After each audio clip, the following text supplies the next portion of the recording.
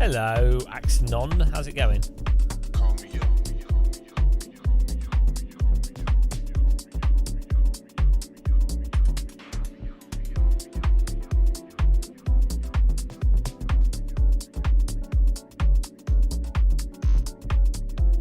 Active. I don't feel like streaming at all.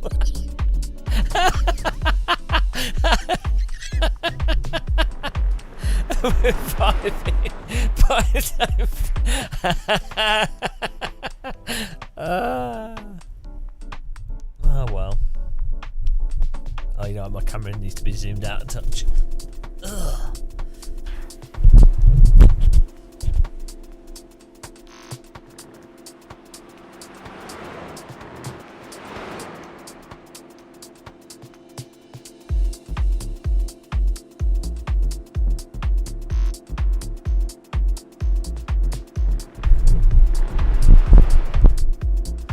Oh yeah, CS. I find I always have really fun games of CS.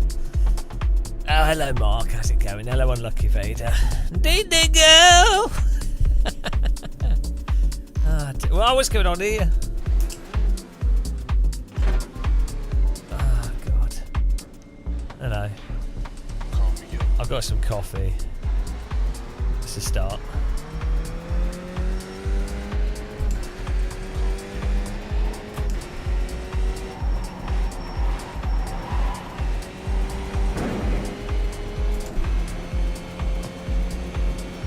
Morning. Is it the morning still? Oh, it is. It is still the morning, yeah.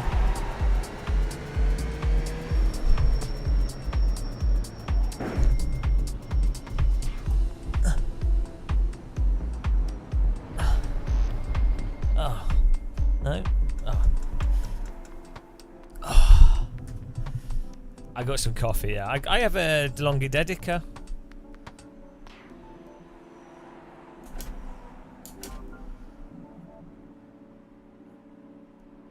You have some P1000 show up in the next few weeks.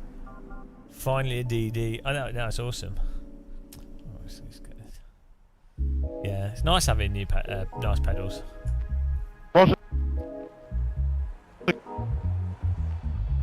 That's well sensitive.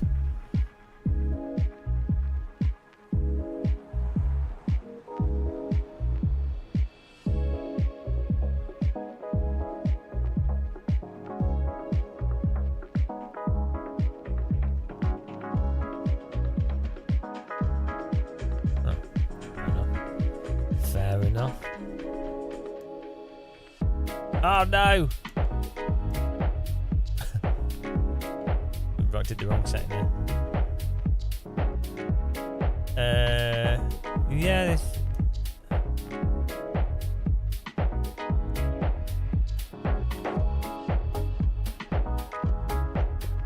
Yeah, it's be interesting to see.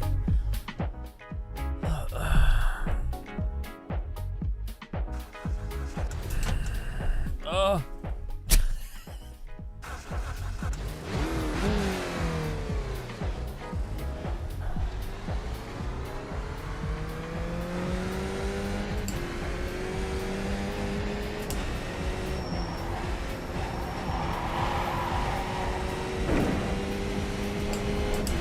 I'm quite happy with basic wheels myself. I'm a bit basic. Hello, Dave. I'm really quite basic with sim equipment.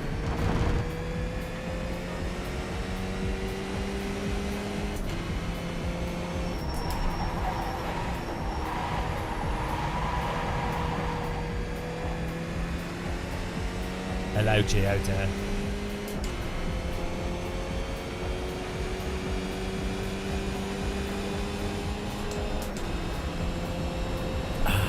Bit of Brands Hatch here.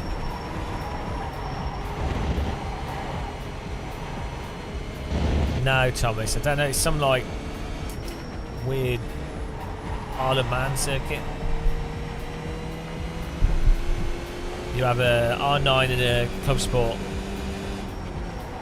Oh, the CSV V2 wheel, yeah.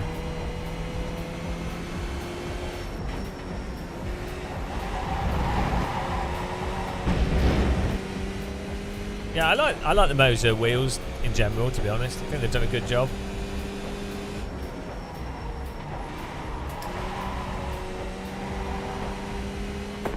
Green. I need to get a hold of some Acertech stuff for a while, because I like Acertech. Here comes your first time lap. This is a new track, yeah, they only just built it.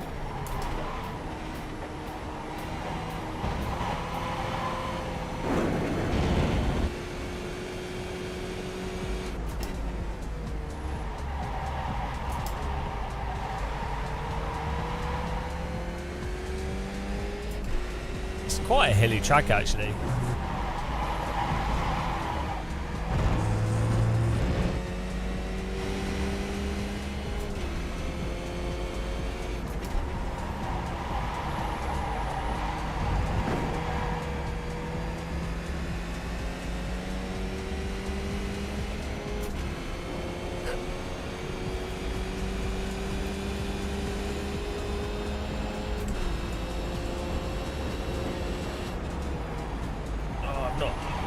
Not driven this in the Skippy for ages. It'll be interesting to see how this goes.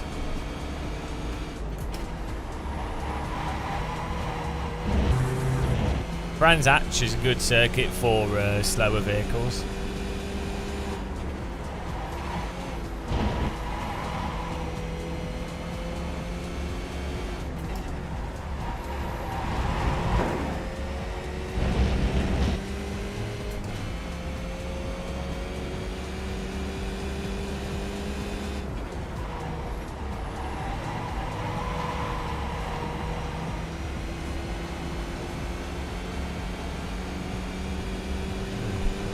One more lap.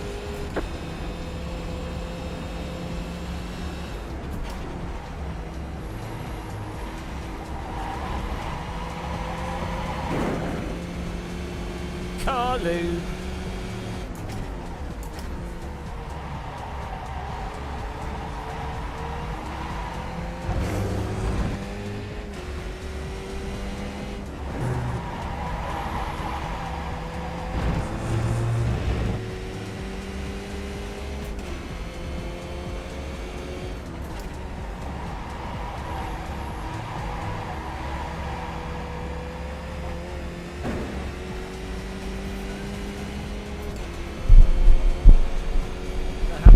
People in this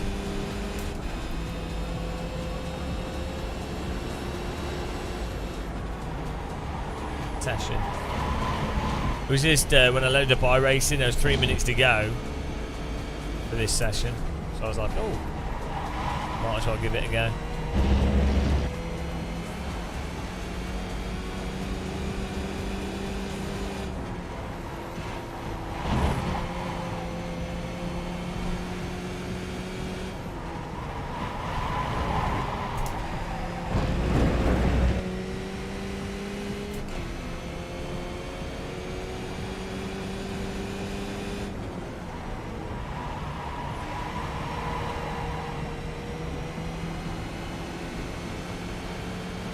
Chatbot's going mental.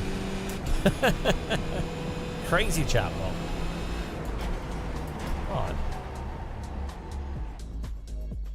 Alright, there's the checkered flag.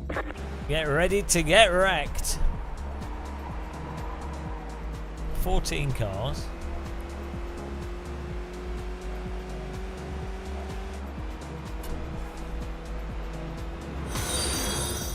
Oh, thanks. The pace car is out of control. Thanks for following. Oh, the alerts seem to be working again now. That's good. Big Kev. Thank you very much. Appreciate the follow. Welcome. How's it going, man? Imagine following this. Imagine being a new follower. It always blows my mind every day. There's people that discover this channel that are like, oh, what's this? What is this? And then inevitably I say something like, oh, their sim has bad physics, or I complain about politics and economics, and then they leave. And then they go, oh, I don't like that guy. And then, yeah, then the world's restored. It's nice. Oh, we could have had, I think 11 litres is enough for the race. This car doesn't use much fuel. It's a milk bottle of a fuel tank. It always blows my mind how little fuel you need in a race car, like in a car, like how energy dense petrol is. Like if you think about an aeroplane, it's crazy to me how little fuel, like you can put enough fuel in a plane to fly around the world in a single flight, and that's going into jet engines. I mean, I guess a plane does carry quite a lot of fuel, but do you know what I mean? It's surprising to me.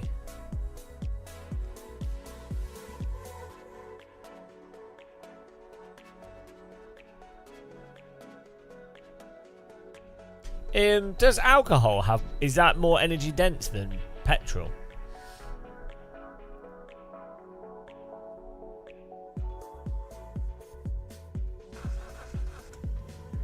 I don't know what the most. I mean, I guess you could have like a little. You could have a reactor on your car. That's probably very fuel efficient. The estimated strength of field is 3,087. Presumably, like ethanol fuel's more. Let's take opportunities. EV. Oh yeah, noise. Yeah, the noise thing's actually a really big problem. 5 cars I mean, left I don't to think grid. it is. But it is like if you've got if racetracks. Yeah, the whole noise complaint stuff. But it's because people build bloody houses near racetracks. Doesn't make any sense. Thanks. Good luck.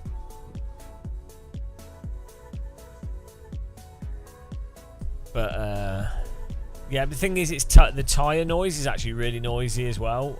Not slicks, but road tyres are very noisy. Cooking oil has half the density. Still waiting on 2 cars to grid. No, rants today, BRT. Waiting on I'm the too final tired. car to grid. Hans van Svasvlan. Good luck. We're getting wrecked.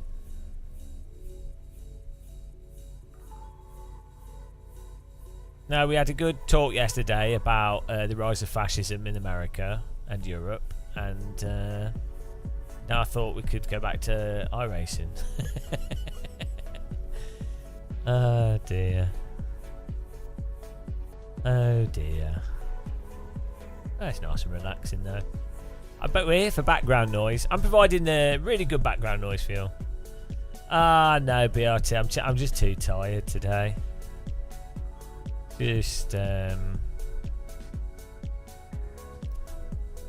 there's nothing to say. There's nothing to say about it. Nothing left to say. Cool. Green, green, Ah, nice one, Thomas. It's close. 3, 2. Well, anybody?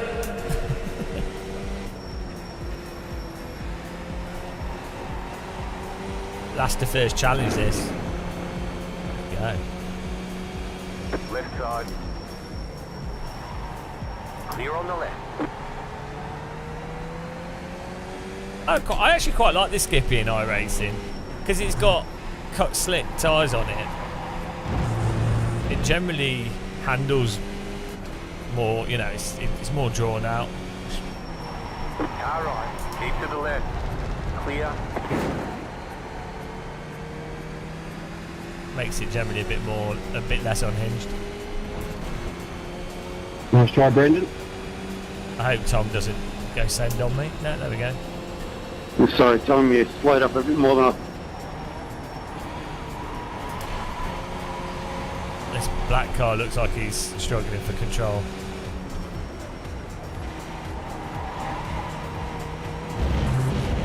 We need to. This black car's gonna crash and we won't be able to avoid him. So we really need to get past him.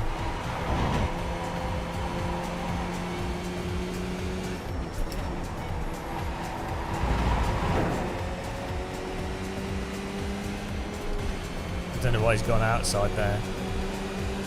Left side. Still there.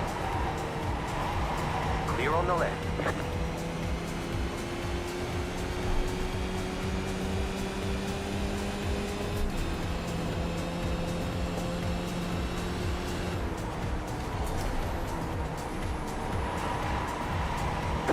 Slow car on the right. Oh, that black car's well unhinged. Left side. Clear on the left.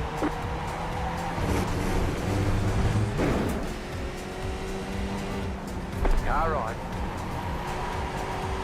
Clear. I don't know why he's trying to get around the outside of the stand.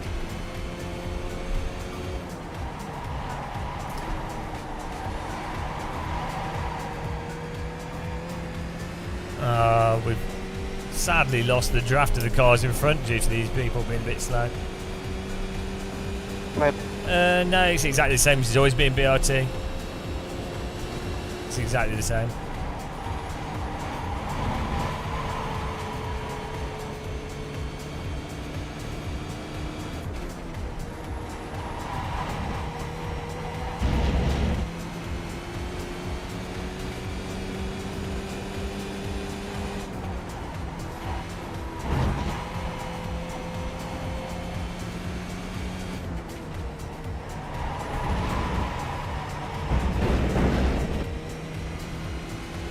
It's a nice, easy car to drive.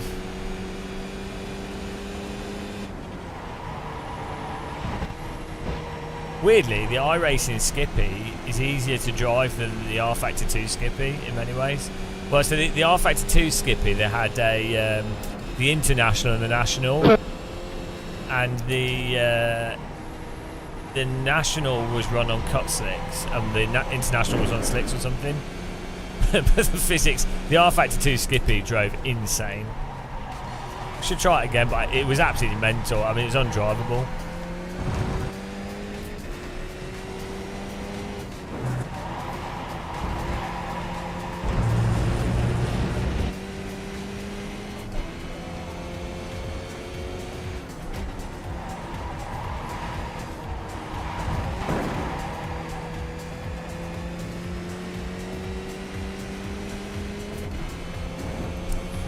It's such a nice track. I'm definitely one day I'll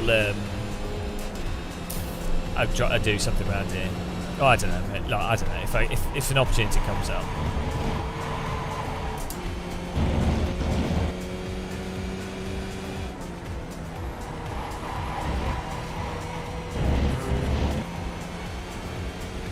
It's like a bucket list thing would be to drive a fast, like a Radical SR3 or a F4 car or something around Brands Hatch. I'd like to do that.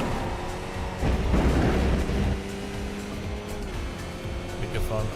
Not in a race, just, you know.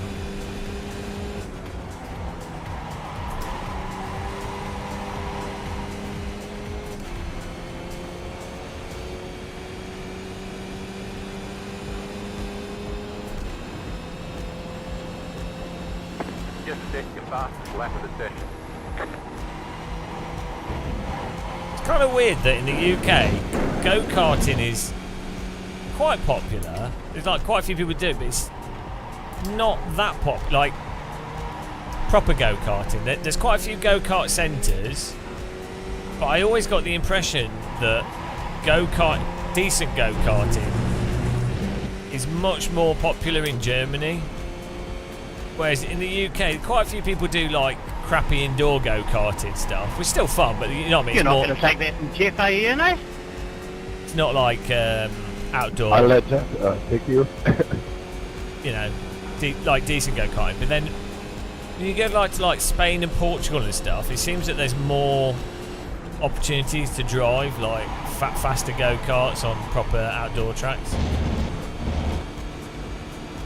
Whereas the UK scene, it's like you have to be bloody rich. And outside of Club 100 and rental.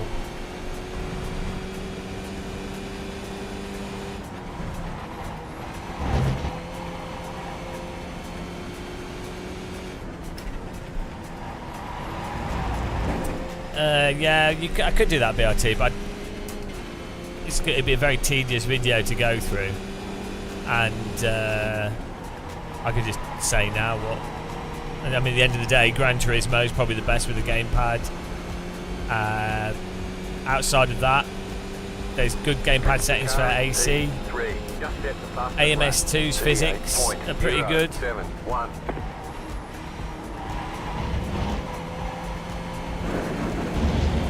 It would make more sense to do it when a new game comes out,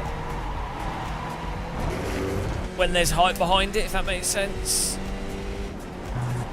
Or yeah, you could do a general sim racing video, which sims play best with the gamepad.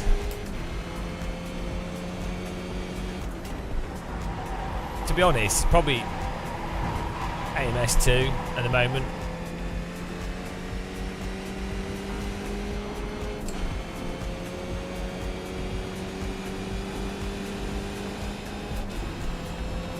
The physics of AMS2 are so forgiving with the slides. It makes up for if you're a bit sloppy with your input.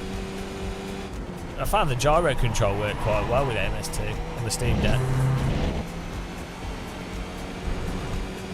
And then the counter steer correction is good.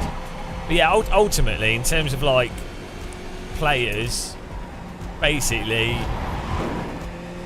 most people are playing for Gran Turismo and Forza with a gamepad anyway, and they are the best games to play with a gamepad, so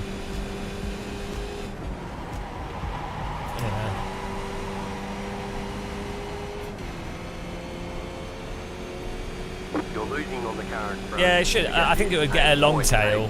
Yeah, I think it would get. Yeah, I think it's a good general video. Yeah. But it's quite a lot of time to actually go through all the sims and actually get the good settings to make that video. Just do it harder, just. Boo, UNA.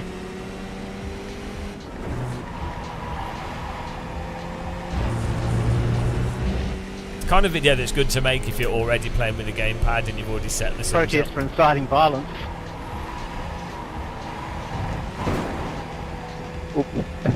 It's not really the research. It's just that you'd have to go into every single sim and then set it up. Like I just told you, like see, AMS2, Gran Turismo, Forza. That's it. That's the answer. The problem is for a video, people won't be happy with you just telling them that. You'd have to then go, well, this is how it is in this. This is how it is in this. And then inevitably there will be people that have got used to playing AC or whatever with a gamepad, and they will go, oh, if you use these settings, I've been doing this for too long. I've been doing it for too long. So, you know, it's a good video for someone like Overtake to make on an off day. You know, filler content. Slap a sponsor on the front of it. The leader consider 39.395. Car 1 is now leading.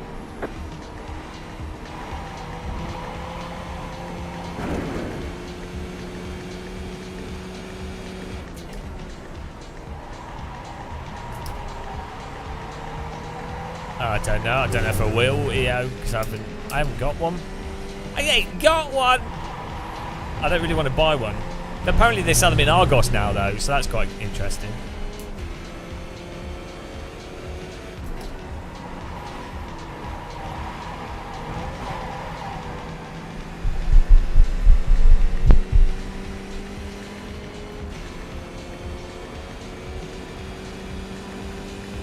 Oh yeah, I could do. I have too much other stuff to review before I did any other stuff there.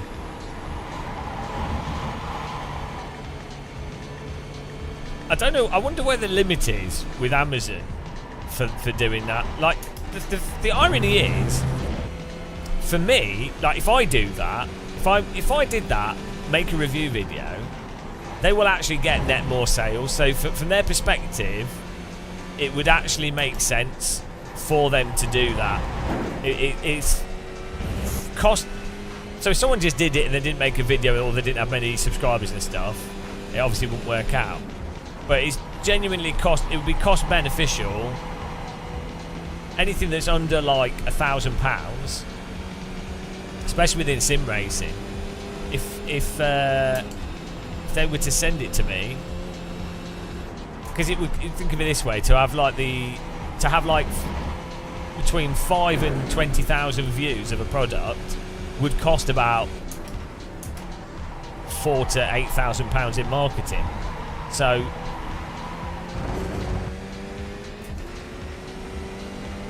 it's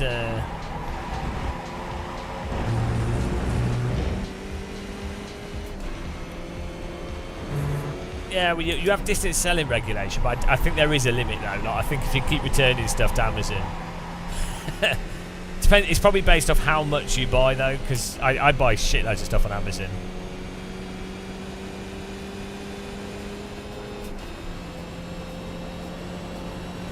Such a shame we lost the draft of the cars in front due to those guys battling.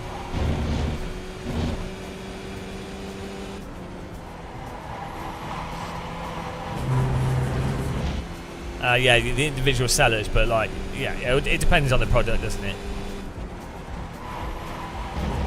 That's true. But we're sort of talking about GoPros and, you know, sim wheels, not micro products.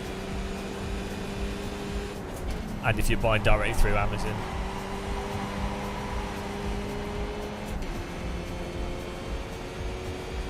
Like those, a lot of the Chinese companies that sell, like, you know, a lot of products to the West, they just want like a Westerner to be using the product, and then they use that internally as marketing as well, to be like, oh, because for some reason it makes it look like a better. No, oh look, Westerners are using it, even though they're not really necessarily in China. They don't necessarily think Westerners are good or anything. It just fits into like a sort of cultural meme of consumerism. So there's that whole, yeah, it's like there's a whole, what's it called? Is it Lao Wai? Or what's it called? The dancing monkey thing. Which is actually quite funny, because that's exactly what's happening. That's what influencers are. That's what sim racing reviewers are, and that's what I am. You know, it's companies having supposedly a normal person using their product, and so a consumer goes, oh, that's not marketing, that's a normal person using the product. Oh, I'll take that, I'll accept that. It's quite funny. I am a dancing monkey. There's still 6 laps to go. I don't know if my heart can make it. I was thinking exactly the same. The car in P3. Is it Lao Wai? How to say it? 7.833.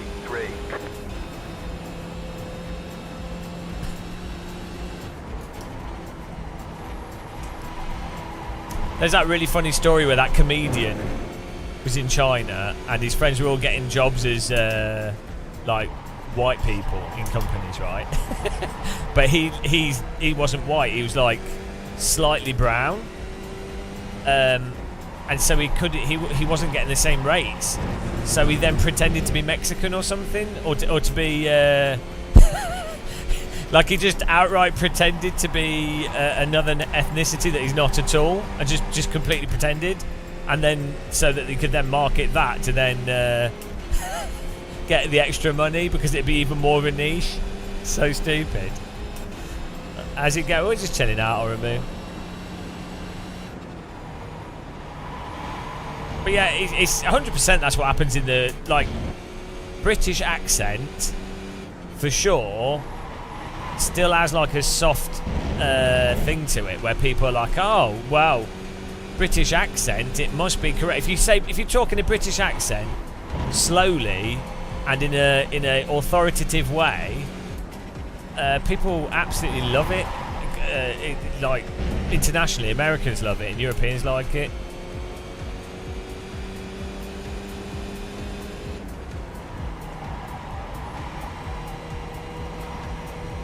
It's all a trick. Bottle of water. Car 4 is up the front. Yeah, there's the two guys. Yeah, Got 5 laps to go. they just constantly make videos that are like anti-China now, because they got they got tipped over. Like there was so much BS that they just were like, "All right, we've had enough." They were doing so much soft, positive propaganda for China, covering up all the the BS stuff, and then they were like, "All right, that's enough bollocks," and then they just started pointing out the mental stuff.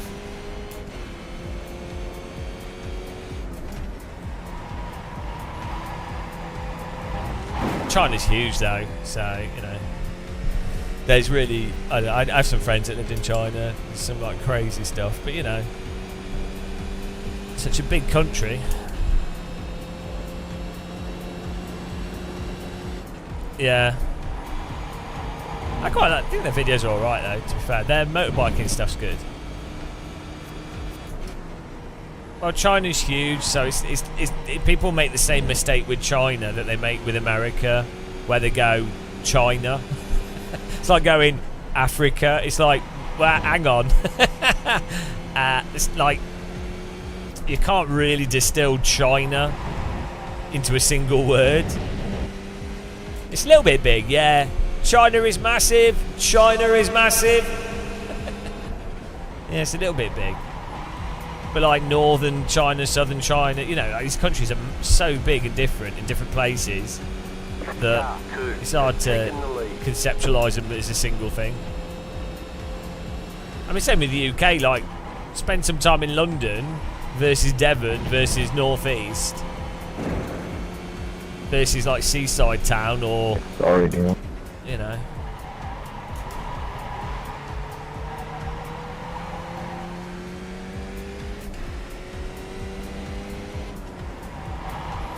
But yeah, also China's had multiple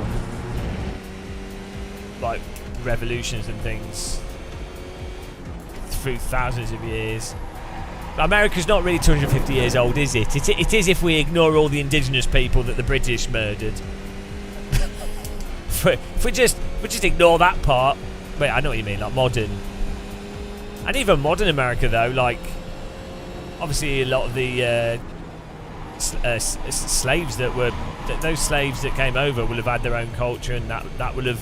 So really, America's, yeah, in terms of a document, you can go, well, it's 250 years old, but culturally, America will go back thousands of years, really, in loads of really subtle ways. It's weird, actually, how people generally divide. You're like, oh well, okay, that's when these group of people created this country in a sense, or invaded this, and so we start that from this date. But it's like the UK. It's like, well, where do you actually start the UK? Like, where do you begin? Do you begin with like the Romans or Saxons or the pagans that were generally in the UK, or like the Celts and stuff? Like it's. There's been stupid people all through time.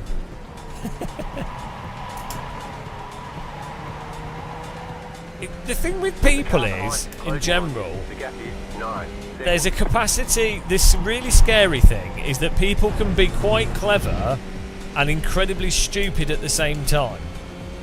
It's not normally the case that people are universally stupid, and that's what's really dangerous about stupidity. Yeah, but it's been nice, Burby. It's a bit rude that you get a pit lane penalty for spinning into pit lane.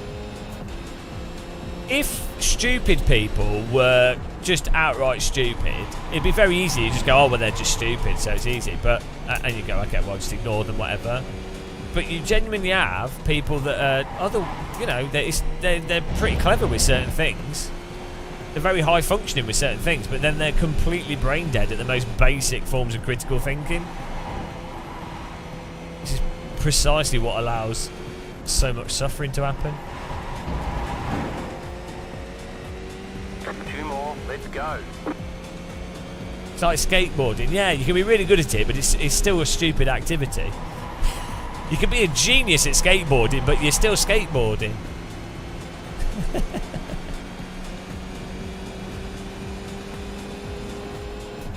Yeah, people with genetic mental capacity doing dumb stuff. That's the danger. That's the real human danger. Because when someone's pretty dumb, they're normally not that active in stuff either. You know, they're not going to be. They're not the type of people that are organised. They don't have good communication skills. You know, they're struggling to just get through life, so they're not that likely to do much harm.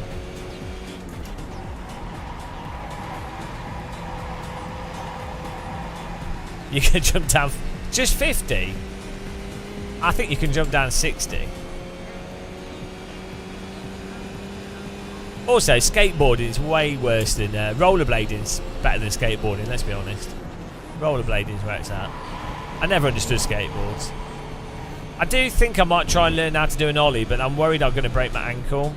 I feel like before I die, I need to learn how to do an ollie. Like it's a check, you know, it's a thing to do. It doesn't have to be a good ollie, but it's something I never learned and always wanted to. Good one, Jeff. I actually got a snakeboard. More top 5 videos. More flipping here, I tell you. Okay, I will do. White flag this time.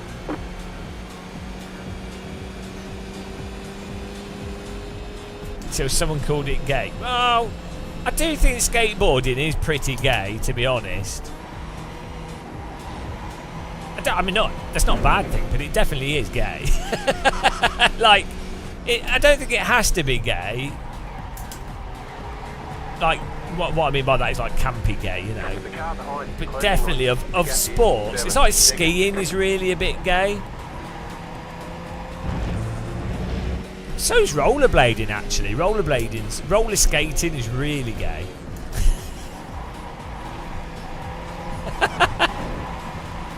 Oh, I don't know with dancing. Dancing's oh, it's hard to know. I mean, you know, it can be. Yeah, you know, it doesn't have to be, does it? I don't know. Roller skating to me, I did a lot of roller skating, and it definitely, I think it is a bit gay. Like, generally speaking, sort of, you know, conceptually, what most people would think of as being gay, I think skating fits into that. I think if I was Well, if that wasn't the most intense skipping race I've ever been in, I don't fucking know what was. Tell me about it again. He got the track 4 times, you know. It's great. But then again, I mean, I like watching women roller skate. It's quite satisfying. So that, I mean, that's straight though, isn't it? It's pretty intense back here as well. I don't know. I'm conflicted. I mean, I don't know. Yeah. What is gay? Yeah. What is gay?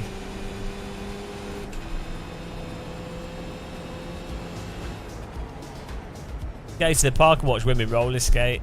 Alright, there's the checkered flag. Yeah, I think everything's a bit gay, to be Great job, honest. you did really well. Good. It's how it should be. Embrace the gay. That was a tedious race because we lost the draft at the start. I lost so much time in the first half of that race. Yeah, well, it's like is that the YMCA? It's right there. Disco music. Most good stuff is a bit gay, to be honest. Like VR's a bit gay. Yeah, like I like dancing, music, and anything that's a bit good is pretty gay, to be honest. Because I think roller skating's awesome. I love it. But it's definitely a bit gay.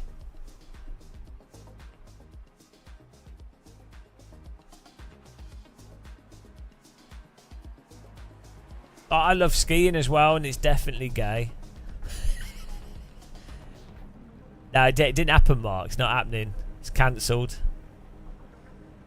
Nah,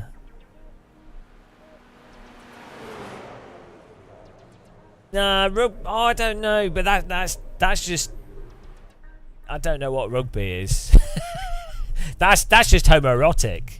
That's not gay. That's another thing. I don't know. It's very confusing when you try and think about it, you know.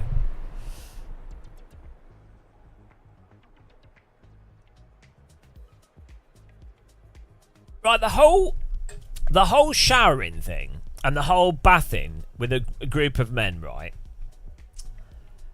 I never really got that. Like, so I never felt that was particularly comfortable to me. Like, so I think if I was gay, it would be awesome.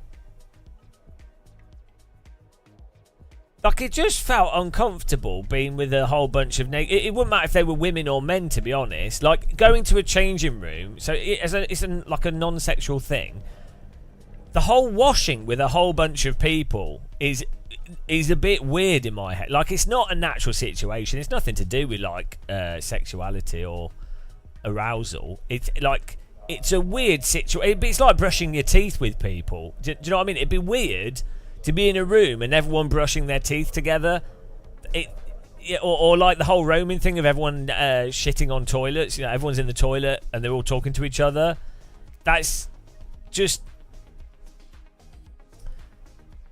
No, it's to do with, as I say, it's to do with like that. Like, I wouldn't want to be. I don't like using, you know, if you're in a urinal and then there's like a whole line of men there. It's or if there was a whole line of women sat down or using sheepies. It's just a weird. It's just like a. That's the thing, you know. It's strange how there's certain contexts where that's just accepted out of the blue. Like, the consistency's weird. Like, if everyone showered together naked and you know, everyone went to the toilet together all the time, everyone brushed their teeth together all the time, and that was the normal culture from a young age, and that's what you did, fine, it wouldn't be a problem. The thing with the rugby and the football and the changing room stuff is it's like you don't do that at all normally, but then supposedly for sport, in this one scenario, we all get muddy and then we all have a bath together. It's the inconsistency. That's what it is.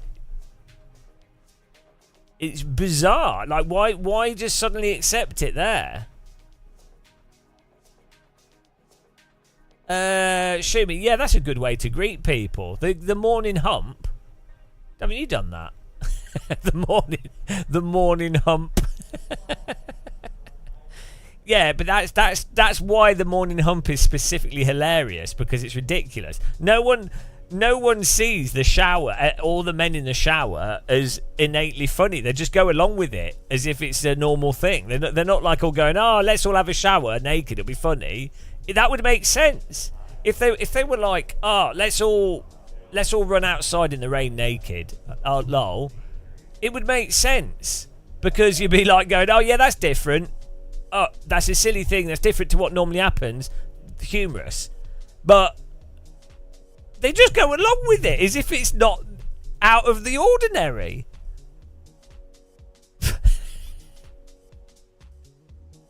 It's normal to change and yeah, no, that makes sense, Pelucan, because you're in a swimming pool and stuff. That's fine. I'm talking about this, so I'm talking from like a British perspective, where you normally wouldn't shower or bath with a bunch of men, but supposedly with rugby and football, you do. Out of the blue. No other situation. You don't like normally have a shared shower that you normally wash in every day. You don't normally have a bunch of men that you like get naked with. It's out of the blue. It's like, what other stuff where that happens? Imagine like in your town centre, there's just like showers, and then yeah, all right, yeah, we'll just get naked and have a shower. Like, you'd be like, why?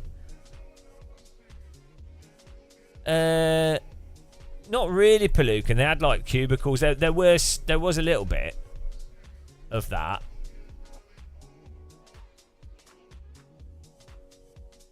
There was a little bit of that. Oh no, we gotta wait. Bloody! I don't have a setup. Or do I have a setup for the Formula C? Let's see. No, it's just an inconsistency. That's why it's strange. Normal thing is kind of, yeah, no. There are places in Europe where it's normal, and so it wouldn't feel weird. but the point is, within the UK, with the context of UK, it's very strange. I think it used to be normal. Oh, we could do another skippy, and then we've got the Formula C, the next Formula C, so we'll do that. Okay. Hello, Stuart Marshall.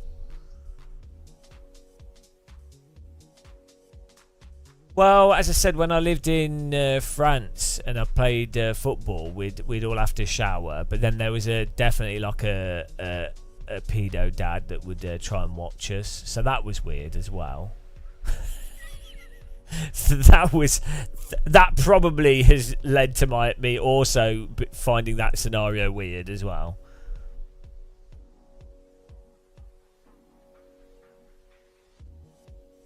Yeah, it depends on the schools and stuff in the UK and how posh your school was. A lot of schools, so like grammar schools and things had swimming pools and stuff, or sports facilities and shower facilities. But then a lot of schools didn't necessarily have very well developed facilities. And then it's obviously it's all in the 90s, so there was like stuff going on. I mean, you never knew. You could be getting changed and Rolf Harris would come along. So yeah, boarding school, I think it was more normal.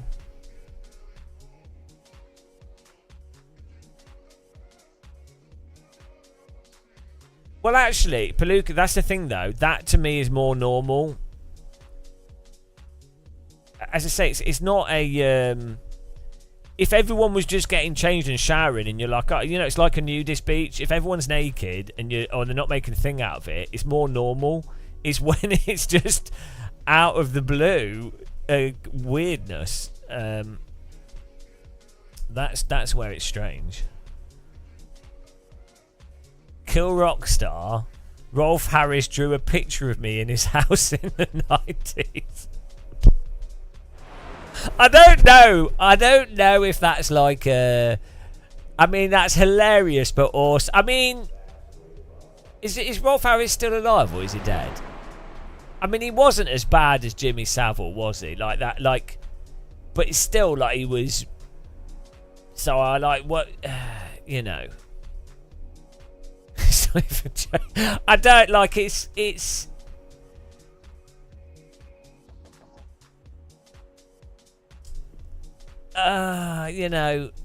You'd be like, oh. I mean, you must have felt even more let down.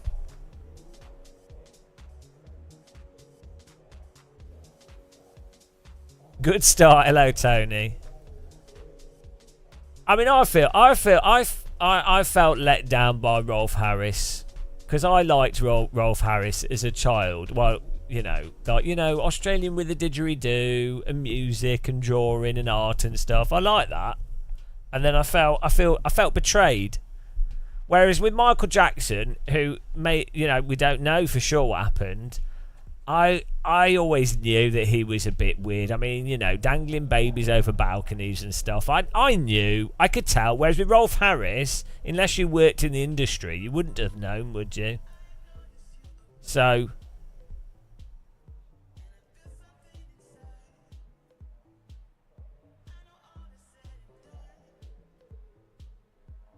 yeah, like, so the thing with...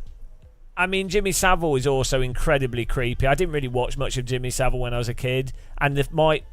So for me, with the Jimmy Savile stuff I was aware of as a child, in terms of the programme, it was more like, the getting an award type thing. That was when I wasn't cynical. And so the idea of getting a badge was like, oh, wow, imagine having that badge. Do you know what I mean? When you're younger, you're not, you sort of think that badges and things... Some people don't grow out of that. But like... most people, when they get to about 12, they realise they're like, oh, actually, a badge is stupid. Like, who cares what award you get? Or, it's completely dumb. But when you're like 8, 7, like, 5 to like 10 or something, or even like 12, you're like, oh, that'd be cool to have that badge. It's a trinket, and you can get into that. So that's what I was fixated on. Yeah, like the Blue Peter badge stuff. Not I didn't really notice Jimmy Savile. He was just a presenter, you know. So I didn't really notice. Whereas when you look back, if you watch stuff now though, or like if you watch stuff afterwards, you know, like 10, 15 years ago, you're like, oh my, that guy's obviously mental. So, yeah, not really surprised. But with Rolf Harris at the time, it's because I really like that idea of art for children. You know, music, just getting children to do art, be creative, and have fun with stuff. That's something I care about. And so having someone like that undermine that makes it is worse, I think. Or well, it's not worse than what they actually did, but you know what I mean. You know, I wouldn't have put Rolf Harris in the Tony Hart category, to be fair. Like, I mean, imagine if Tony Hart turned around and was a diddler.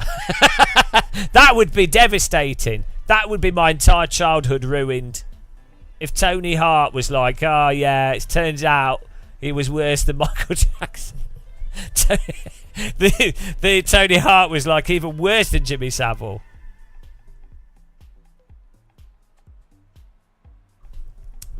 Or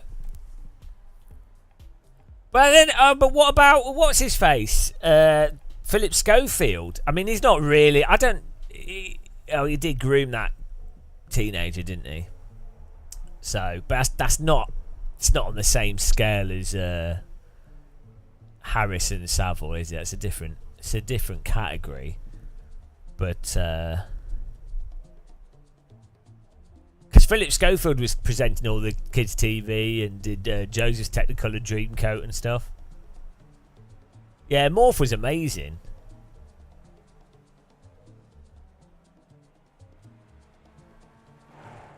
Yeah,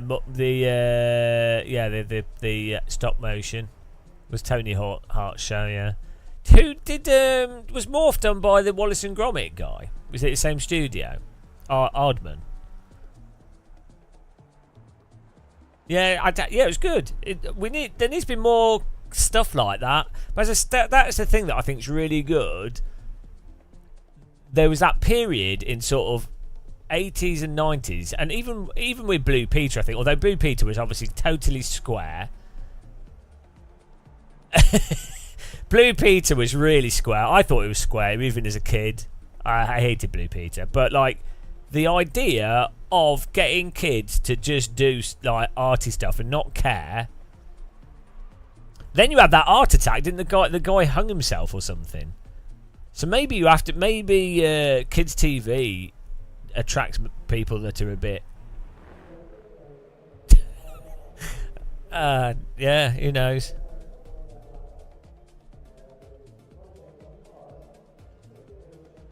Yeah, museum's awesome. Yeah, that's actually good. They do really good stuff at the British Museum and in the British museums in general. It's actually a really good thing they do. That's what they used to do, a lot of stuff in libraries, but the Tories shut a lot of the libraries down because they don't give value. It's like, well, yeah, there's children learning stuff in them, but oh well. Oh jeez. Well, that's not good, is it? Yeah, it's pretty bad. Don't do drugs.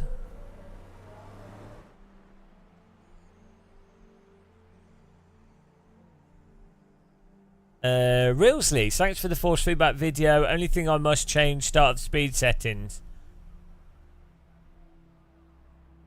Right, yeah, like a speed damp. Yeah, that's gonna be quite a good thing. Yeah, that's a good idea actually. I normally turn those things off because sometimes they don't work. You know, when you're accelerating off the start line and you spin the wheels up but the car's not moving. But yeah, it's a good idea for pits where stuff messes up.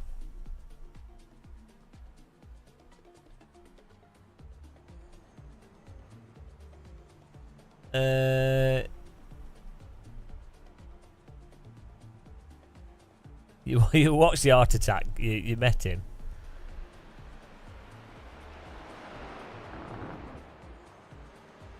What happened to the lad in the suitcase? Oh, I don't know. Have you seen that video on YouTube where the guy's in Jimmy Savile's old house and it's all ruined?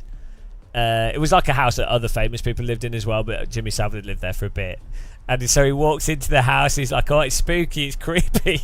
And then a guy comes out the corner dressed as Jimmy Savile. It's all right then. Oh, it's so bad. Why was it though that all these people from the 90s came? There was so many of them. What on earth?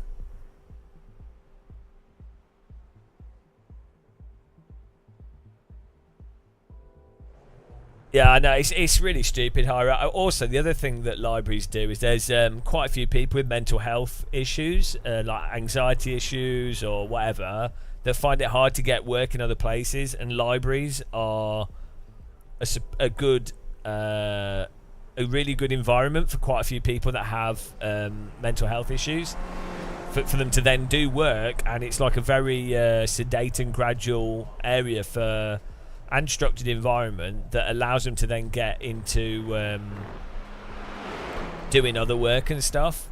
So libraries actually work really well as like a sort of rehabilitation, or just like a nice environment. But that's lost on people because that's not like tabulated and tracked financially, so people don't realise that value of that kind of a thing. But oh well.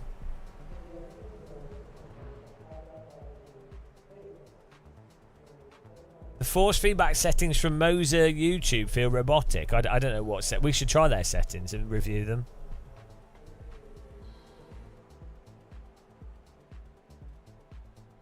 Protected by the BBC and politicians. I'm not sure if they were, like, there's that narrative about the BBC protecting them.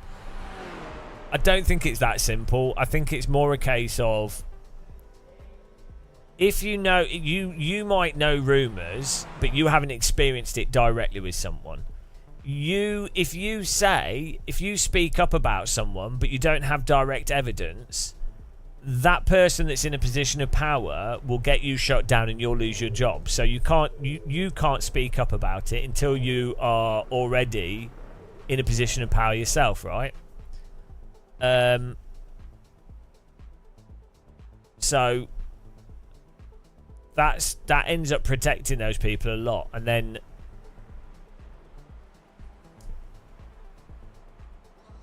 so you will know, so there's like really creepy people that you will know they're really creepy. Everybody knows they're creepy, but they don't have the victims of those people don't want to speak up because they're normally traumatized.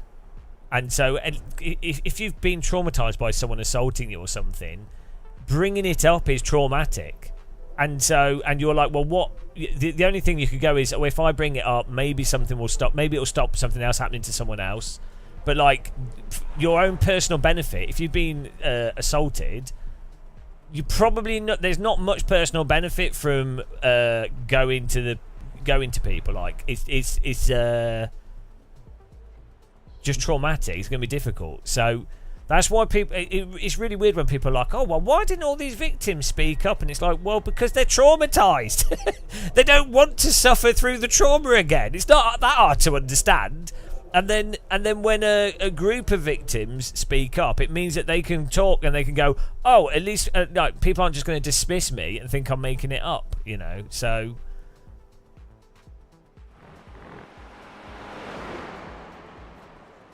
Yeah, no, G-Ham, I don't think it's just exclusive to the BBC. I'm not defending the BBC because the BBC's largely just an establishment entity, but it's not. The mistake is conflating that with the BBC rather than general power structures that emerge in any business or any large business.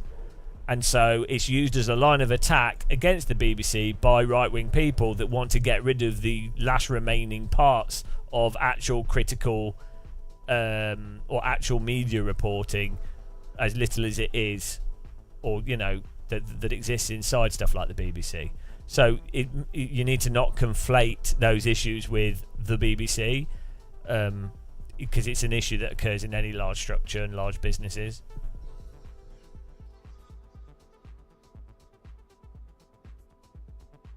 I do know there's the I do, Fast Boy.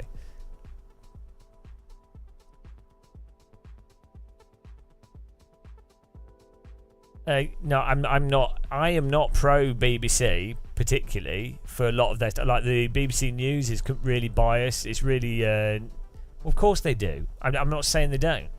How did you take what I just said, and what you're then saying suggests that you think I'm saying that the BBC is critical? I really was specific in saying that there are components of the BBC that are still valid, and there's people that want to shut down those components. But sure, the BBC's mostly conservative, mostly establishment, and it's not really that critical on a lot of stuff. But it's a large organisation.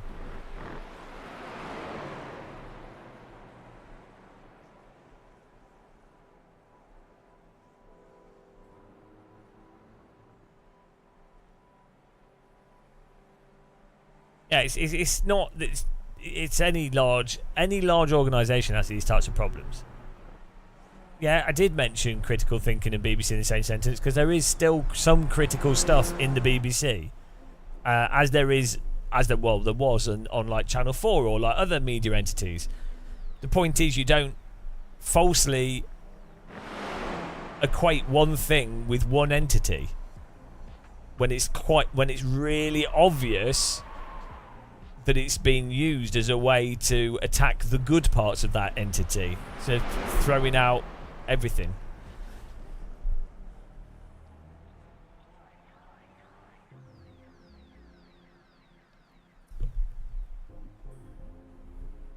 I trust everything the BBC says, though. I think, why? I mean, it's British, so British people never lie about anything.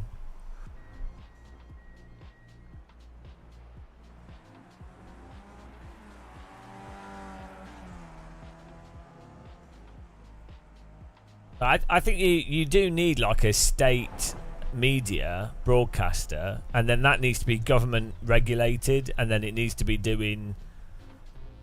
I'm sure it would be biased in whatever you did. It will always be biased, but having a publicly owned broadcaster is important, and also having private broadcasters as well. So. You have to look at it like this. Why are there private entities that want to dismantle the BBC? Well, they obviously don't want it to be doing whatever it's doing. So, as long as there's private broadcasters pushing to dismantle the BBC, or private business entities pushing to dismantle it, well, it's a good argument to keep it, really. In the same way that if you had a public broadcaster going, "Oh, we shouldn't have any private broadcasting," you'd be like, "Well, hang on, why? Like, you should." But everything's corrupt. G Hammer, come on, man. I'm tired today. I can't be doing. Everything's corrupt. Anything that's large is corrupt. Why specifically single out? I am not a fan of the. I'm not generally a fan of the BBC, by the way. Just to be clear, so I'm not like. It's kind of ironic. Me, I'm not really even defending it.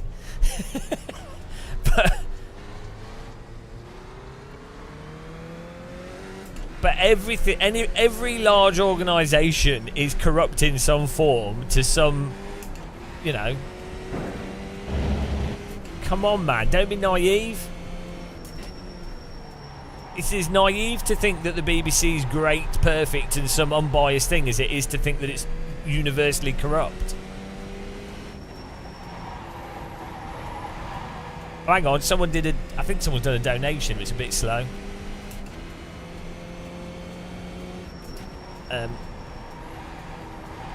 what was it? It should pop up on the screen, and then I'll answer it when it pops up there. It's come off the chat. Thank you very much. Just give it a minute. Slow brain computer.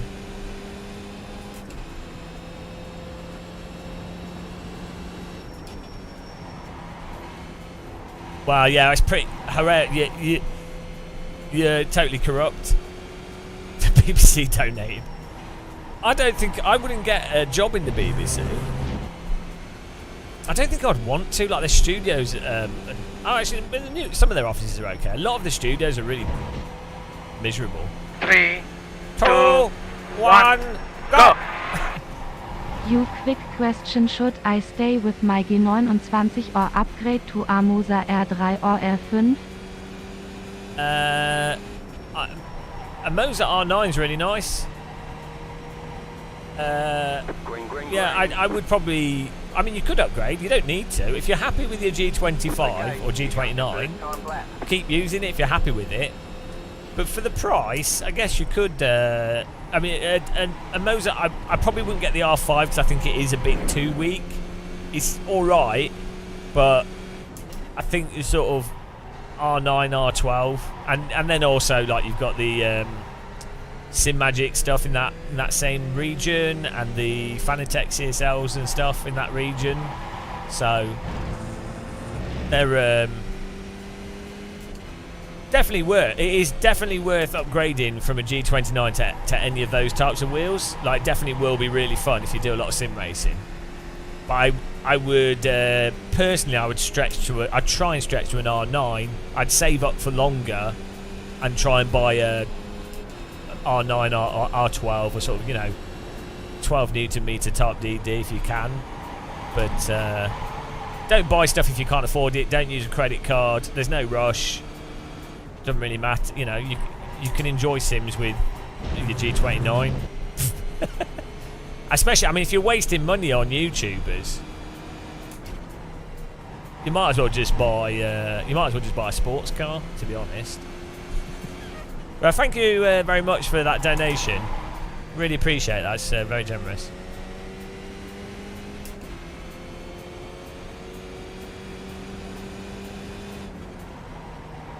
If you do buy Moza or Fanatec, I have affiliate links if you want to support us.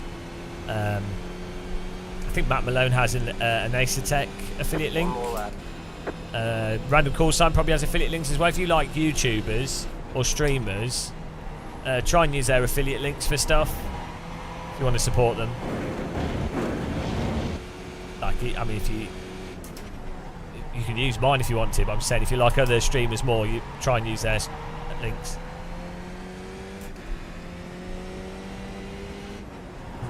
It's not really. I don't think it's really about being competitive, Jet Red, is it? It's just once you pass a certain threshold of quality in force feedback and wheel, like quick release, nice wheel rims, it does add a lot to the general immersive feeling of driving. Like from a gaming perspective, it's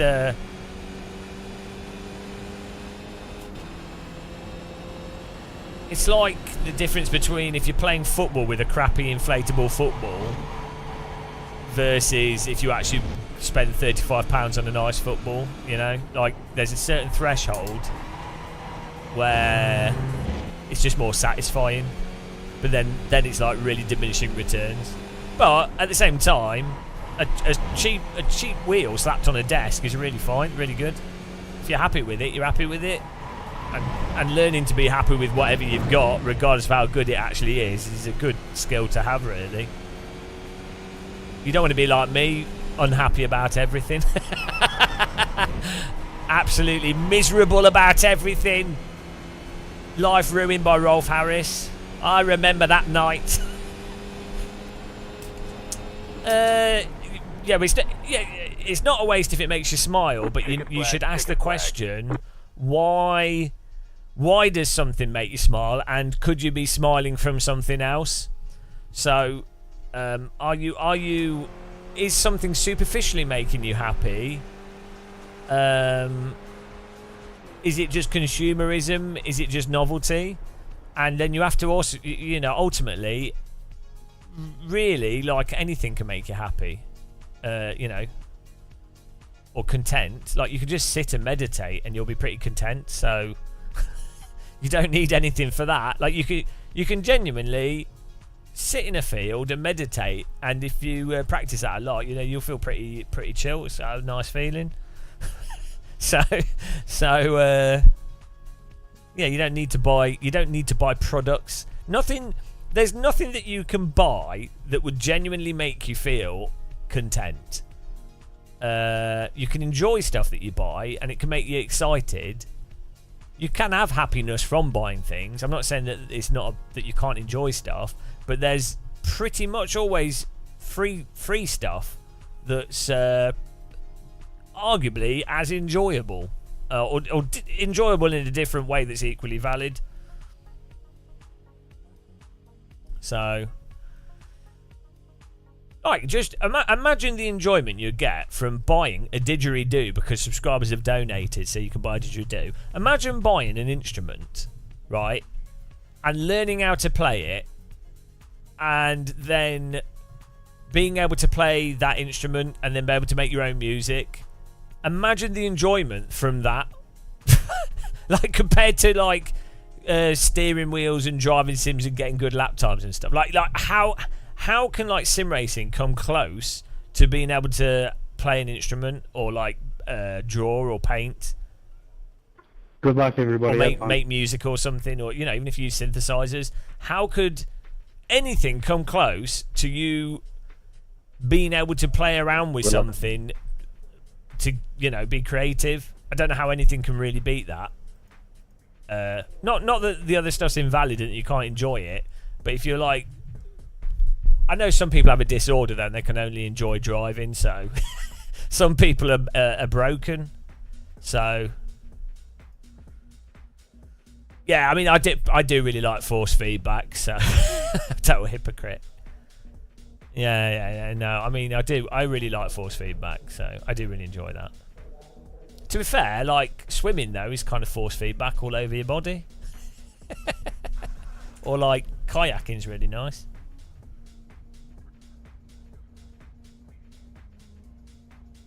Well, we bought the Didge. The estimated SOF is... We bought the Didge. It's coming in the post. Yeah, I can't wait to put my... I'm going to imagine Daniel Gray whilst I blow on the Didge. 5 cars left to grid. I can't wait. It's coming on Tuesday. It's amazing. You guys made it possible yesterday.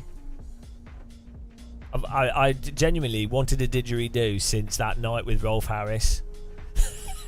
It's not funny, Jack. Stupid. Oh, no. Oh, it's so dumb. Still waiting on 2 cars to grid.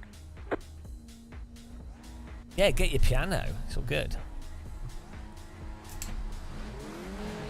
Green flag, green flag.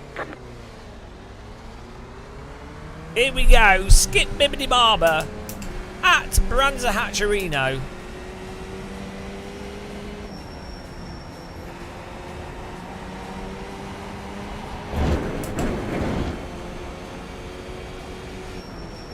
Car on your left. Oh, I'm stuck in a traffic Still there, jam. hold your line. Still there. Oh, they always assume that you're going to move over. They always assume.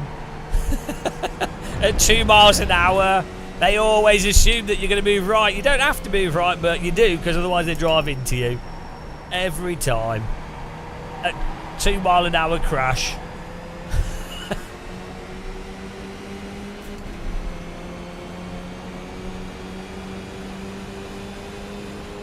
Oh dear.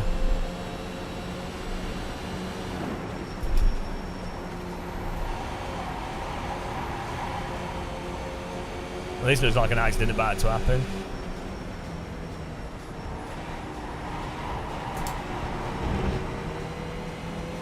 Ah, these guys are so...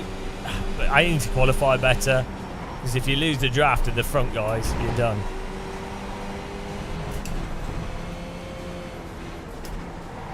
Car right. Stay on the left. Clear. Okay, sneak past him.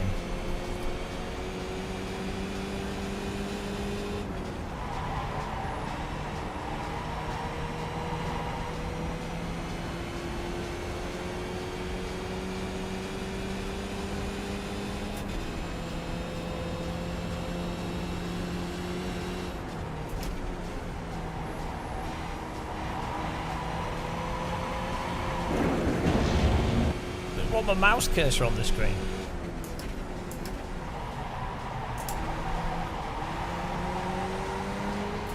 Therefore, we'll stop behind this slow car, and then the guys in front are just going to disappear, and there's nothing we can do unless they made a move quicker.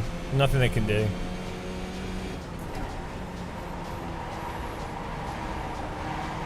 Yeah, this guy's sliding everywhere. Maybe we can get past this car here. Still try.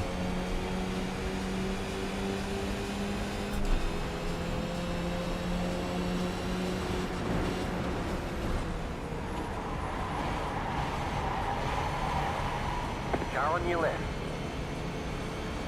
Keep to the right. Clear. Yeah.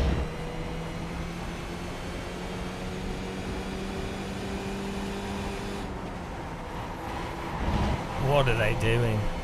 Oh, he's going to rejoin right in the way. There's an incident behind. An incident in front. Ah, where you going? Nice save there, Sam. Car right. Hey. Clear on the right.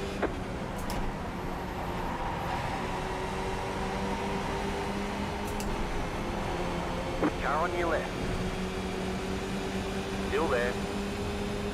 Oh, I need to be able to look left. But I can't. Still there. Hold your line. Clear on the left. I did not mind to look left, but Left side. Clear on the left. well, we're moving up this gaggle, but I'm sure we'll get stuck behind that car like everyone else has.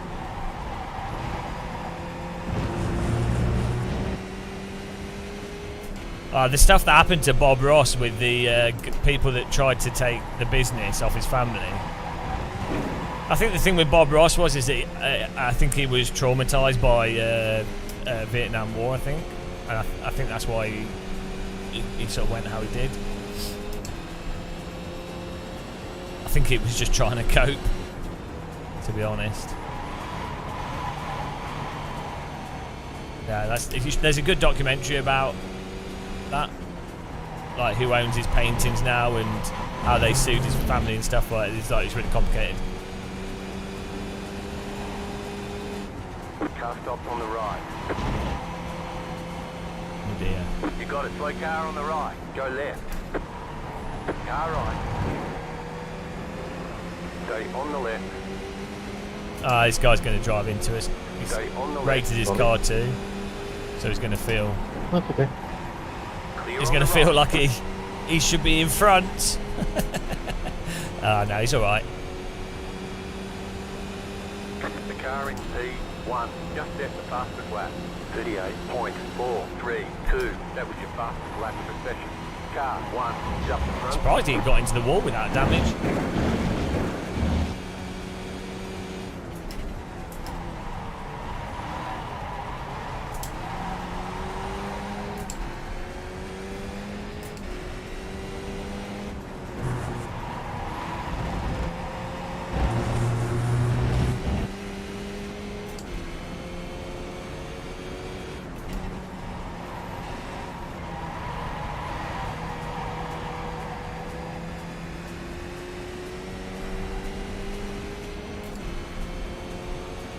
Oh dear. Sam is coming through.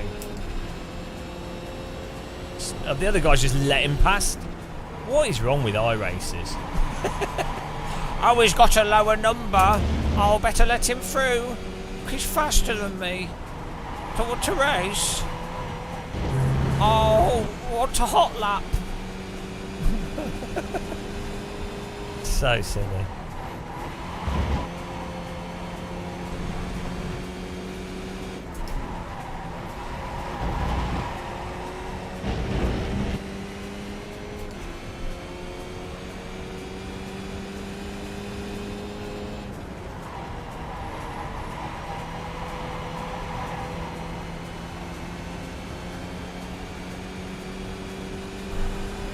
The car in P3 just set the fastest lap. 37.841. Just set your fastest lap of the session. Car 3 is now leading.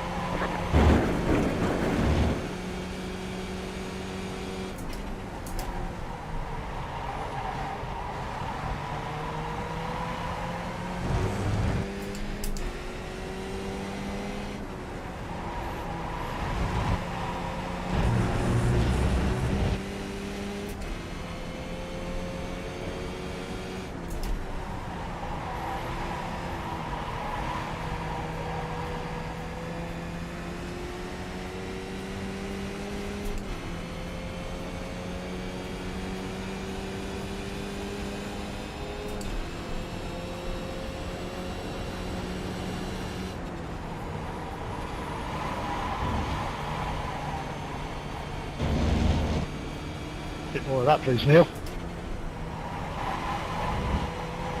That was a nice wide, fast line.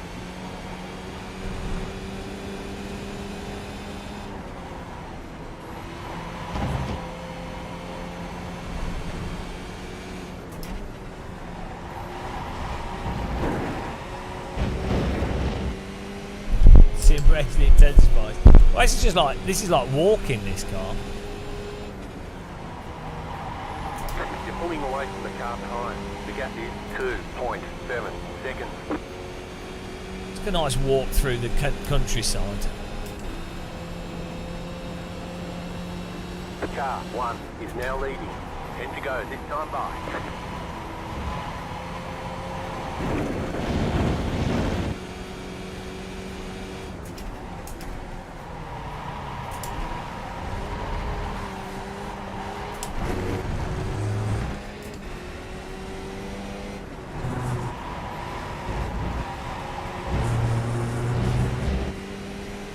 It's weird that iRacing lets you run really wide on that corner without 1x.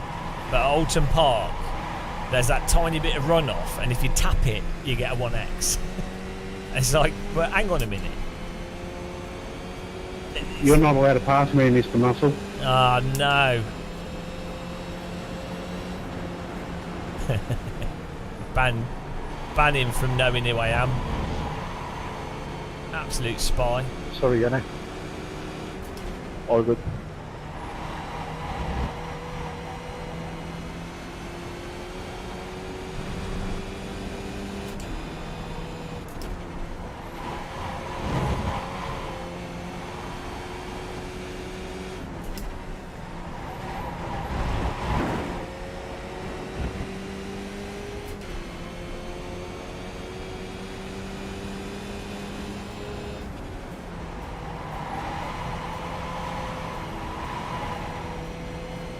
The leader is running 37.914.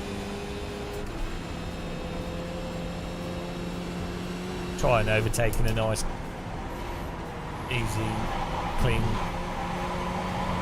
position.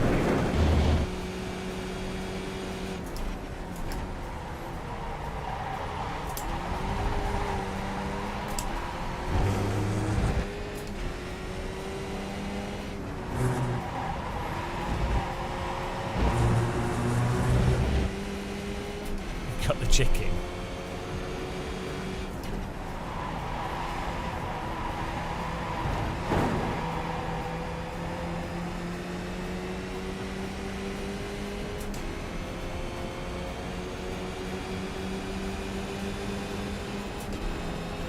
Car right, clear on the right, left side. Still there. Clear. Nice move, mate.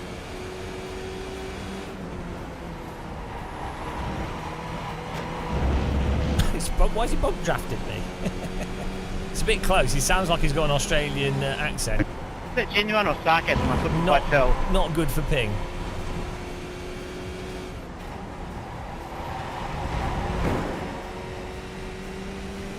It's also the most realistic.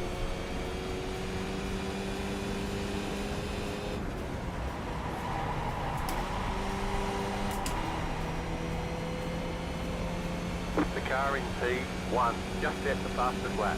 37.822. Car I hope he 3 doesn't do a is now silly leading. send. You're in the top 10.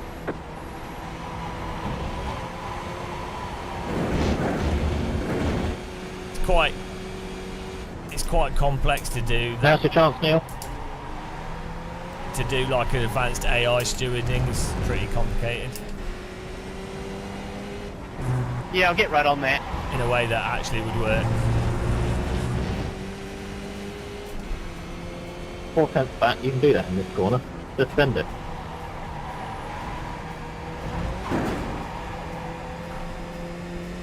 Tim Tams are Australian. I've never had one.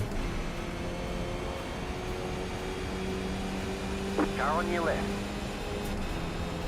Stay on the right. Stay on the right. Clear on the left. Car on your left. Still there. Clear. Aren't Tim Tam's ice cream? I know they're like biscuits, aren't they?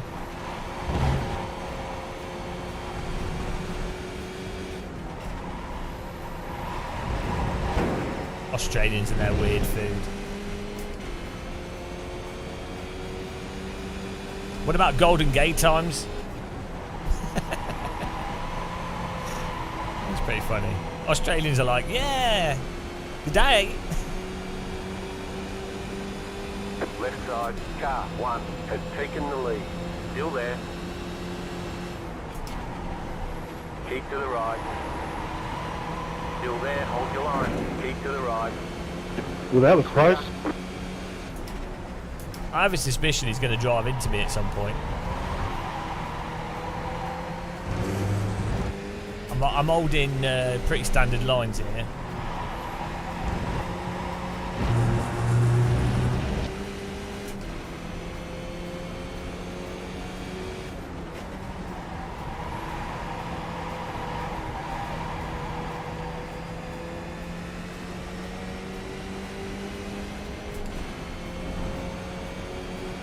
Left side. Stay on the right. Stay on the right. Clear. You can't really go around the outside of this track and still make it.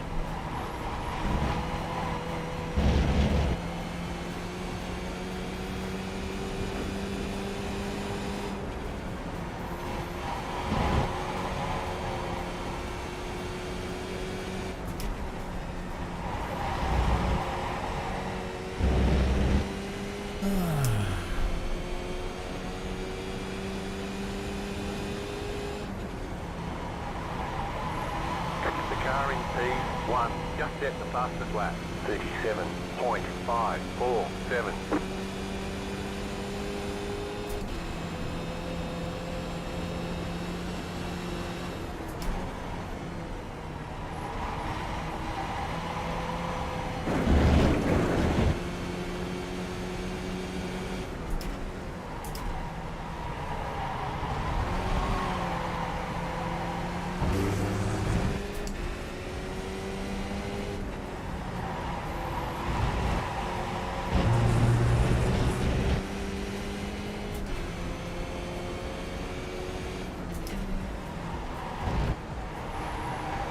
Left side. That was weird. We were on the curb and the car wouldn't turn in. Keep to the right. Keep to the right.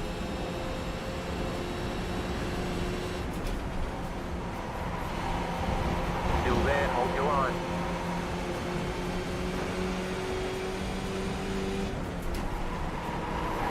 What is he Stay on the doing? left. Car on your left. Clear. There's an incident behind. He turned into me. I knew that was going to happen eventually. He killed like 5 people. What? Why turn into me You're there? racing on the car in front. The gap is 8.2 seconds. Like, it's really hard to go around the outside of that track because the car on the inside. I didn't even run vaguely wide there as well. Car Took 3 out like 5 now people. Bugger, I was enjoying that. 5 laps to go. Stay sharp. I don't think it's intentional.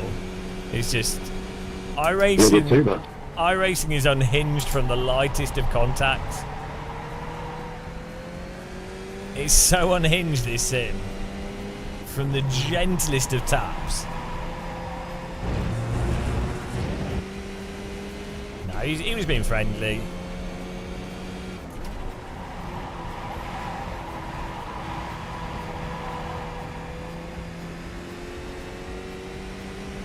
No, I'm just driving badly, Josh. Part of it is because when there's a car behind me, I didn't want him to do like a dive bomb up the inside. So if you enter the corner in a diagonal, it it means that they know that they can't go up the inside because they know that your line will intercede with theirs or intersect with theirs. But yeah, I'm just driving terribly. I'm so far off the pace. Like these corners, I think are just lift off and turn, and I'm braking.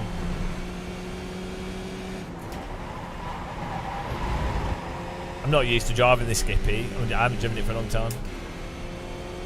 It's funny to be mean, not only to people that are idiots. He was being nice. I don't think he was being, you know.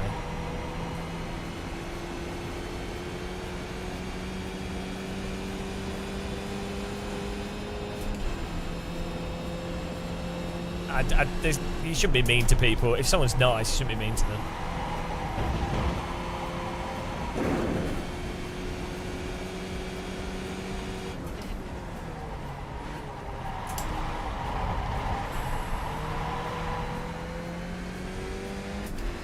Yeah, it's a bit stiff. That the Skippy in AC is a little bit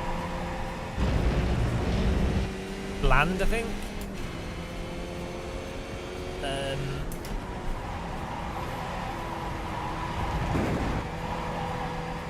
Do you know what I mean? It's a bit. It drives if it's quite heavy.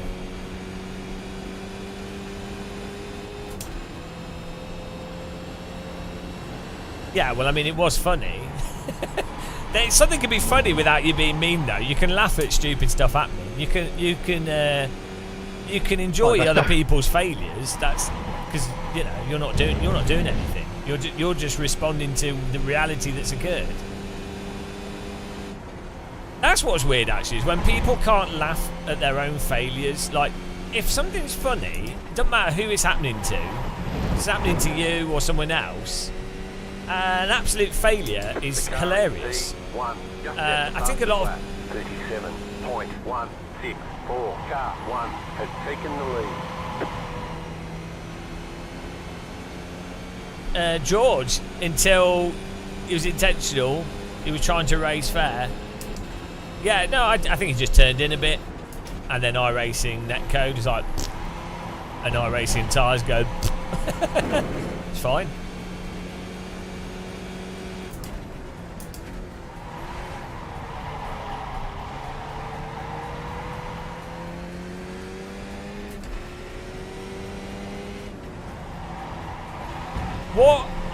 What I find frustrating is when people infer that you're operating egotistically when you're not. So when there's a lot of people that I think are operating egotistically themselves, and they can't understand that someone could potentially be not operating egotistically.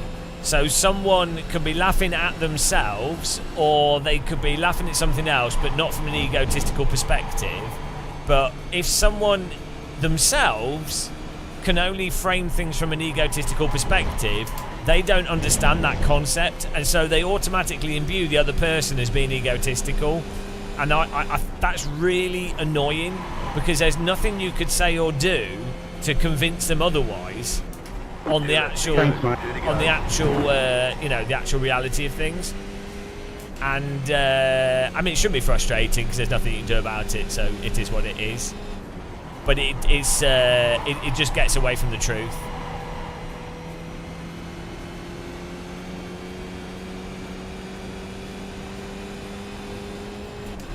So there's also quite a few people have like a single perspective way of looking at reality. They don't like go in their thinking. They don't go, oh, here's my initial interpretation, here's another hypothetical interpretation that is just as valid as the first interpretation, and here's another one, and here's another one, and this is my cynical view of it, here's my optimistic view of it. A lot of people don't actually do that by default. They have an emotive response to something that they see, and then they try and fit reality into that emotive response, and then they don't question their own, or have multiple, like, people should be comfortable with going, oh, here's 5 different possible interpretations of something, and either one of them could be equally correct, and you don't know for sure, and should be happy with that. Like, that should be, you're like, well, I don't know. But a huge number of people have one interpretation of everything, and that's it. It's really, it's actually pretty bad. I think that's more common than the other thing, as I say. White flag. So people don't play devil's advocate with their own interpretation of stuff enough.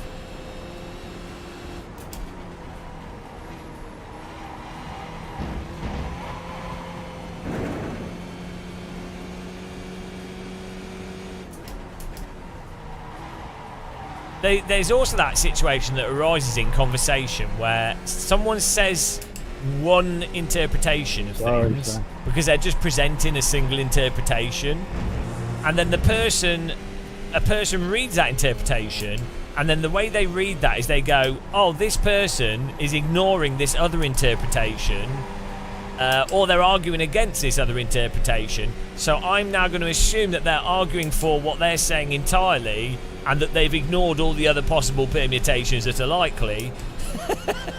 It's, and on the internet, if someone types like one argument, if they don't write down preemptively every single nook and cranny of that thing, somebody will comment.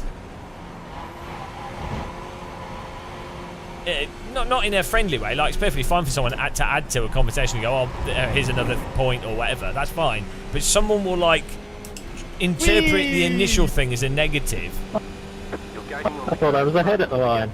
7.9 seconds. I was thinking too. Jose, if you'd stayed straight, I was definitely going to bump draft you. Car on your left. That was alright. Oh, that's back to the end. For these guys. Yeah. Alright, there's checkered flag. Let's have a look at that. I think it was Yeah, that was horrible at the end there. Yeah, no. probably I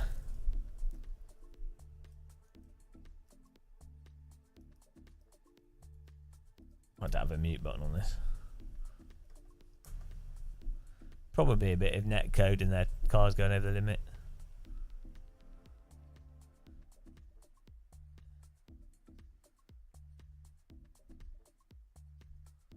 That was alright.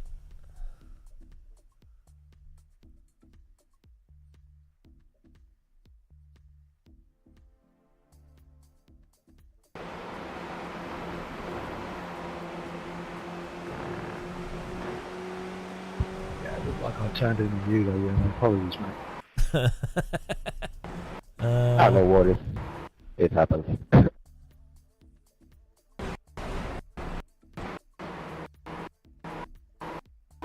Oh, thanks for the over.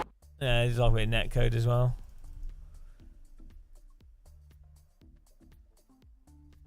That's a good scrap back there, Sam.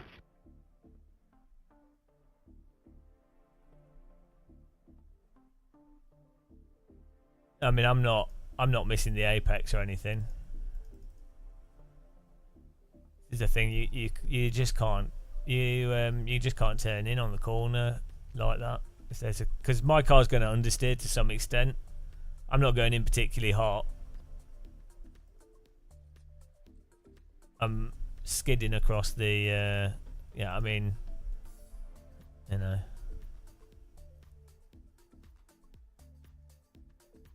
It's fine though. He took out like 3 people.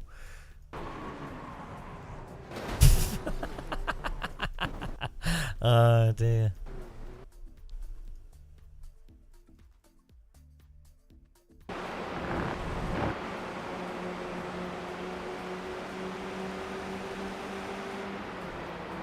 I'm not criticising his driving. I'm just, well, a little bit.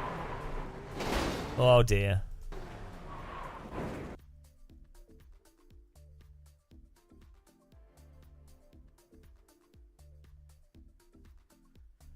This happens all the time on iRacing now. physics.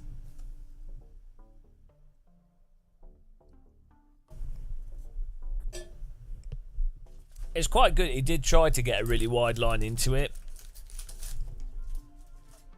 He's not too far off from it working out.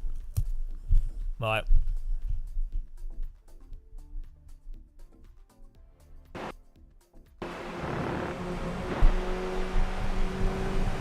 Oh yeah, I'm not having a go at him. If I'm racing, he didn't do it on purpose.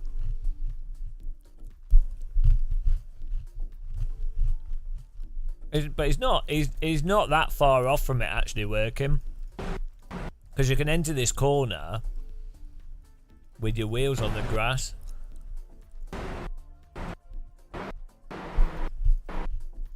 Which then gives you a wider entry.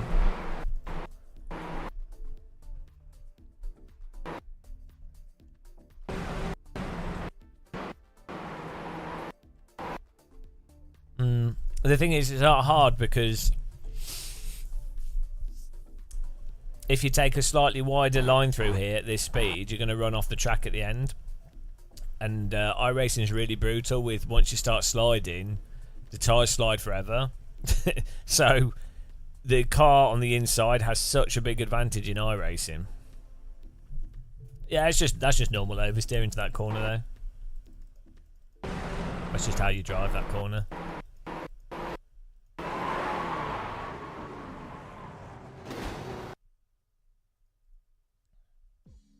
I just don't know if you can really overtake around the outside there. I mean, if the inside car is even close to pace on the inside, I think you can't really get around them. That is fine. It's good driving.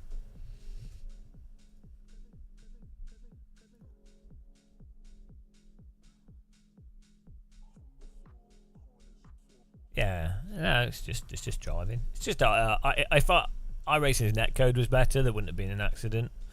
Or if the tyres weren't as crazy over the limit, it probably just would have been a little tap and he'd just continue driving. But it's iRacing, so they finally tuned it to try and make people argue and shout at each other. iRacing is one of the most elaborate trolls in the history of mankind. Make a game that ostensibly looks like it's realistic, promote it, and then but have like massive flaws in it that create invisible contacts and stuff that makes it look like other people are intentionally driving into you. Then attach a rating system to that, and then yeah, that's the genius of iRacing.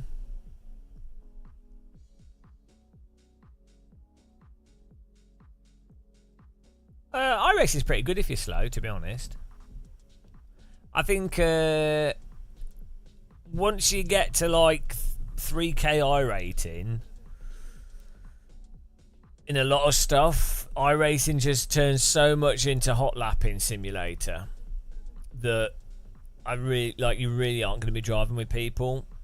Round about 2 to 2.5k iRating, you normally you're probably going to be around other people that aren't super refined in their driving. They're not hot lapped to death, so you're more likely to get some interesting situations without yourself having to be a mega sweaty sim racer. The sweat racing. That's a problem with all sims and all sim racing, is that a large part of it is repetition and hot lapping, and unless someone has like 15 hours per track, let's say someone's like an okay sim racer, it's still going to take them between 8 and 12 hours of hot lapping to get to a somewhat okay pace at a track. Which a lot of people, they just don't have time for that, do they? Like 12 hours per track, and let's say there's only 10 tracks. Well, you've already spent more time gaming than most people spend gaming because they've got lives. you know? So,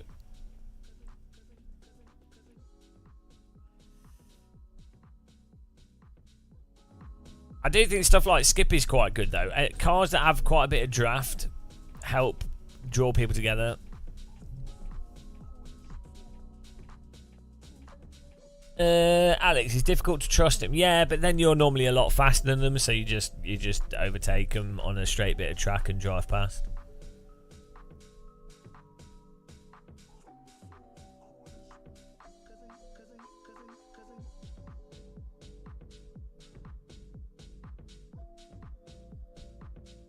Exactly, Lorenzo. Yeah. Well, you get comments like this on Reddit. Hang on, look at this classic. I see. This is insane. This shows you how mental people are.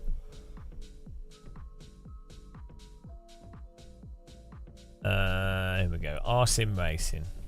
Get ready for this. Get ready for this. This is a classic.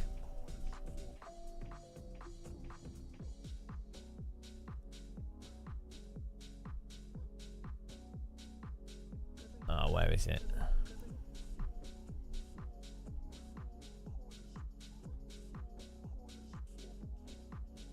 Right, here we go. Hi all, I have ACC and Le Mans Ultimate. Like, this guy's just saying what he likes playing. What do I play? Fine, whatever.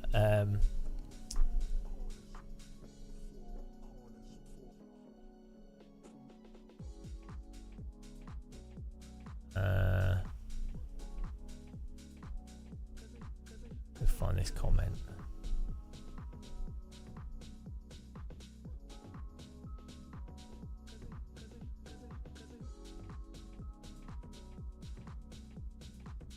Oh, here we go. While iRacing is expensive compared to other sims, they are the only sim where the developers are continually making improvements. They are the only sim where developers are continually making improvements. They're the only one. No other developer improves their game at all. Only iRacing. Only iRacing. And coming out with new content. None of the other developers come out with new content at all. There's no mods for AC. LMU's got no DLC. rFactor 2 had no content. ACC had no content added to it. Only iRacing. The pricing is what enables that. Yep. That's how business works. The monthly subscription that's what enables them to do it. They're the only developer. iRacing is my cheapest hobby by a long shot. It's not a video game, and the pricing reflects that. It's not a video game, and the pricing reflects that. I mean, first of all, pretty much all of that comment is factually incorrect. But like that's what you have with iRacing. It's really weird. Like I'm happy that guy's having fun with it. It's good for them. Good they're enjoying it. Good they're getting value from it. That's great. And you know that it's active. There's like it's good. Good that they're having fun with it. But it's why do people lie when they don't need to? It probably doesn't think he's lying. That is really common with iRacing, that sort of comment. And then people wonder why I say what I say, why I bother.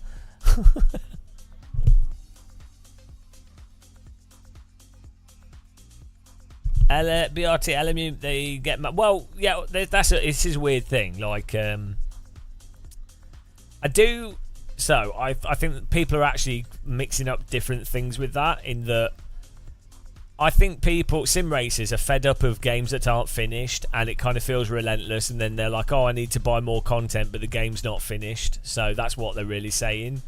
But yeah, if someone's enjoying the game and the developer can sell it, the perspective is that if you are buying so the actual issue is the term early access. That's the flaw with the concept. Because all that matters, it doesn't matter if a game's alpha, beta, early access, or finished. It doesn't matter. If a game is being sold for a price, and you can clearly see what they're selling for that price, and you can test it out and even get a refund for free, then it doesn't really matter, does it? It's like, well, at the point of buying it, are you getting what's reasonable for the price? Either what you think's reasonable or what is culturally generally expected to be reasonable. if you are, and it's advertised correctly, then it's hard to really complain. So it's like the Rensport stuff, where people go mental about it, and it's like, well, you don't need to pay it for it. For a start, it's free to play, and people might not like it. There might be bad bits about it. It might whatever. It doesn't run well on my computer, which is, for me, that's the big problem. But you don't have to pay for it. So at that point, it's like, well, okay, you're paying for it with your time. Okay, but then you don't need to play it, do you? Or, you know, someone doesn't have to play it, so don't play it then. It's really, in terms of scale of what someone should be annoyed at, the reason why iRacing content pricing is a problem is because iRacing is currently the most popular simulator, and it's the only one that's active in certain time zones. It's also, also the content divides the player base, so that's a systemic problem even if you're happy to pay for it. It also, you have to buy extra cars and tracks to play through it properly if you're trying to play it as the game is presented. It's also not obvious how much you would need to spend. It also puts auto renew on automatically, which you can accidentally buy without knowing it, which has happened to me in the past. That's terrible. And there's the actual quality of the simulator, the physics, the content is arguably worse. Well, objectively and factually, the tire model is worse in iRacing than some other simulators that are one fraction of the price. You can still enjoy it, have fun with it, but that's where you have the conversation. It's just strange what people latch onto. Why would you be annoyed that people don't like something that you like? Yeah, I know. That's a strange one as well. Well, on the other end of that, the weird thing as well is the rage content comment. So, like, Dave Cam posted the video of us being silly with him, because Dave Cam found it funny as well. Like, it's funny. I thought it was, after the fact watching it, I actually think it was really quite funny. Even for me, it was quite funny. I'm really happy with how funny it was.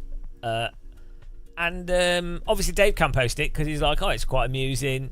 You know, most people that aren't dullards would be like, oh, I might not like Game of Muscle or Dave Cam or whatever, or probably like Dave Cam because he's not controversial at all, but like, you'd be like, oh, either it's funny or it's not funny or whatever. Anyway, the comment on the Twitter of all places, great. Twitter's always good. Let's find it.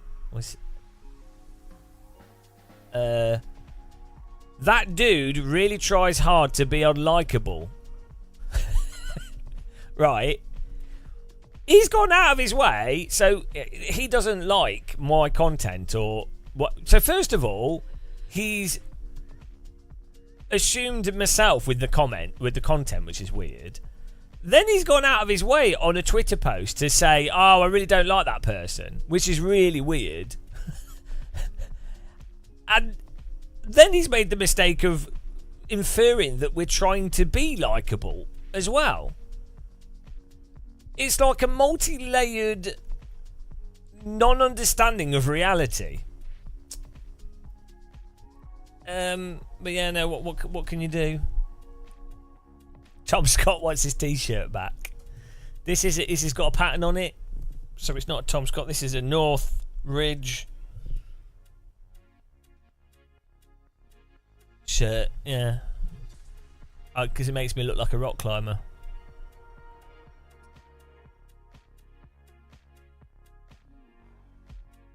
Yeah, I mean, the thing is, I think there's a group of people that really they genuinely just want everything to be super anodyne, and then they must be completely unaware of that they're being played to an extent. That if someone is being, it's within someone's right to be anodyne. And they just want to do that content. Oh, hello, thank you, Boomep. Subscribe with Prime for 30 months. Really appreciate that, thank you. If someone wants to be anodyne, they can. There's nothing wrong with that. But someone watching it must go, oh yeah, clearly that person's actually just not saying things due to probably fear of repercussions, to be honest. Probably for fear of maybe being labelled annoying, ironically. But why would you want everyone to be anodyne? Like it's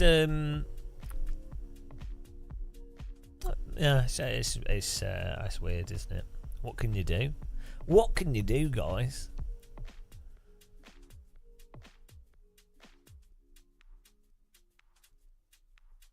I think there's a lot of people that just want to be marketed to. That they just want to sit there. I understand you might just like the general vibe of a general positivity vibe. I understand that, but to me it feels sickly. If I watch streamers that are always like overly positive, like a super American positivism, super American corporate positivism, like when you go to America and a waiter serves you and they're like, oh, hey, hi there, would you like some more water? Oh, it's a beautiful day. Ah, wow. Would you like to try our menu? It's the new Super Duper Dingle Bob menu. Ah, I love this menu. Have you tried item number 3.4? Ah, we do the best fries in New Jersey. I don't know what accent that is. Ah, it's the new Bingo Bob. Well, would you like to try one of our amazing soda pop Dingle Bobs? Ah, it's so good. I love working here. It's like, I just think if someone's like that, I'm like, I don't believe you. Because why would you be so happy to work there? Who am I talking? No, it's an attitude. It's like marketing, overly positive marketing stuff. I don't understand why someone does that in a job, and I can get it. I can, in small doses, personally. So again, I can see why people like that, and I'm not saying people shouldn't do that. Good for them, and good for the people that enjoy that. Personally, when people are like that around me, it comes across as super disingenuous, fake, and sickly. It's a bit disturbing to me. I would rather go to a restaurant and the waiter's like, oh yeah, I hate this job. Shit weather. Been here all day. This thing's good on the menu. Quite like this. We've got this food in. This works right. We've run out of stock of this other thing which you actually do. We did this other thing that's better, but someone failed to deliver it. So we can't give you that, sorry. But we got this food here, and this is really good. You'll probably still enjoy it.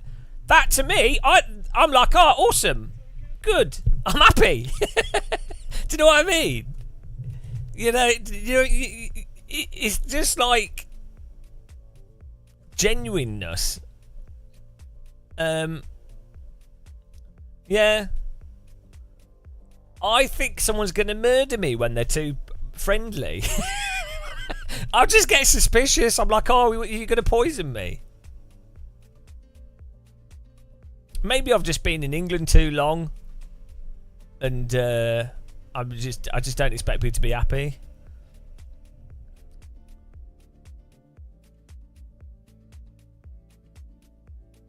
Yeah, well, that's Uhtred. That's a YouTube thing, isn't it? You see it with everything.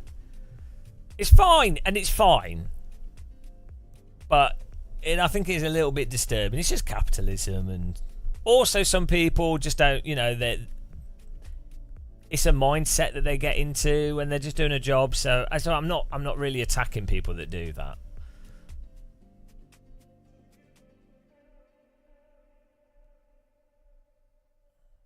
Yeah, so but I actually think it's easier being overtly positive in that super fake way than it is to be genuinely positive,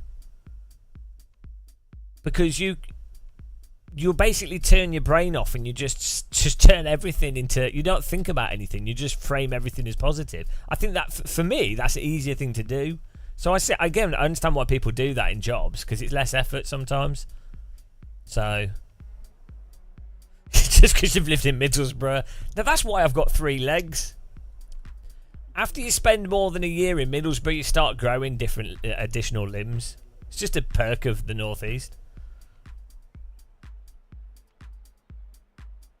Well, also, I have noticed with some people that are super, super positive people, they're superficially very positive. and then behind the scenes they're complete arses. That happens really often. You know, it's like who's that comedian? The female lesbian comedian that had the Ellen DeGeneres. You know, or even James Corden as well.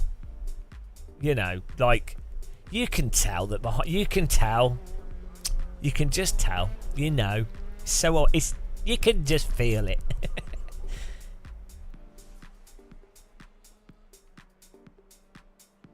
But it works. It definitely works, though, doesn't it? Because you have the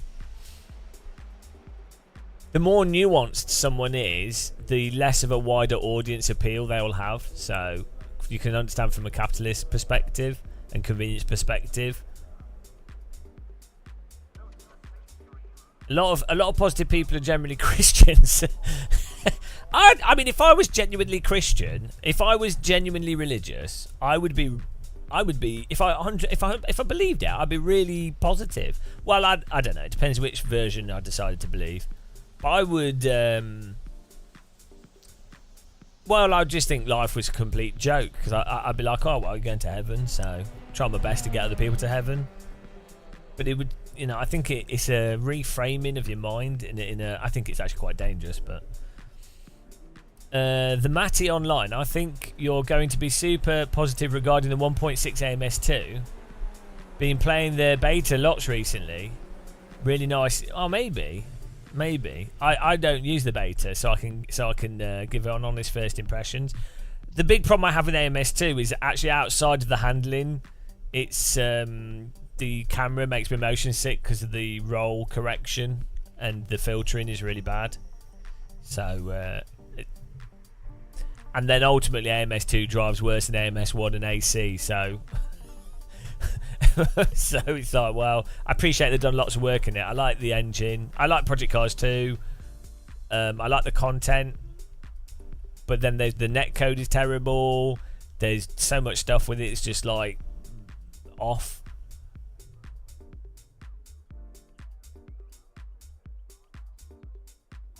Yeah, every update is game changing. Every update's, but you know they have done a lot of work on it, so fair play to the developers. The developers of all the Sims do better work than I'd ever do. So I like sit here as an arse, and I'm like, well, that's not very good. It's better than anything I'd do. So.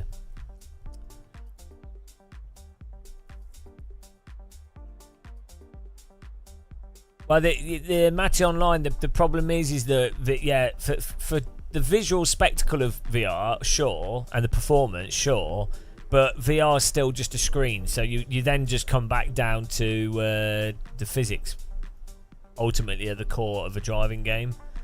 So I get what you're saying. That yeah, from purely focusing on the VR thing, sure, but VR is just the visual way of experiencing the game.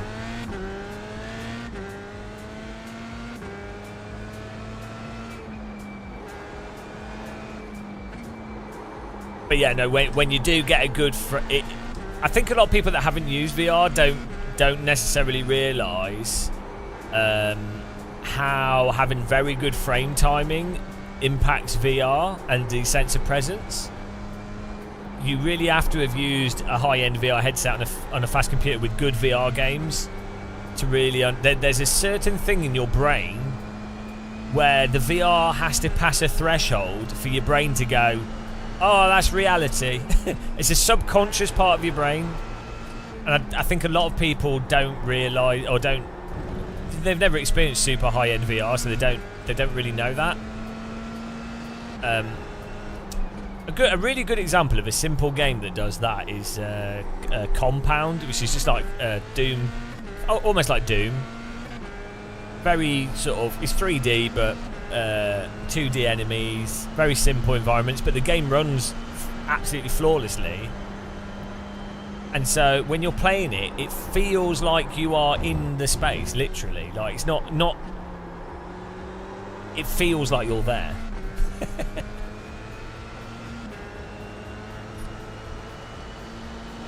Yeah, well, the Matty Online, I started with the virtuality, so you know, I'm a bit more experienced than you. I'm, you know, what can I say? Throw in the DK2 in there as if you're experienced with VR. Green, green, green. What was that? Was it called the Damocles or whatever? That really early VR headset in the 80s, which was suspended from a ceiling.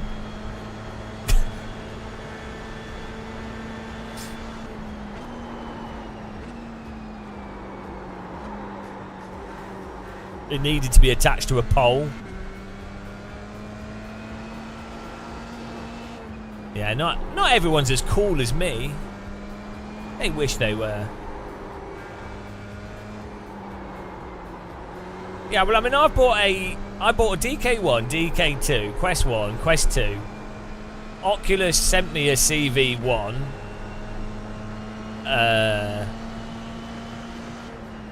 I bought a Valve Index. I bought a HTC Vive. Pimax sent me a Pimax. So, you know, I've been sent 2, but I've bought 6. I think I'm losing out. I bought a Quest 3 myself as well. God damn it. The VR industry's beating me. Yeah, Rift S is good. That was a really good good headset.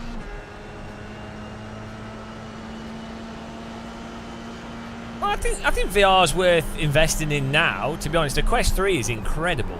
Especially if you plug it into a PC. I just... I don't think it can go mainstream until it's effectively AR. Having, over the last 10 years or so, I've obviously been around a lot of people with VR, put VR headsets on people, been at exhibits and stuff, trade shows, and introduced people to VR and, you know, all that kind of stuff. And the fact is, putting something on your face that isn't even shades are a problem, but anything that has to go over the top of your head, closes off your vision, it's a non-starter. You have to have AR basically, or maybe like you know, a big screen beyond type solution might somewhat work if that had pass-through on it as well.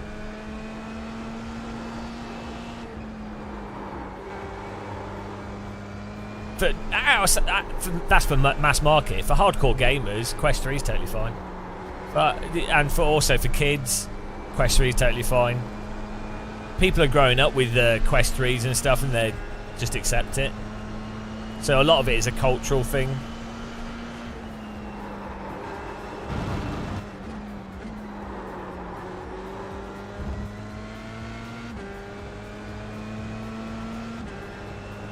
Yeah, the G2's alright. It's a good price. But Quest 3 is a lot better. Due to the lens. Like, the Quest 3 lenses, I think are... I would describe the Quest 3 lenses as what would be the base quality of lens. Like, the clarity and sweet spot that you get with the Quest 3 lenses, I think is the absolute base that should be acceptable. I mean, for sure, let's have better stuff, but I think that allows you to look around at the screen rather than turning your head, and you don't have to get everything spot on. So I think that's like a... So you just need that, same resolution, lighter headset.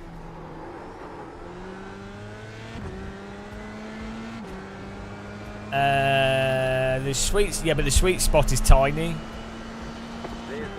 so it doesn't really matter.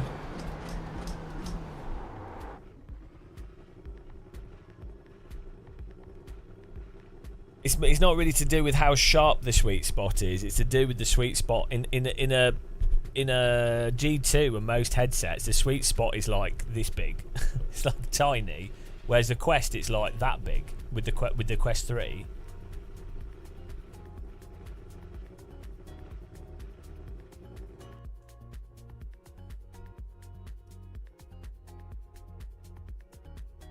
Alex, yeah, you can't relax. Yeah, also VR doesn't focus your eyes. It focuses your eyes in a single distance.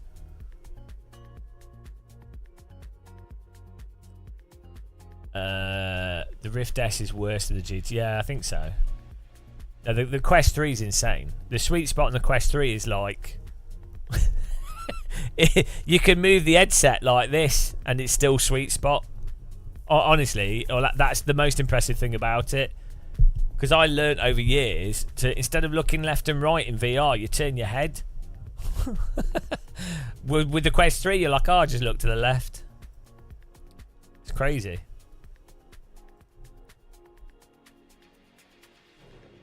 Alright. Oh, new pole.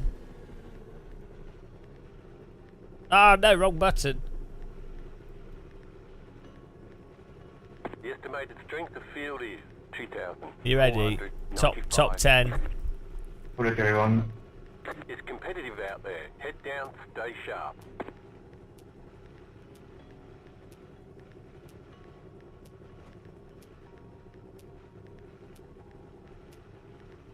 Yeah, it'll be interesting to see what happens with VR. 5 cars left to grid.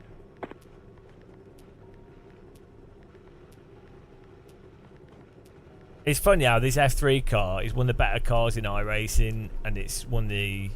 I don't think it's an original car, but I think it's like one that came out in the first 5 years of iRacing. It wasn't. It was for the race before last. We were like 11th or something, or 10th. The pole was for top 8, I think.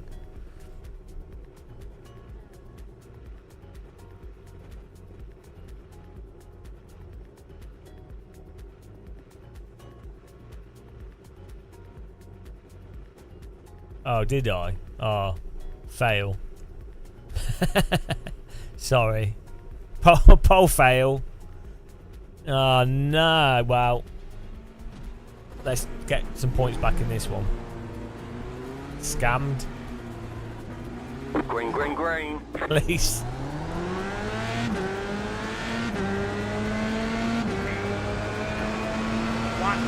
Go! Right side. Still there, hold your line. Clear on the right. Car right. Keep to the left. Clear.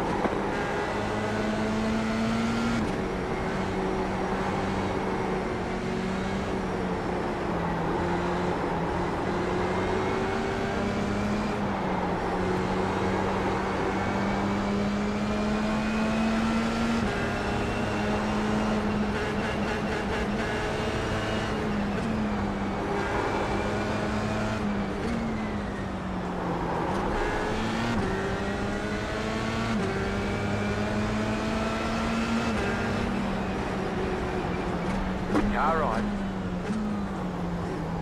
Stay on the left. Clear. Not bad, man. Oh, dead. With the rear. And remind me to watch that in the replay. He went flying. That's what's good about iRacing. Stuff like that. I don't know why he went for such a dive bomb. He must have lost it on the throttle. That's good.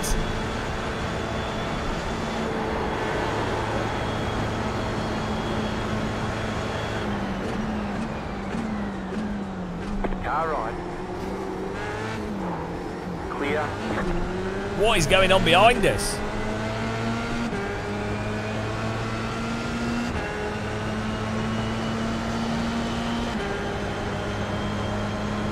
Got a slow car on the right. Go left.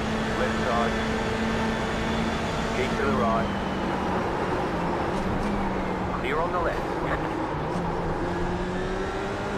Left side. Clear.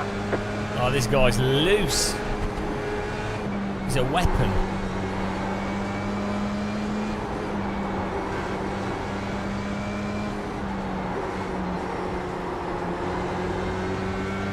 What's that about tyre limits?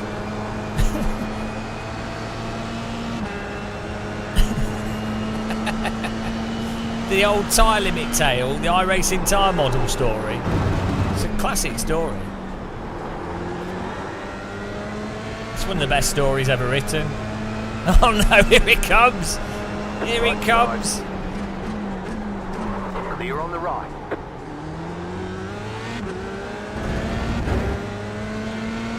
Oh, this red car's going to pummel me. I can tell. I can tell Dominic Ria the second is going to pummel me arse. Car right. Clear. It's coming, guys. Bum pummel.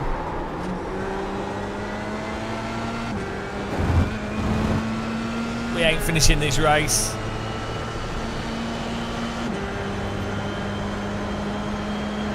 Car right. Keep to the left.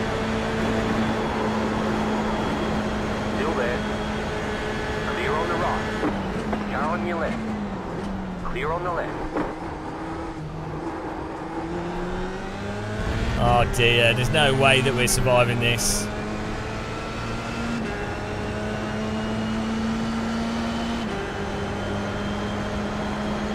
Left side. Stay on the right.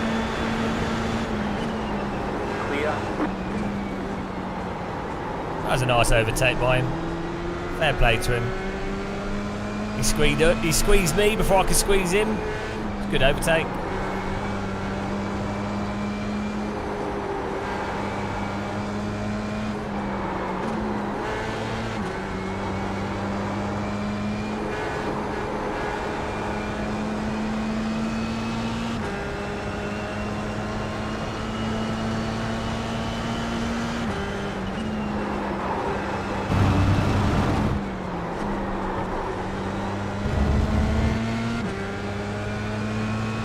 It's not flat when you've got a car right next to you. Hello, tyres. It's close. The old iRacing slipty bop there. Almost ramshackled him. Almost guilty. It was all calculated.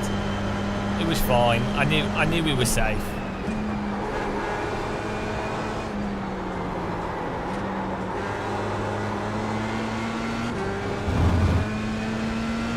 I need a footrest. I keep resting on the brake and pushing the brake pedal.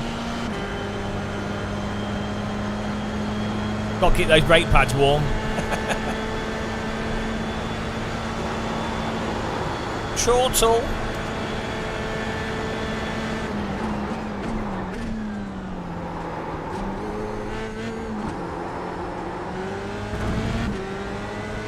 The car in C1 just set the fastest lap.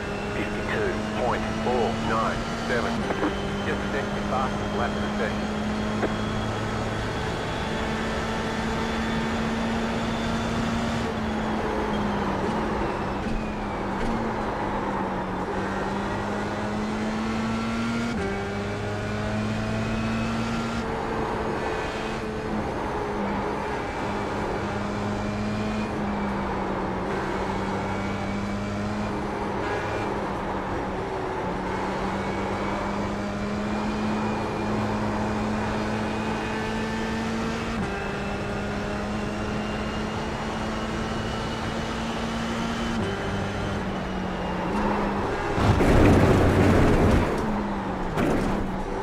Still made the corner.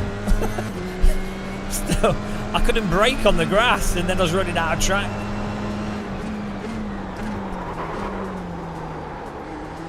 Car on your left. Oh, Clear on the left. you drove into me.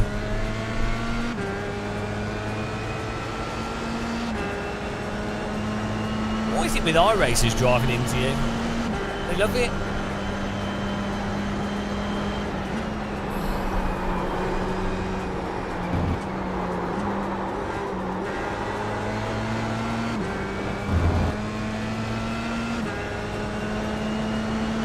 Get me a doner kebab.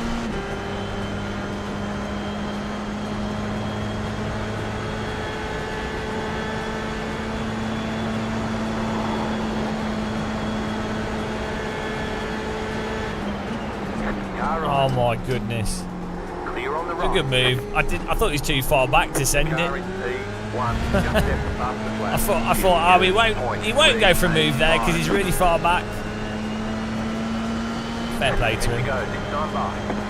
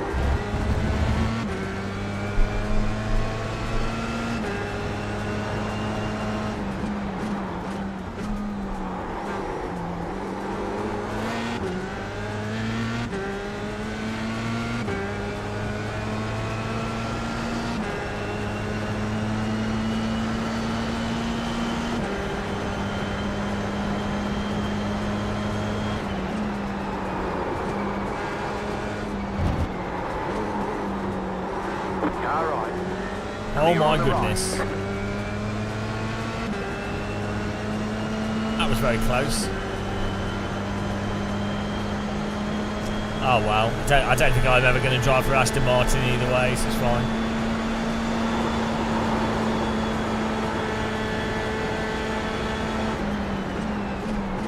Car on your left. Clear on the left. Whoa, that was nice. Thank you. Flat into 130R. Thank you very much, Jason Murphy. God, we're battling Lasello. Really good drive, and he fell from a dummy, and then I wasn't close enough to send it. What a battle!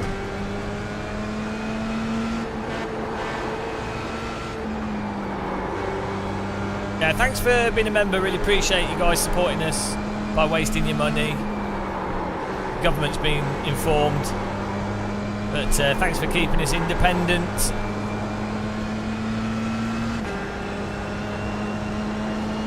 Well, that's what I've been hoping for. All my live streams are for my Haas CV.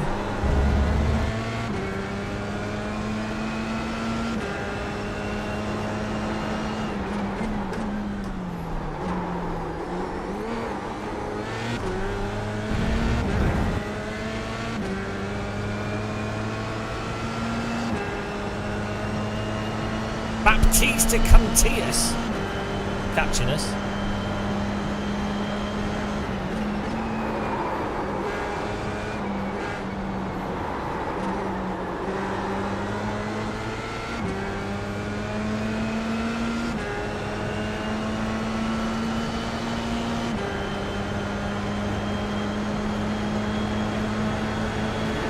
Car right.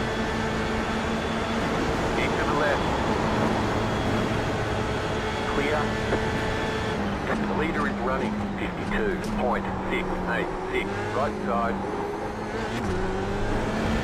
Clear. He's confident in the net code. New bar flat for you.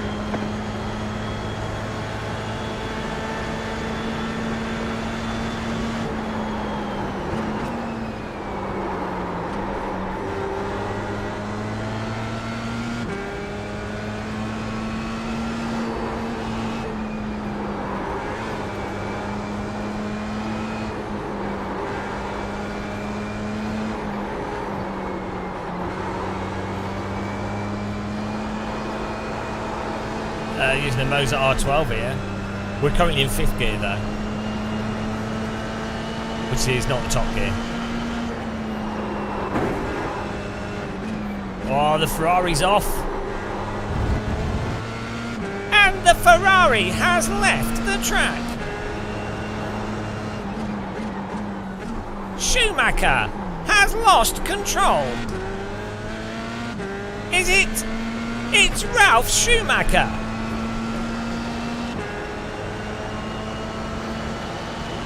Oh no! Tarquini is in the wall.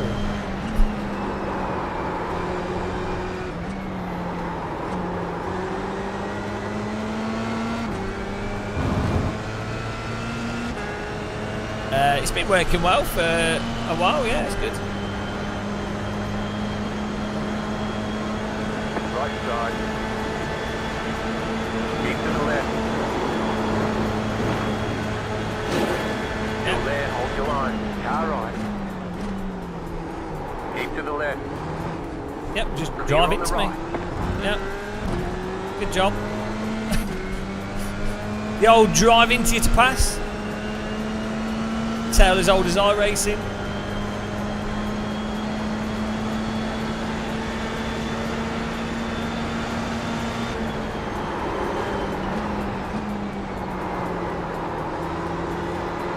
You are absolutely punished in iRacing for driving normally. If I'd have held the inside line, which I wanted to do there, he would have just driven into the back of me going into that corner. I had to move out of his way because I know he can't make the break due to how the game works.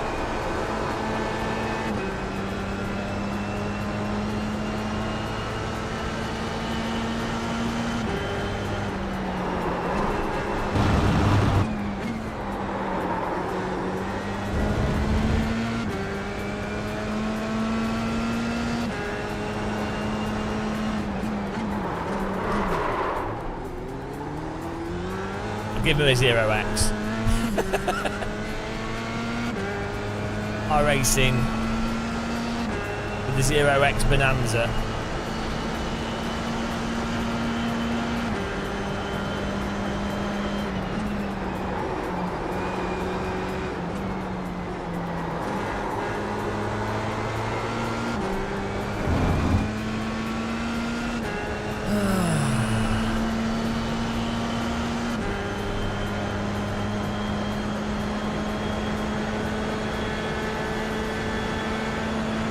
If I got damage from all the contacts of people driving into us.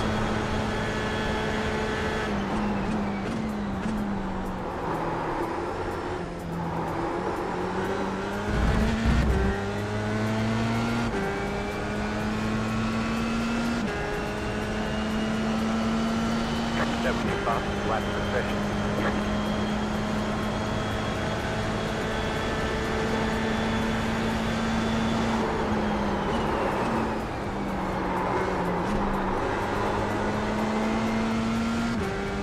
It seems like we might have damage.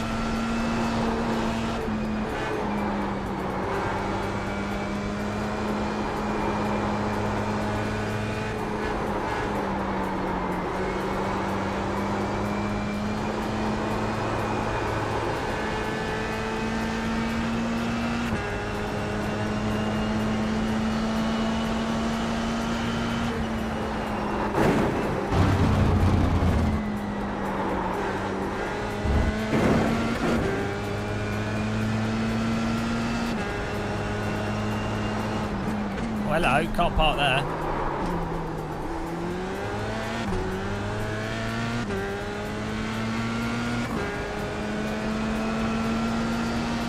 Can't park there. He's in the wall.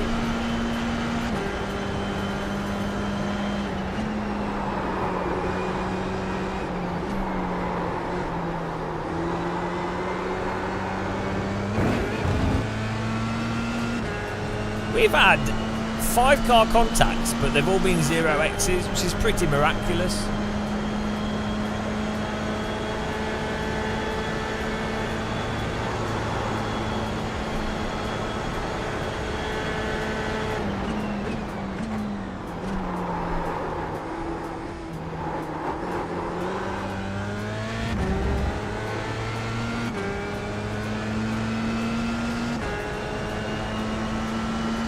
You got 5 laps to go.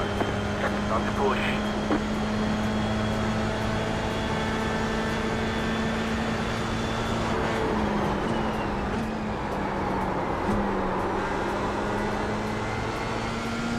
Oh, he's made a big mistake.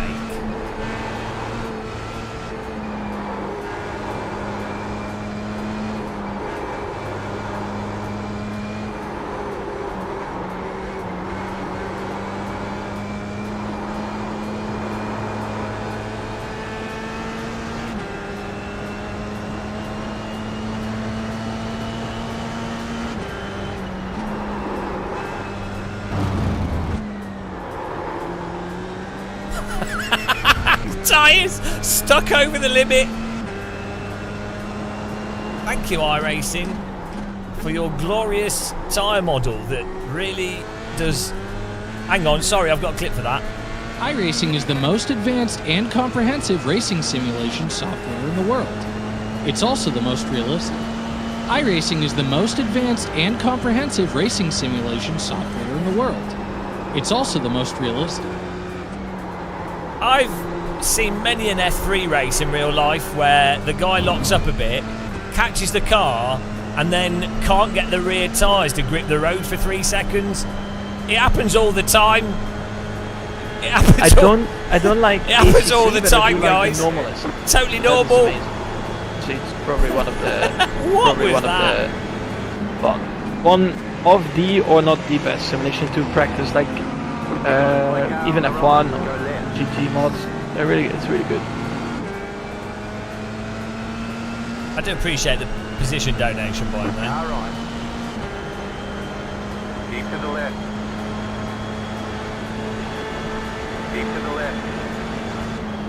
Clear.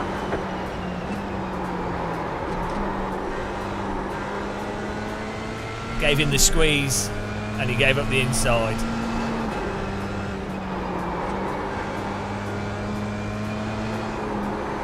Sometimes you have to squeeze and say please.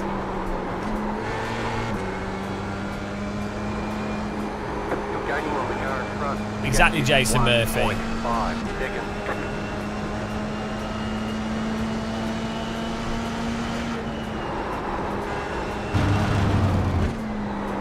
You have to remember, it's not a video game, it's a hobby.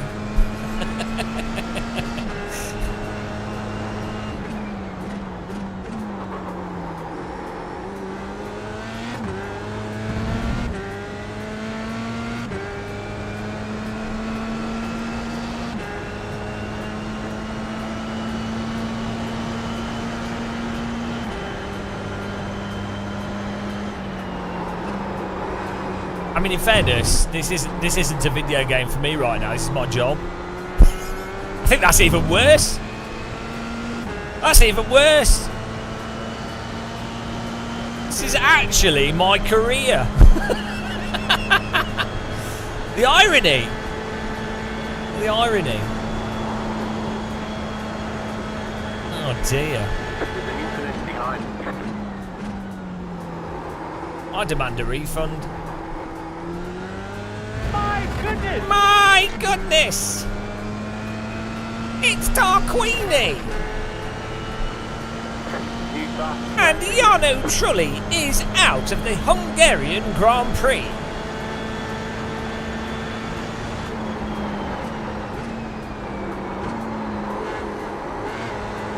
Is it? Is it? Yes, it's Mansell.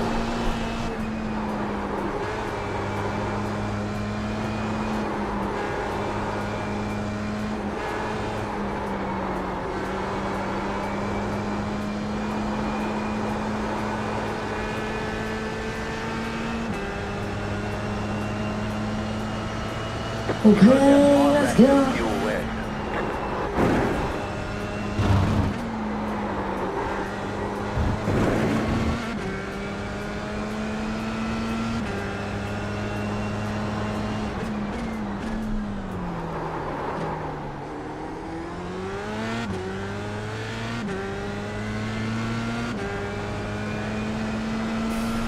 Cool.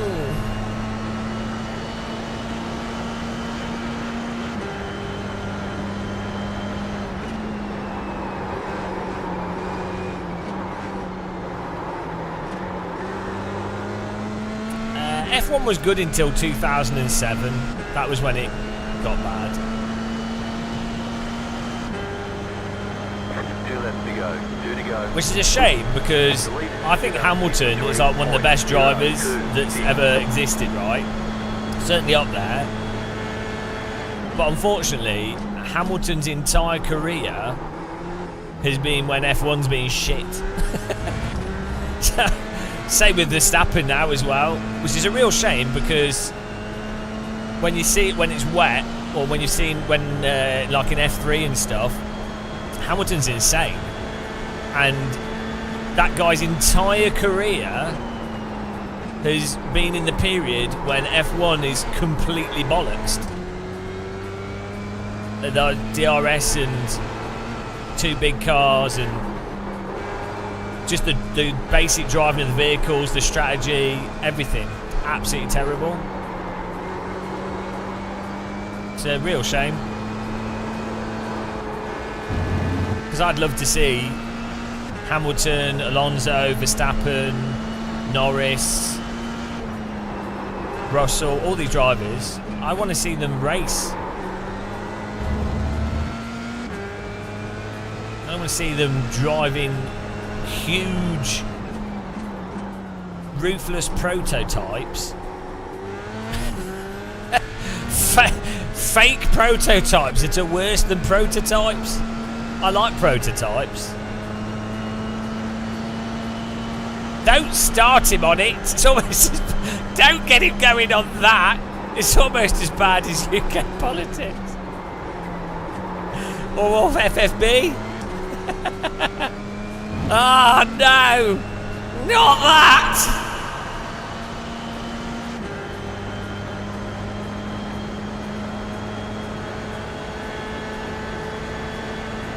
I only have 3 conversations: force feedback, economic, wealth inequality, iRacing's time model, iRacing netcode. That's it. They're just I'm hot and you're not. It's just that on loop.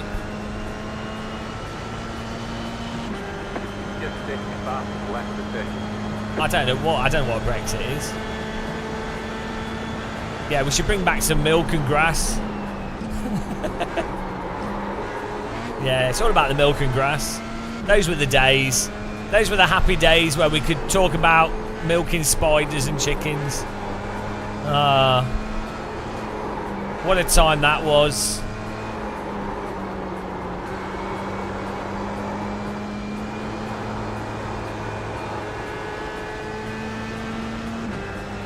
Yeah, no, that's what I'm thinking, the Matty Online. It'll be pretty funny. I think Sim Race will be over. If AC Evo has the same or worse force feedback than ACC, the only hope will be that GT revival game, but it's probably over. I'll just get into flight sims full time.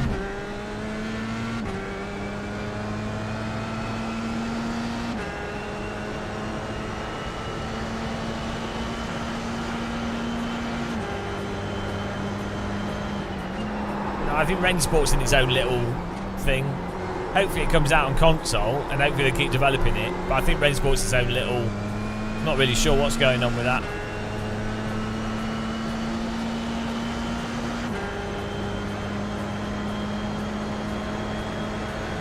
Yeah, LMU's alright, but it's basically just R-Factor 2 with a lot of polish, so... Feels like a 2012 simulator, which is not necessarily a bad thing, but... Unless they massively improve the force feedback, it's yeah, it's fun. It's fine. It's fine for what it is. Great, bad big combat. I think I see LMU as like it'll be a nice sim to jump in every now and again and do racing in, but not like you know, it's one of those kind of things. Right, let's have a look at that at the start. My iRacing head movement settings, I just have the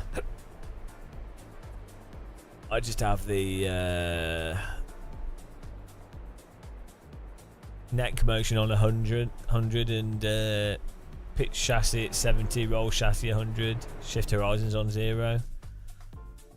You normally just want, it's the neck motion you want high because that stops the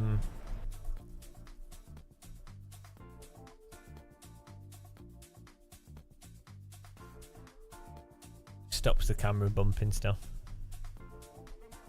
Yeah, ACC's nice and convenient, easy to understand. It's just dull.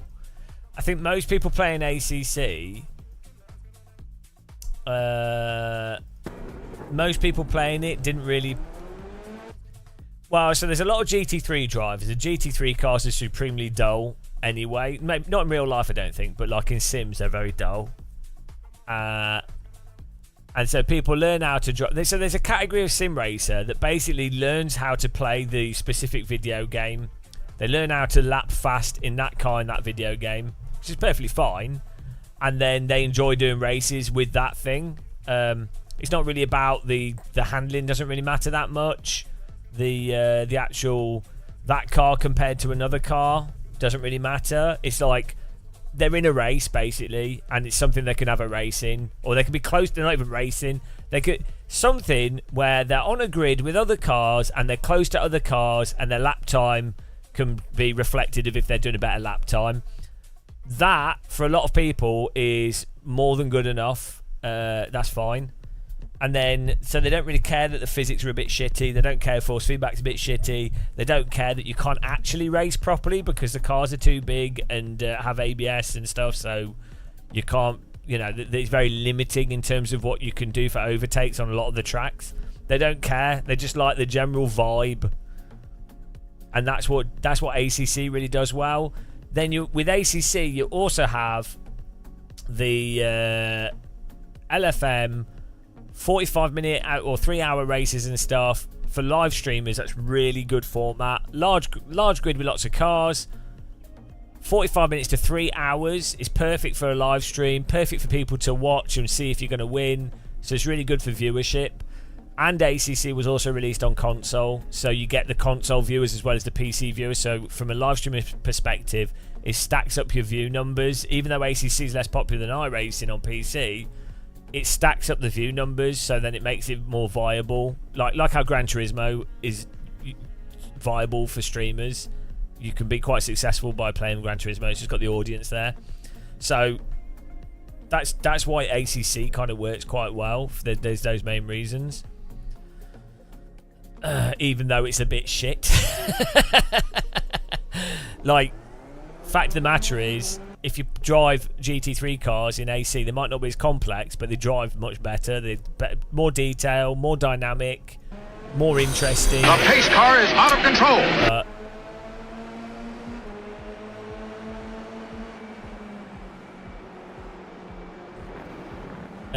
Well, iRacing costs £250 to £350 a year. ACC's like £15, so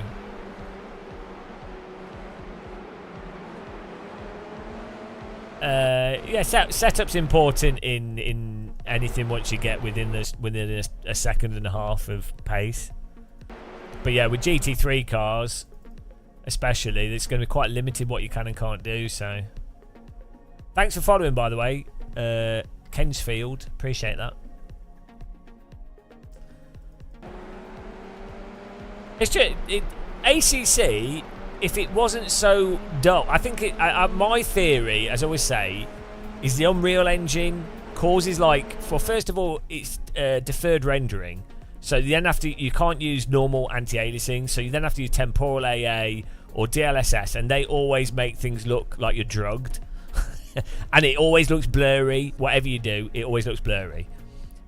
Then you have Unreal Engine games, unless they're like Valorant or something, they always feel laggy. Kartcraft, even Rensport feels a bit delayed in some weird way. Like anything using Unreal, I think it's a big bloated engine. Hell Let Loose, everything feels a bit delayed. And then, so I think ACC, the issues with it, I think, and the force feedback, Kartcraft, LMU, Kartcraft, Rensport, and ACC all have kind of a bit dull force feedback in many ways. So again, I think Unreal Engine, even though Unreal Engine is just the graphics engine, they're using their own physics code.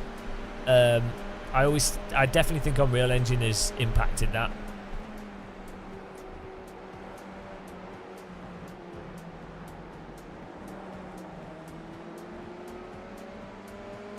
But we'll have to see. We'll have to see what happens. Next AC's not using Unreal. Next, that Ian Bell game isn't using Unreal anymore. How do you maintain the steering wheel if I put max force feedback? I don't. What do you mean by maintain the steering wheel? Maintain the steering wheel. Oh, hang on. Where's the crash, guys? Oh, have I missed the bloody Skippy race? Here we go. Look at this. Well, the thing I think with Rennsport, as I said, is it's free to play. So you can have nice racing in it, but it feels like it's still very beta-y.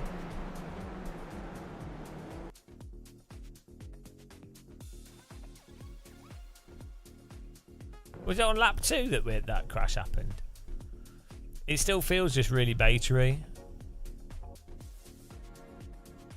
Oh.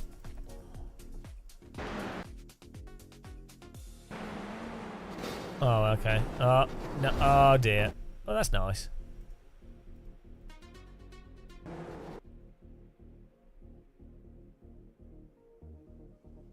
Ah, that'd be fun. F4's at Alton Park's always good. Oh. Yeah, I just can't get the frame. If you could get the frame rate out of Rennsport, the details in the tracks are really nice. The actual 3D models are really nice. The car models are quite nice as well, but I can't run the game at 120 FPS, which is what I need to run. Oh, here we go. We can do this. GR Cup. We can lose safety rating. That'll be fun. I know, we'll do. Oh, there's only one person. They've killed the Skippy. Hardly anyone joins it.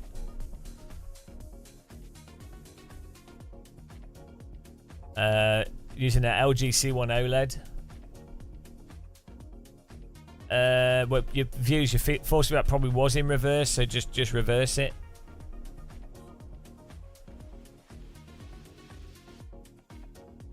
Oh yeah, we could do the F4 at Laguna Seca. That'd be funny. Yeah, let's do that. Let's do that. Good idea. It's different.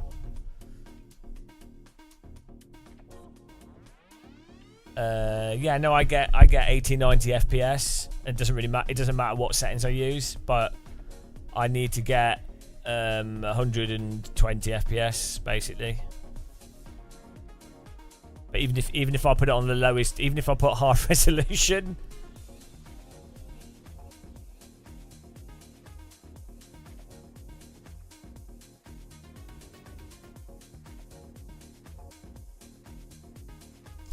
Well, it's not just me, BRT. Yeah, maybe it could be an AMD thing, but there's lots of other people with the same thing. What's the Formula 1600? It's a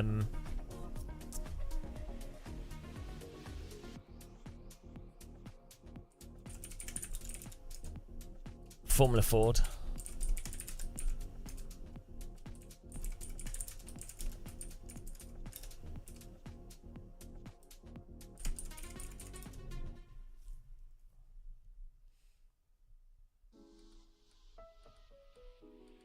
Well, so Unreal Engine, Unreal 4 has this thing as well, where basically you can run whatever graphics you want. It will always just run at whatever frame rate your hardware can get.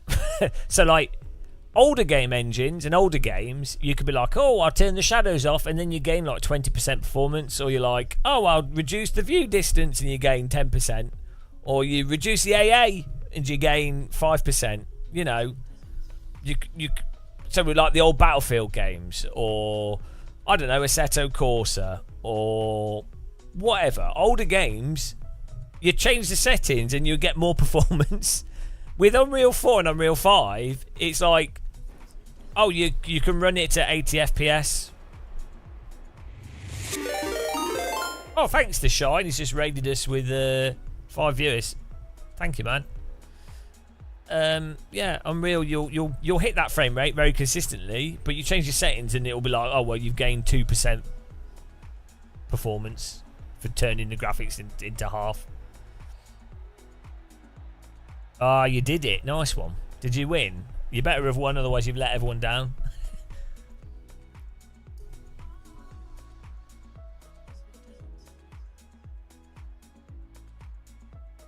Fifth is not first or seventh.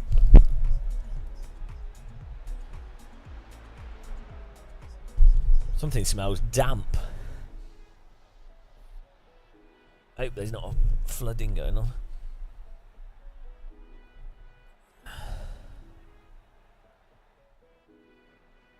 Is your graphics optimized? Yeah, I mean, I've obviously gone through all graphics settings. Kind of knackered.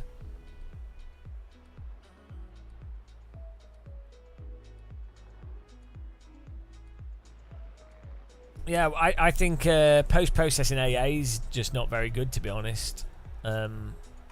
Is a general thing.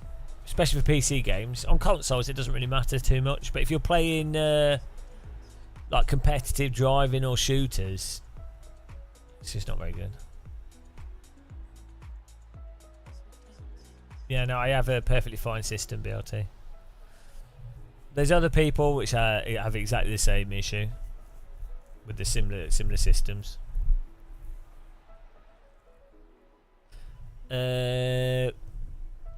Why don't I do 24-hour races? I will do once iRacing sorts its tire model out. So I've done enough 24-hour races to be like, oh, the experience is, it's a fun experience doing it with friends or a group of people, but you really need to properly enjoy a 24-hour race. You really need to be at pace. To be at pace, you really need to practice. To enjoy the practicing or hot lapping, you need a sim that can do combined slip and like normal driving. Otherwise, it's just not fun. And then for an endurance race, you need a sim where you can actually push or choose to push. So you go, oh, I'm pushing for 3 hours, and that's going to put more wear on the tyres, but that's fine because we've got this strategy. In iRacing, you always have to just drive slightly under the limit. There's no like, there's no real like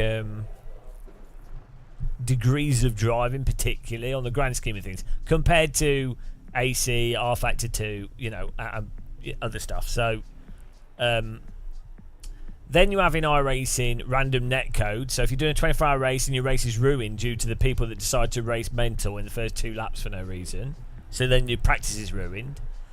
Then you have like people that crash and then netcode into you halfway through the race, so that ruins it. If you try, it's very difficult to do a 24-hour race without taking it somewhat seriously. I don't think iRacing is good enough to be taken seriously, for me at least. So unless you want a hot lap for 24 hours, which I don't, unless the sim's fun to drive, but like the actual car mechanics are fun, then yeah. So if they make it so the tyres in iRacing are more in line with modern simulators, or even like AC, AMS, well, if they make the tyres borderline slightly realistic, then I'll enjoy 24-hour races.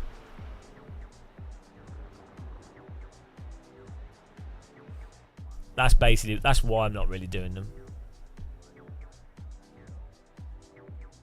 But the format's nice. And it's nice having large grids, and I do like multi-class. So, yeah, I just think iRacing just needs to make its physics at the same level as other sims. Then it'll be good. But iRacing is fun to play casually, I find. Because in a sprint race, it doesn't really matter if you spin due to silly physics or someone netcodes into you. You know, it's funny if anything. You saw the cars crashing.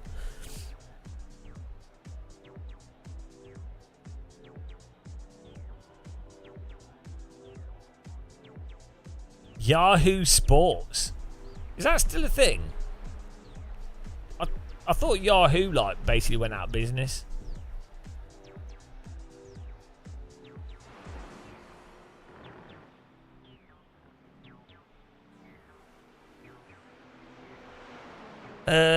You heard iRacing simulates hybrid systems incorrectly. Maybe, maybe not. I don't know. I don't think it really matters too much. Like, I'm sure lots of sims do hybrid systems weirdly.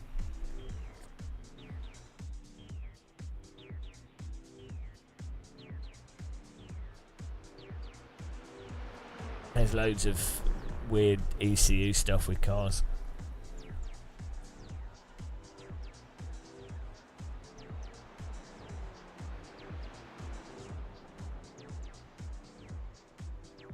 3 minutes till this starts.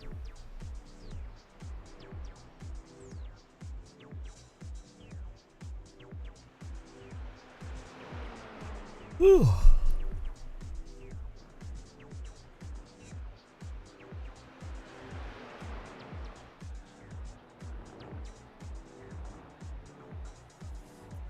Yeah, I don't know. I think the nice thing with iRacing doing those other projects is it'll allow them to develop graphics engines or try stuff out in limited products that aren't active services, so they can mess around with things, develop graphics, develop whatever optimizations, and then you can, when stuff's super stable in those things, you can roll them into other products. The difficulty with something like iRacing is it's an active service with people that are paying monthly for it. So however bad it is, people are currently paying for it. So you don't want to break what people are paying for.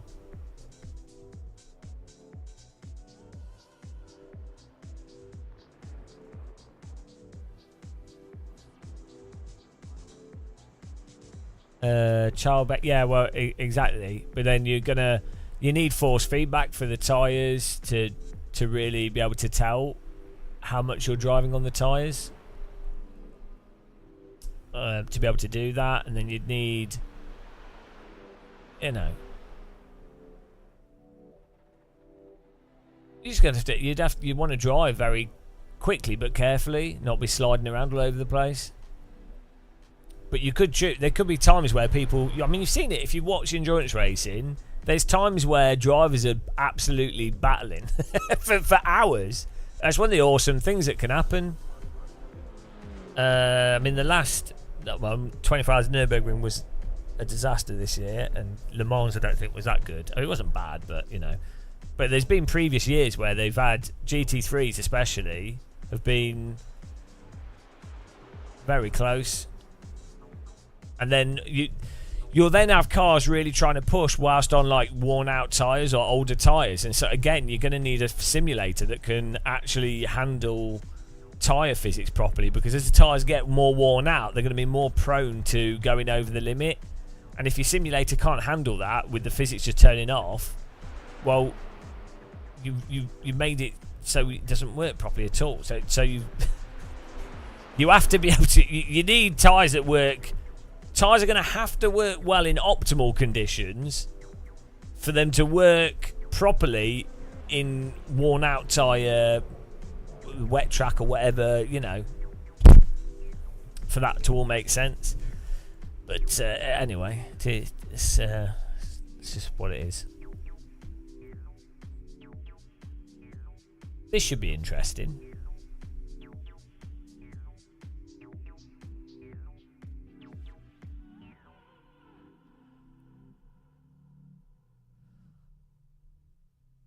It is what it is. But yeah, that's why I don't do endurance stuff particularly in iRacing. But hopefully, I like the idea of it. I really want more. I like IMSA, to be honest. The format of IMSA, I think, is perfect. 45-minute multi-class GT3 LMP2. I don't think you need LMDH. I think IMSA is actually the best format. 45 minutes is perfect.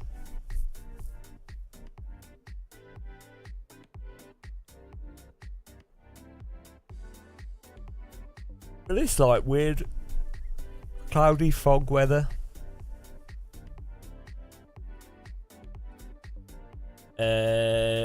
Retardus. It depends what you want. For active online racing, iRacing's got more people playing it. So if you want to do online ranked racing, iRacing's better. If you want realistic car handling, AC's a lot better.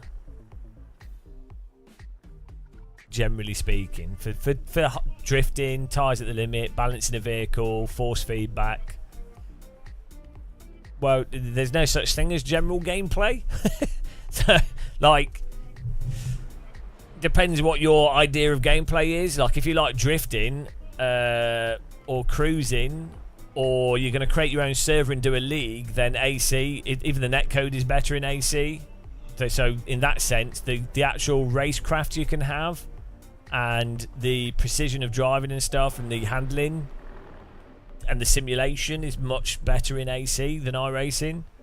But if you're not going to join a league and you're in North America, Australia or something, or Asia, and you want to jump in and do an online race, iRacing is going to be the only thing that's likely to have people in it. LMU has people in it as well, actually, quite a lot of the time.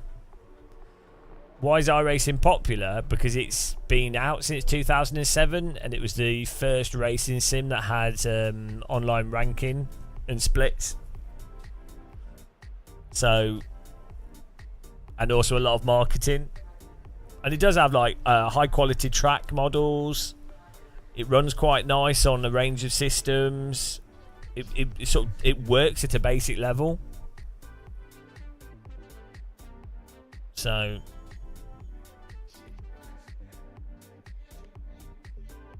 it's like saying why is Gran Turismo popular? It's like, well, Gran Turismo's been going since, what was it, 2000s was the first ones, or was it even 90s? The PlayStation 2 was the first Gran Turismo. And then, so that's built up an audience, and then it works nicely with the gamepad. It runs nice, looks nice, has lots of cars in it.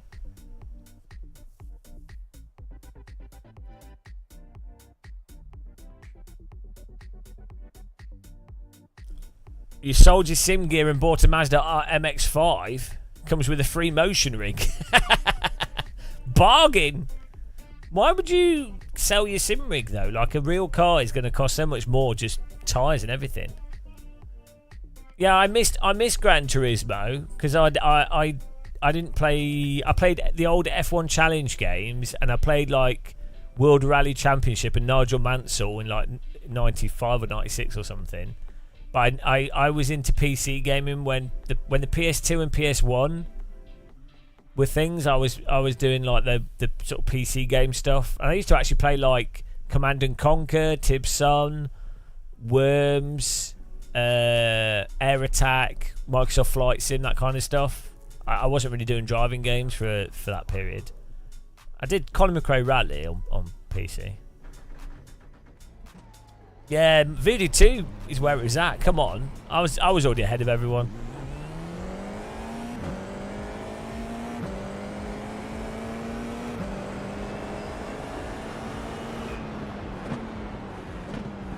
Why are we in the apocalypse here? Apocalypse Racer. Yeah, I would probably play through the. I mean, I really enjoyed. I liked PGR, and get bloody daddy longlegs attack. That's like right in my face. I was like, what is that? It's huge. I like PGR and that sort of stuff. Yo, absolute fly attack. That was well confusing.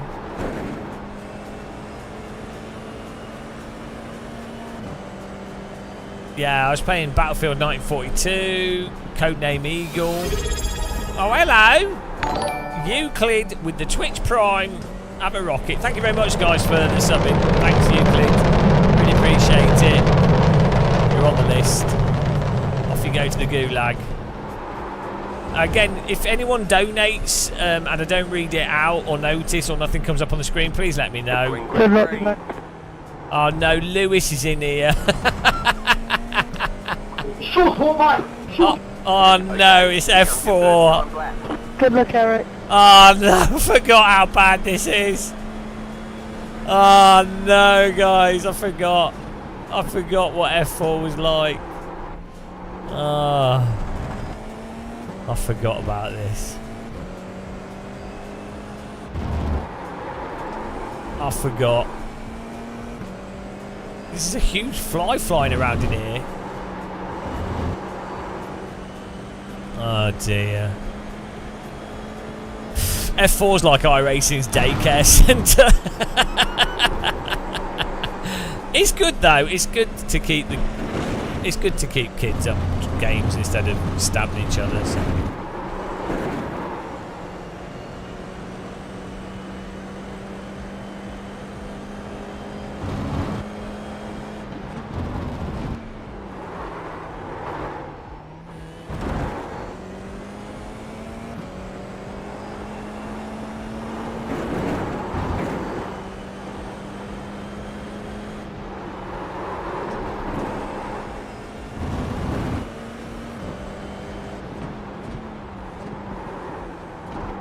I crash. It's good though. One more lap.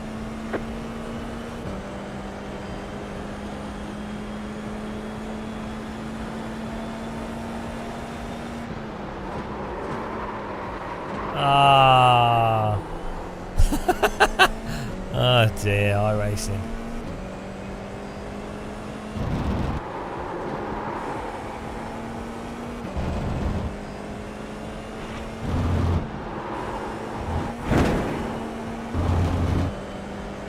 Crashing.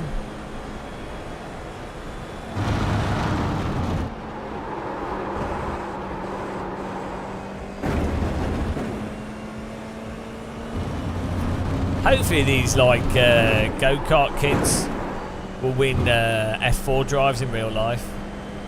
That'd be nice.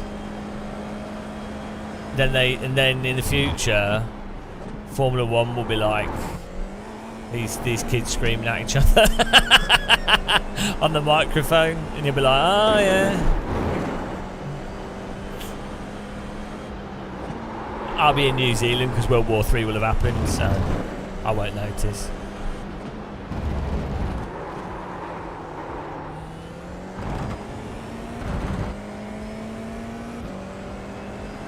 My wheel is wrong rotation. It's the opposite way. There's the flag. For some reason, it's. How old are you? 14, mate. Good shit, man. I wish I was 14 to do shit like this. Yeah, no, I do go-kart in real life, though. Could you... That's fucking sick, man.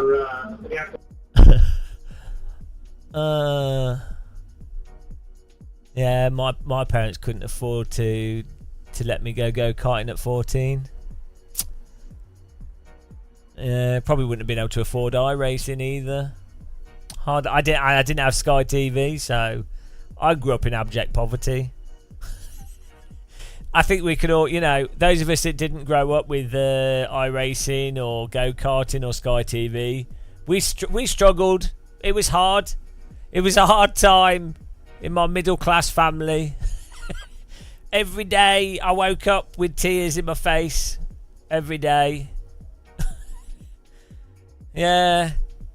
My dad only had one job. It was hard. It was a terrible time. I know. Exactly. I mean, without Sky, I had to just watch terrestrial TV. It wasn't even digital. It was analog. All I could watch was BBC. Oh, it's terrible. ITV. Sometimes we'd get to see Eurosport in the evening or early morning. That was the only sport I could see. Oh, it was so hard. Oh, I'd have to go around friends' houses who had Sky to watch American stuff. Basically grew up homeless. No Sky TV. I thought it was mental. I went round a friend's house. This must have been like 2001 or something, or 2000. I might have been doing babysitting, so I don't know. I went round a friend's house. They had Sky. And then it was the first time I'd ever experienced Sky TV. And I was like, oh, Sky TV, I've heard about this. I've seen Sky dishes and stuff, right? And then there was adverts every like 5 minutes. And I was like, hang on. You're paying for Sky. It's quite expensive. I think it was like £70 a month even back then. It was like £150 a month, basically. And they still... Oh, no! iRacing! Oh, come on, iRacing. What are you doing? Bloody iRacing. Thanks, iRacing. And that's why you pay for iRacing, because it's the most stable and most realistic of simulators. Ah, oh, bloody hell.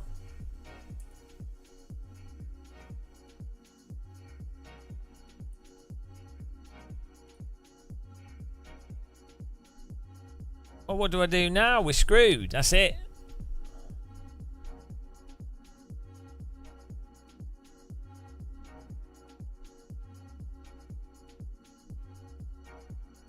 Oh, it's still because they have this antiquated way of doing the iRacing game service, so you have to like stop it. Oh, iRacing. Thanks, iRacing. It's not like CS where you can just restart the game. This service gets stuck and then you have to close the service. Well, that's it. So, yeah, this is one of the things. Instead of doing rain, they could have actually made it so the game doesn't work like a 90s piece of software. Ah, Jesus Christ. Well, that's good, isn't it?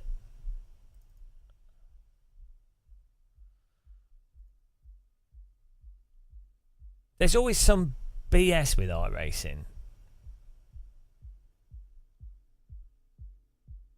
Oh, here we go. Well, we'll join the back of the grid. I'm sure 2 minutes has passed, but we might just.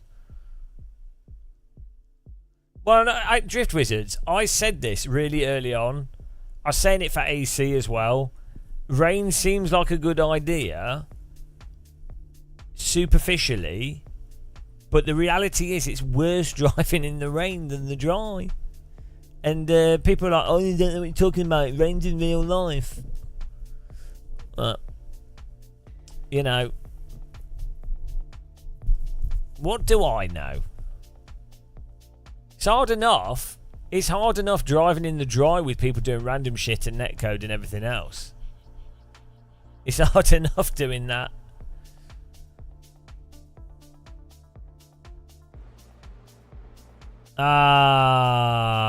Got absolutely screwed over on this.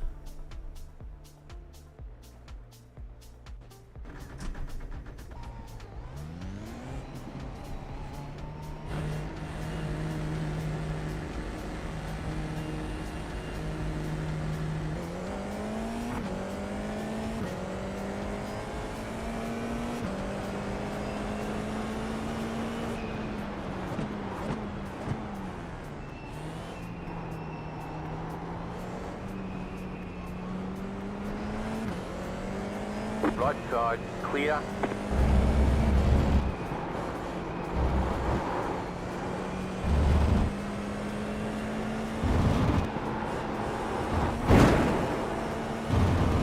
Let's just follow these guys if we can.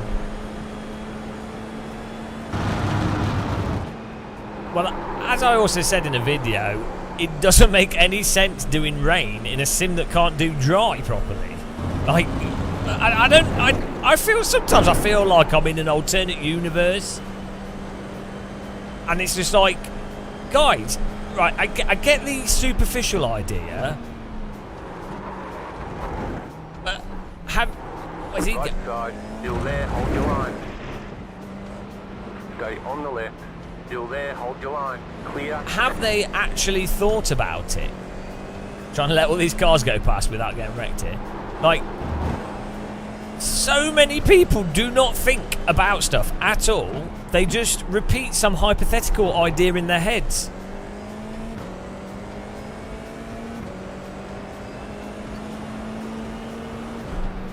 Left side. Clear on the I don't left. want to affect this guy's race.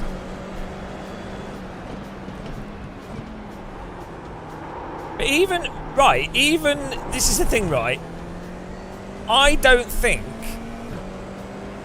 I've seen any other person that does like content, reviews, media, whatever, basically say, yeah, iRacing Rain can't work until the tyres are better. They won't say it. It's like, you can't say that, even though it's the absolute truth. It's like such a minimal, basic concept. It's really weird. It's just, Right side. it's really strange how people self-centered. I don't know. It's just not thinking about things. I guess it's bizarre. Absolutely Left bizarre. side. Clear on the left. Yeah, it's great. It's pretty good under the limit. Yeah, till the tyres heat up. Cars are nice and agile, turning nicely.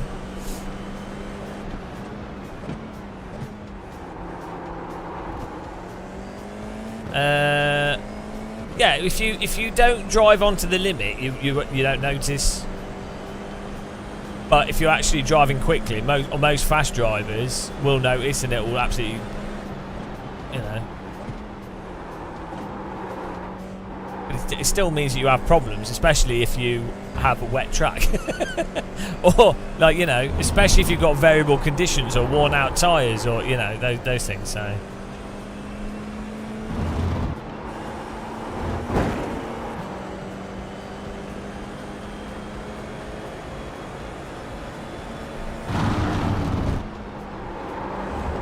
But yeah, I think with lots of stuff in life, anything really, you have like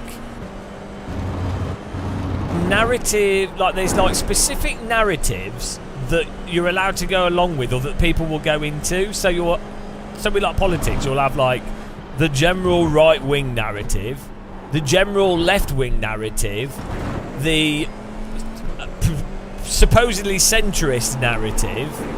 And then that's it. You can really fit stuff into like defined brackets, whereas it shouldn't really work like that. You should have like, oh well, these people have this like slightly nuanced view. These people have this slightly nuanced view. The car in P3. Or Just here's get the fastest lap. the sort of evidential component, and here's an explanation of the evidential component. Just But get the fastest lap of the session. the thing is, if you're doing media, like reporting media or talking about something, it doesn't pay off to actually present things from a sort of unique perspective. The viewer of media is basically looking for confirmation bias, or looking to fit things into a majority narrative or one of the majority narratives. So this is like what you see with like news media, especially. They even like if a writer for a newspaper covers politics or like war correspondence, or is completely genuinely covering stuff fairly, they get edited, they get sacked. It's really weird. Chomsky talks a lot about this. Should read more Chomsky. But you really notice it with lots of stuff. Car 1 has taken the lead. How do you drive under the limit? So you roll onto the limit, Jason Murphy, which is that whole process of getting faster by gradually building up speed and then gradually leaning onto the tyres. Which is not this is a totally valid way to drive.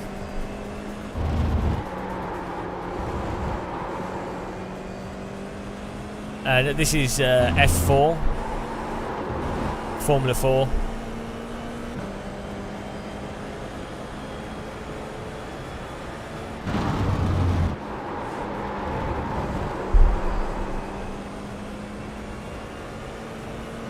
A lot of it's the equivalent of doing like snow plow skiing, rather than just going straight into skiing normally.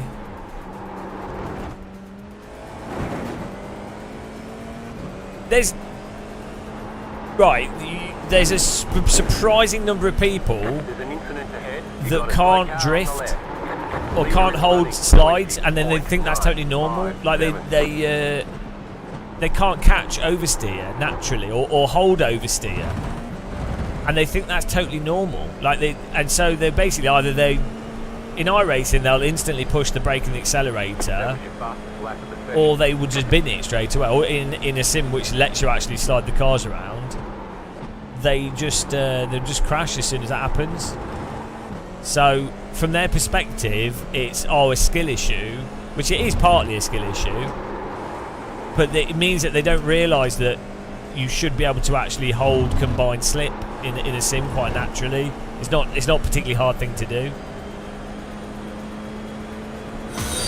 The pace car is out of control.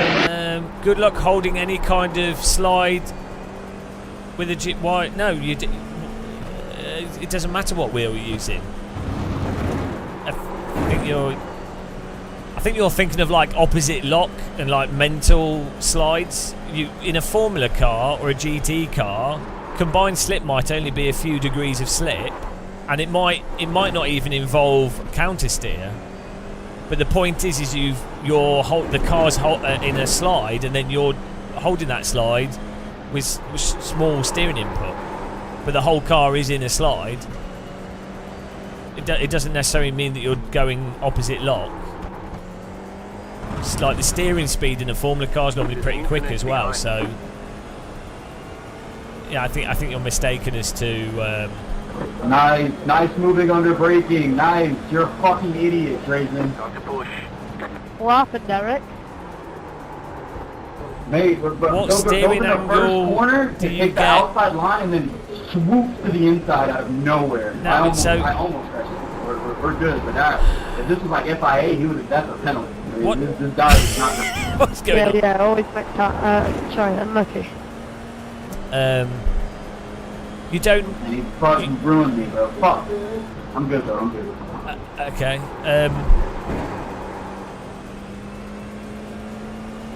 You don't necessarily have to be doing a lot of steering input for the car to be in combined slip, and you holding that combined slip. How far can you really slide and keep control with a small steer? I mean, it depends on the car.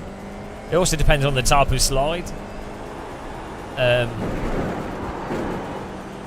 mean, it also depends on the car setup.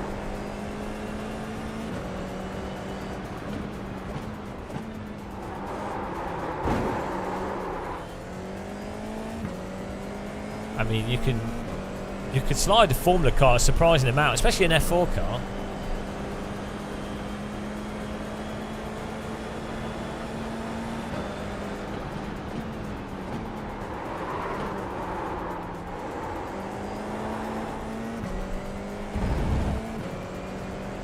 Yeah, so it would depend on like the momentum of the vehicle and a whole bunch of factors as to how much the road's moving relative to the angle of the vehicle, and then how much steering would be needed to correct it.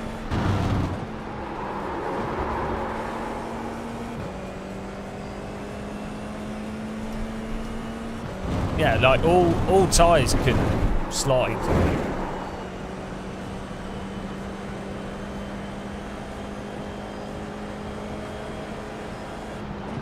Be quite controllable. What you'll find is in like radicals or Formula cars, or GT3 or something, the cars snap out and snap back in very quickly, and you wouldn't be drifting them, but like generally speaking, the driver would be trying to hold it in a very narrow range.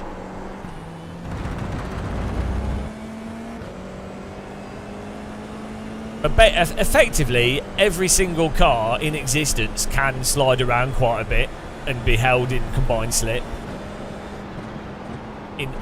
Especially in optimal conditions. There'll be scenarios where they can't. Let's let this guy go. Car on your left. Clear.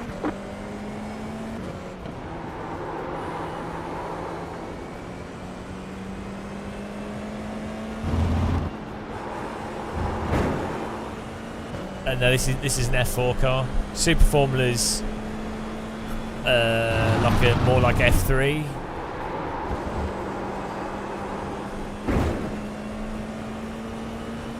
Yeah, well, watch F2. You should do, like, I don't know what, I guess people just don't watch motorsport. Like, if you watch F2, there's so many scenarios where they're absolutely on the throttle, going on the grass, back onto the concrete, holding the car sideways from having done some really ridiculously bad driving. And it's like,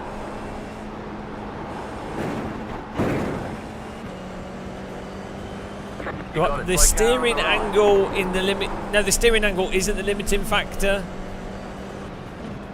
I mean, that if this, so in terms of like absolute road, like holding absolute slip at a certain angle, but it's not the steering wheel. It'd be like how many degrees could the front tyres rotate, combined with some aspect of like steering geometry and a whole bunch of stuff. But just because your in-car steering wheel, let's say you only can move it upside down, well, you'd probably have faster steering in the car, which means that when the steering wheel's upside down, it's moving the wheels, the front wheels, way more than how much a circular wheel would, because, you know, it'd be to do with the steering lock, which is down to what the ratio of the rack and pinion is. So your physical steering wheel can be moving a little bit, but turning the wheels a lot. So it's not to do with how much your steering wheel's rotating. But yeah, I would definitely, in a sense, for a certain type of sliding, the more the actual steering wheel, the actual car wheels, the more they can rotate, Left side. Clear on the left. The wider the rear could be stuck out while still having the car be drivable, for sure. But then you don't necessarily have those kind of slow slides. Like you could be like thrown a car into a corner. The point is though, you're not really doing those kind of slides in a Formula car anyway. It'd be more like holding small slides and alternating left and right to hold it in those slides. Whereas you'll see in iRacing, you do like really, the slides are really drawn out.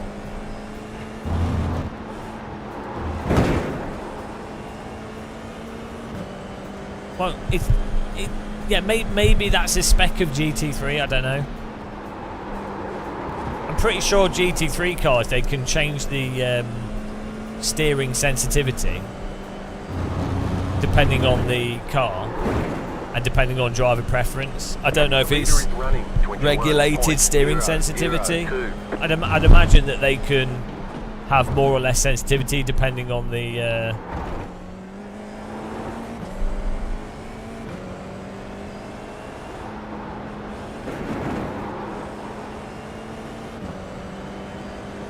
yeah, I mean, a lot of these things are just down to preference.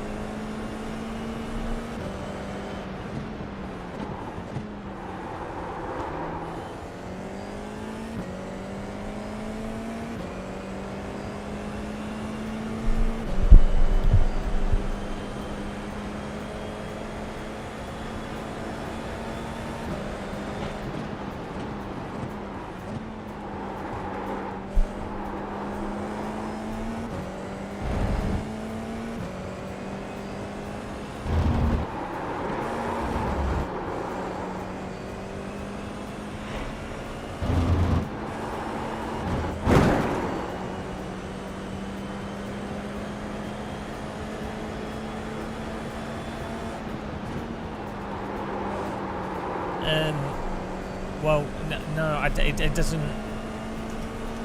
It's up to the driver.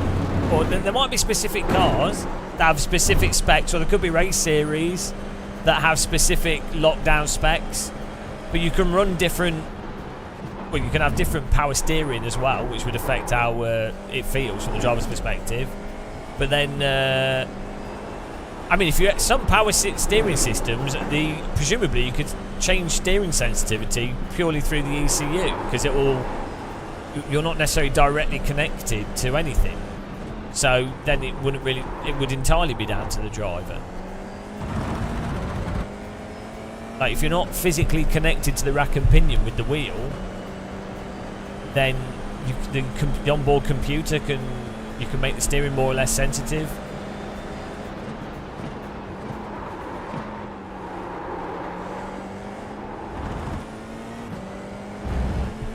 But yeah, it's stuck to the.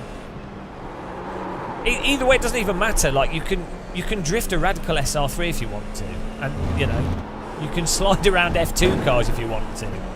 F2 cars don't have power steering. I don't know what ratios they use. I don't know the sensitivity. I don't even know what setups they use. But just watch F2.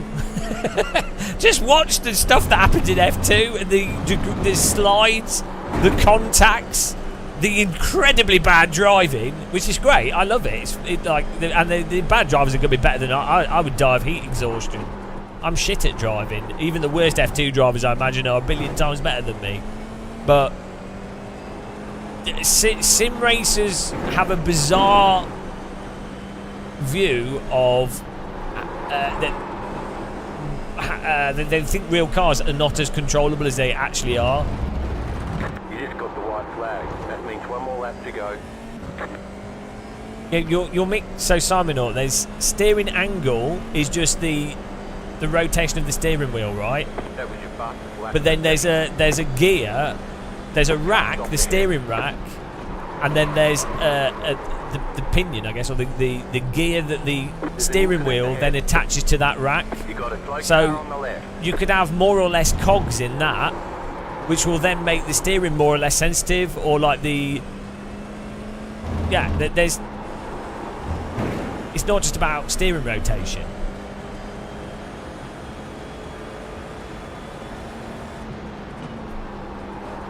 The sensitivity, yeah. And good race, Mike. Yeah, also if you have different caster settings, a whole bunch of other stuff. Oh, hello. If you have different caster settings that can affect the sensitivity of the car, like say,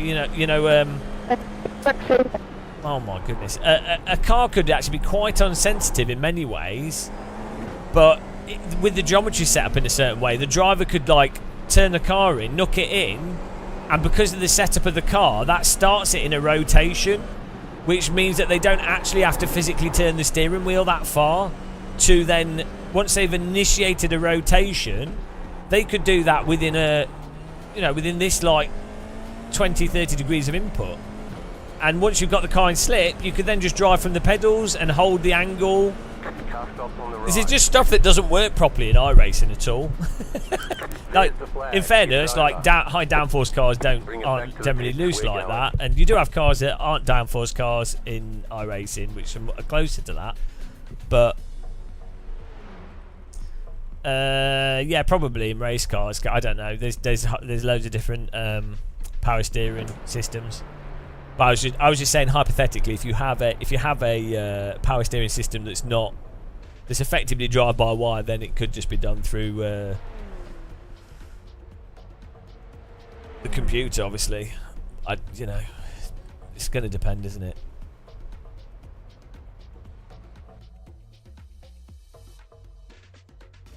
I just think I think what we need really, a lot of sim racers need to watch like that SR10 video.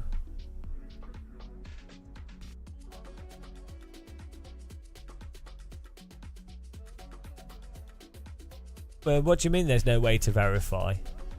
I mean, you can go and drive a real car yourself and be like, it's very hard to go to line a sim up very precisely to a specific real car, even when you have like an absolute pro driver, even when you have people making effectively a mod, or they're connected to the actual physics developers and tire model developers.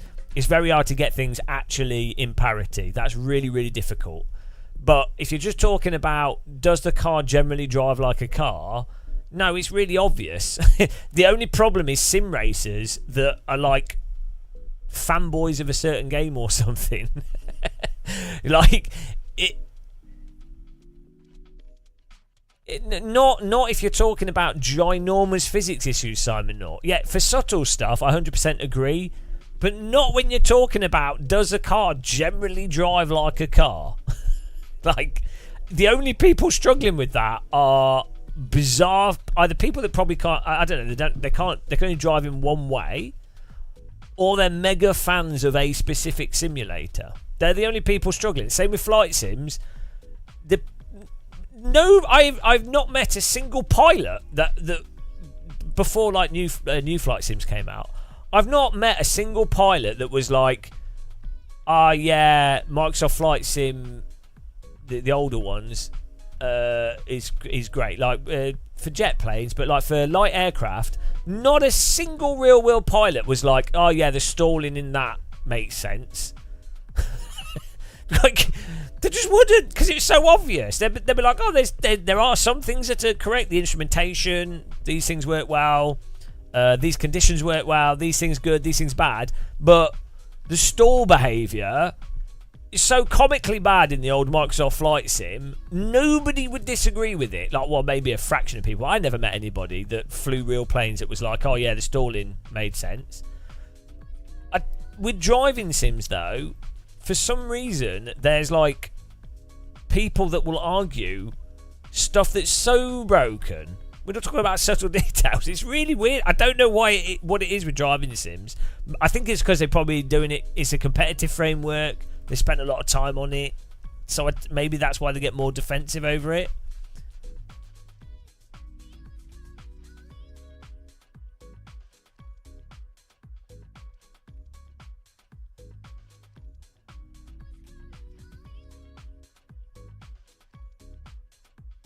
Yeah, but it depends what you're talking about, though. If you're talking about absolute parity, yeah, that's really, really hard.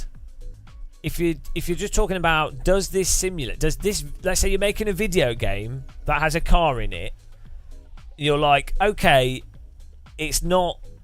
Do the physics fall apart in this specific scenario? If they do, you're like, oh, they do. They fall apart. Like at low speed, this isn't working properly, or at high speed, this isn't working properly, or downforce doesn't actually affect the car at all, or these specific slip angles aren't supported, or and so you might have other parts of the simulator that work fine, but you'd be like, oh well, that these things don't work properly.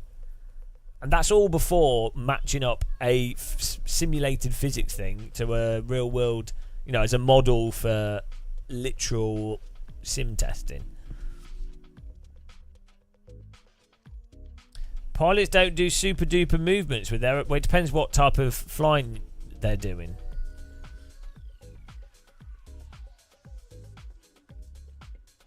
So.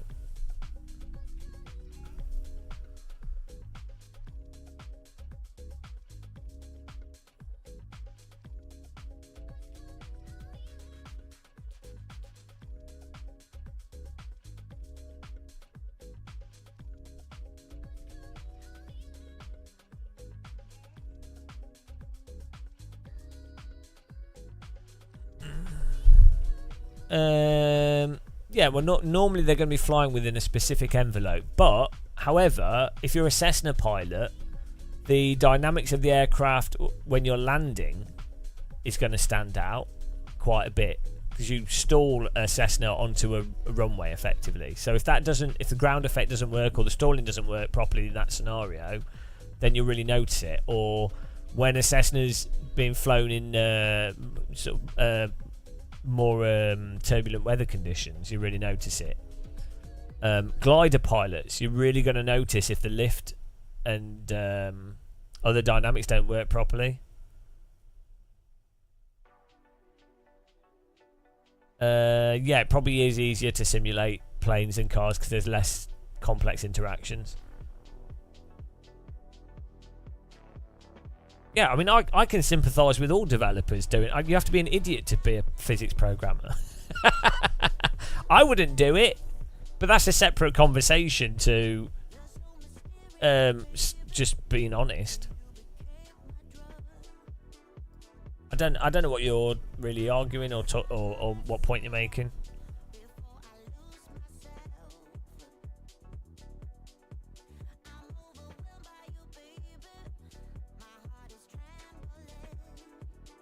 yeah, there's a lot going on with cars, and it's well, there's also multiple surface interactions in very like 4 tyres plus all the suspension plus the weight of the vehicle.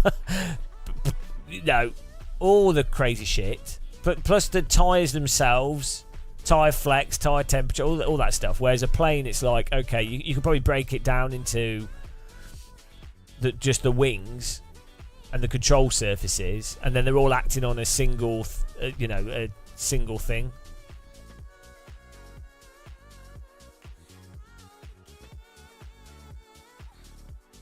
So, I mean, I wouldn't want to program physics. Yeah, and then the interactions with a force feedback wheel or controller, and then how that affects stuff. And then, yeah, it's just, and then the differences in the road surface. Like I guess in an aircraft, different temperatures affect how dense the air is, but the variations in air density are probably going to be a lot less variable than a road. Yeah, I wouldn't be a physics programmer. You'd have to be stupid. Like, why would you go into that?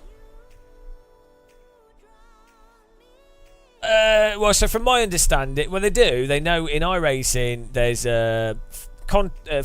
flash heating of the surface of the model or something. I think that's the main issue, is that the surface overheats for whatever reason and doesn't cool down. But yeah, I don't know what the underlying mathematical model and God knows what else is going on. But this is when you get into that the whole thing of complex models versus simple models. Hello, Channel VR. If you have a very complicated tire model with lots of variables, it's harder for a car designer or it's harder for anybody to make that model work in a way that they want it to work. So that's that, the whole complex model versus a simple model conversation.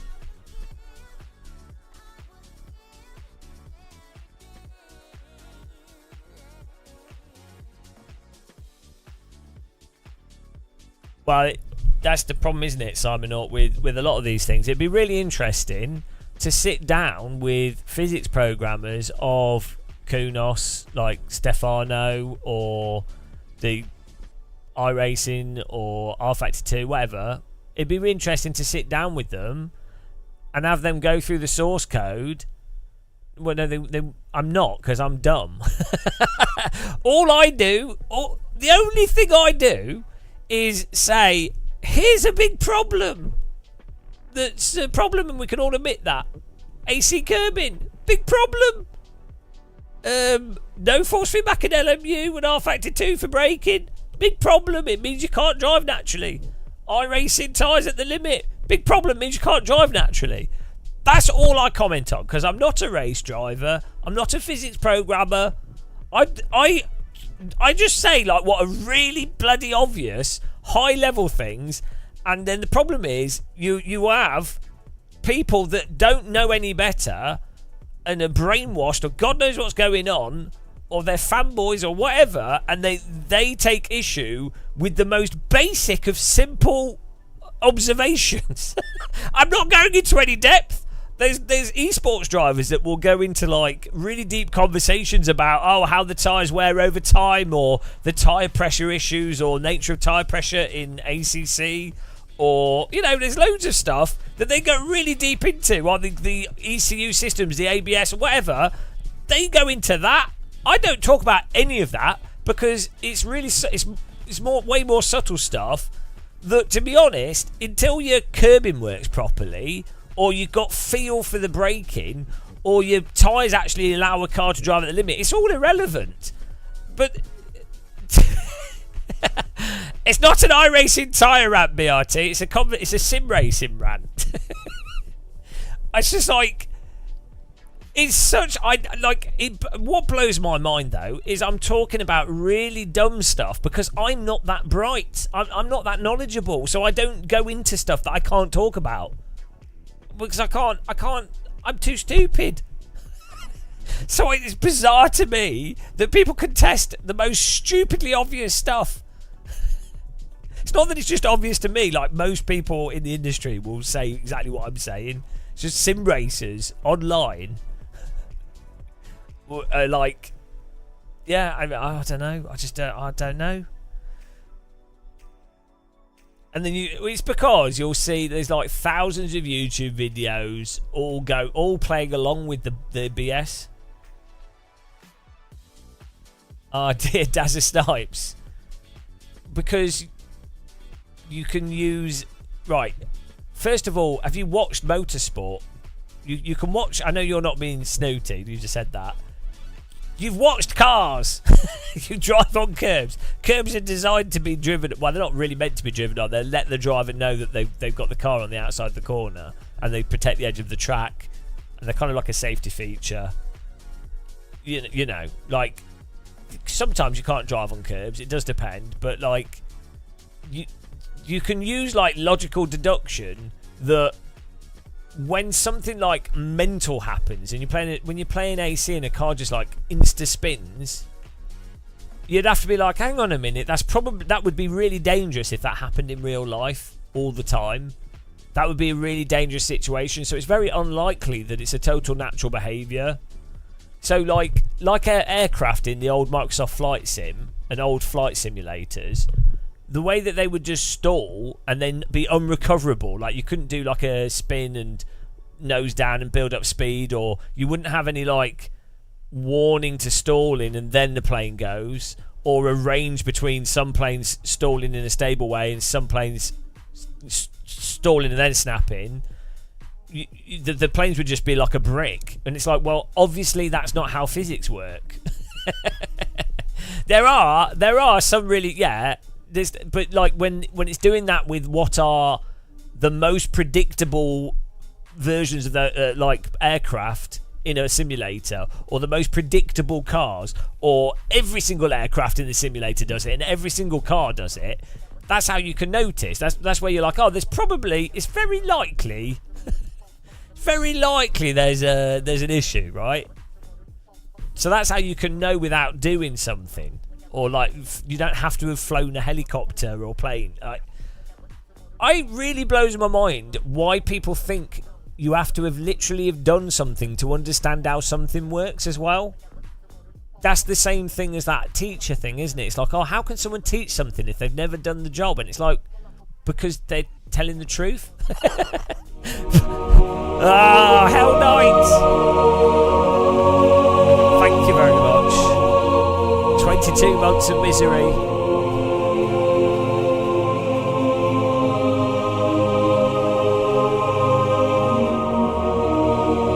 Thank you.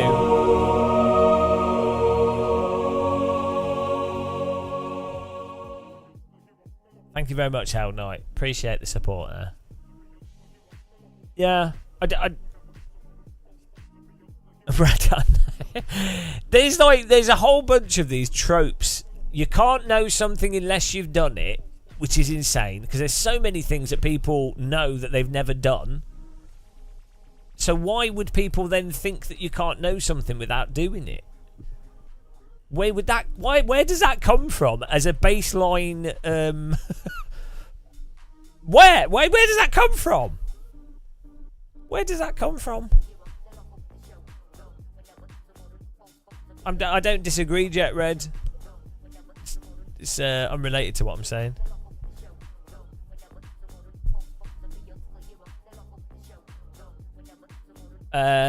Well, hopefully Microsoft Flight Sim has a decent career mode. That's all I want. The world map's amazing in that. Just having like a nice thing to fly through and an objective to then sort of spur you on to look at different locations rather than the basic stuff. That'd be really good. I'm really looking forward to that. I'm trying not to hype it in my head. November, guys. Because I really like Microsoft Flight Sim. I just don't feel there's any purpose or structure to it. So I kind of feel like, oh, it's a bit pointless to play as a game. I would totally use Microsoft Flight Sim as a training tool. If I was doing like visual flight in like if I was doing glider flying, I'd use it to fly around the area where I intended to fly to have loads of visual reference. It'd be really good. Oh yeah, that'd be nice.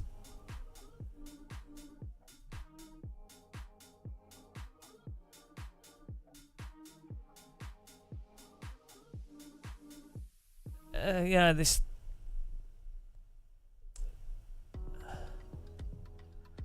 I don't know. It's the same points come up over and over and over again.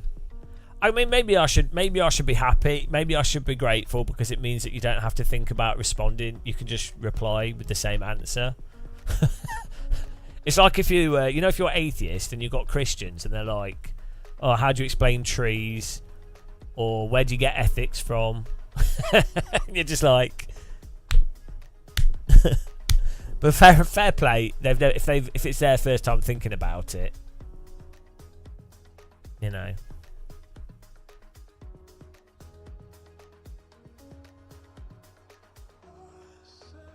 Do you know what, Uhtred? I really don't fully understand. You know how grip and slip and stuff works. Like, I mean, intuitively, when you really think about it. It is like really weird how it operates, and the degree to which certain things adhere to different surfaces, and then the degree to which something continues momentum, and the point at where it then bites back. That's all really crazy. And then stuff like ice skates, they blow my mind. I think people are kind of saying that it's. Water, the pressure causes the ice to turn to water, and you're actually on top of a thin sheet of water on what is then like a stone-like surface, and the water lubricates the ice skate. But that doesn't make sense fully. Like, as someone that I'm okay at ice skating, that doesn't seem right, because obviously if you're doing like hockey stops and stuff, that cuts into the ice, and you're still sliding. And if you've got shoes on ice, still slide, and that's not putting much pressure onto a specific bit of ice. And then a hockey puck also behaves the same as an ice skate. So like I don't. The whole ice thing, I don't know what to believe on that.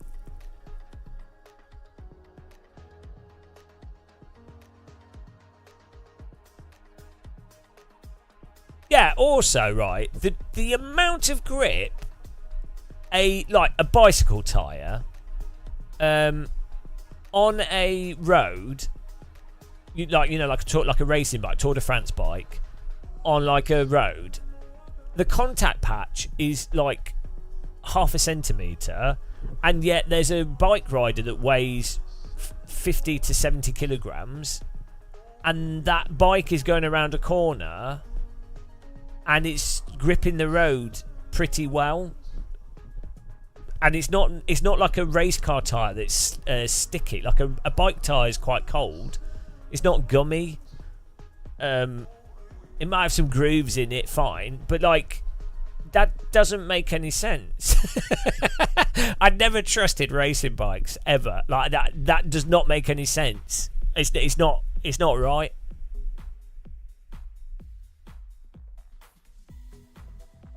Yeah, I know. Like a mountain bike makes sense to me. I used to have a Dawes road bike, and it was really nice. But it's still, I didn't even trust it. Like I'd ride it. I just didn't think about it.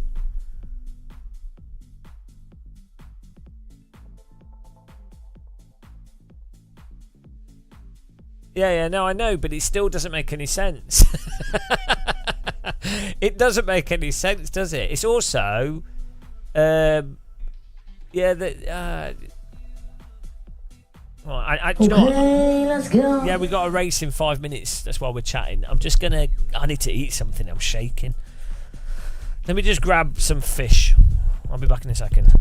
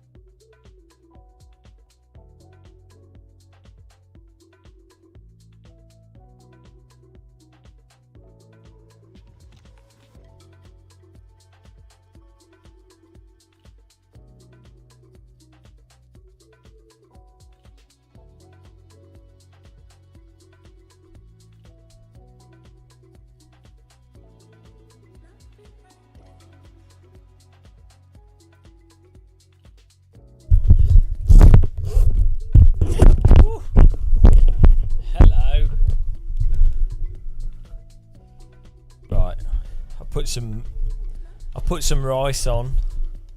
I've got some anchovies. I'm gonna have some rice with some mackerel.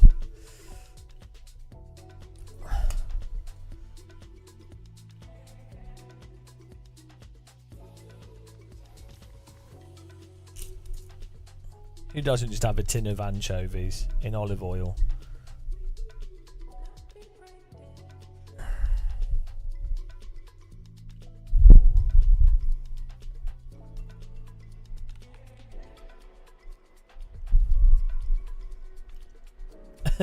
Anchovies taste weird, but I quite like them. They literally taste like sea.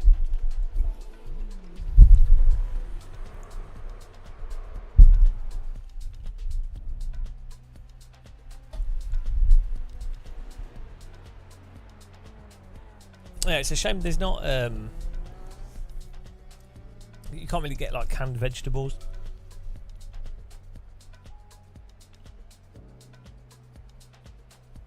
Canned food is super convenient.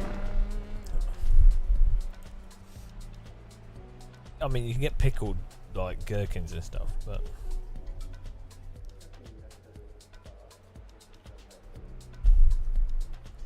I think fish tastes better when it's canned.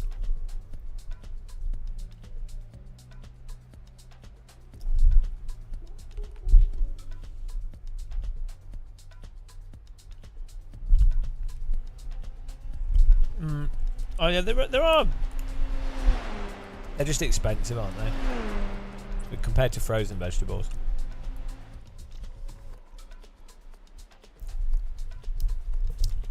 I don't think Lidl's have tinned. Let's see. Tinned vegetables, Lidl's.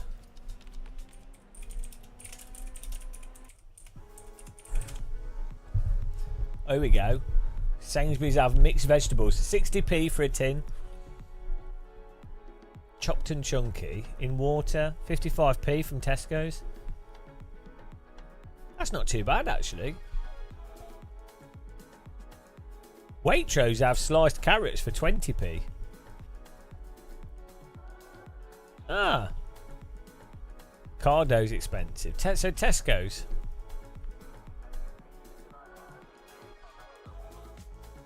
.04 salt, sugar's alright.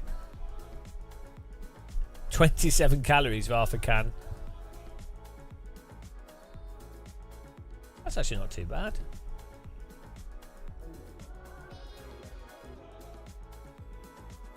Right, here we go. So Tesco's Lidl's has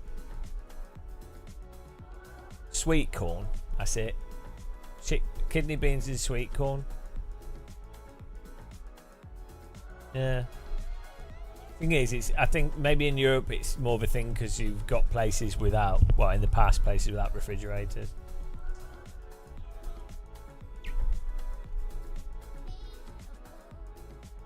Yeah, the problem with tinned the soup, the tinned soup, the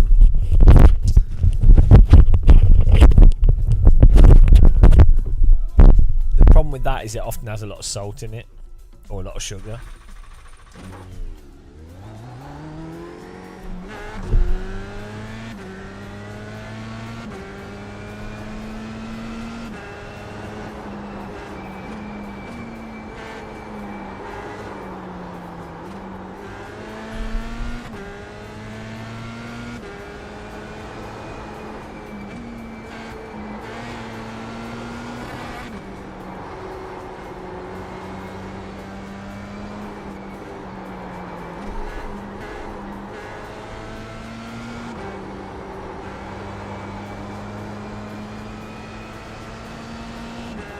I have played MX bikes, yeah, by Pibos.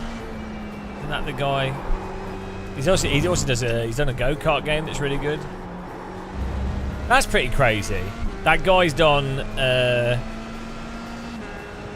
his go-kart simulator. The physics feel quite Assetto Corsa-y. So you have a guy, another guy that's like a crazy physics programmer, but then they just do it for the fun of You know, they're like, oh, just make some physics, why not? Lol. And they don't really want to actually develop a game.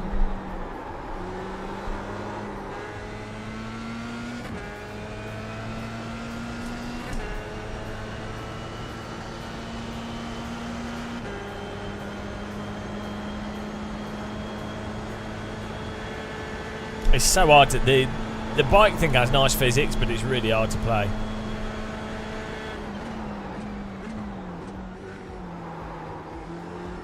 Green, green, green.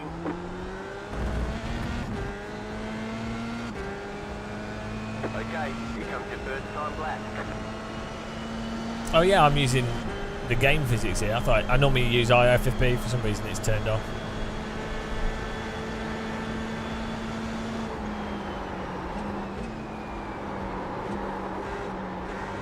I was wondering why I couldn't feel the back of the car.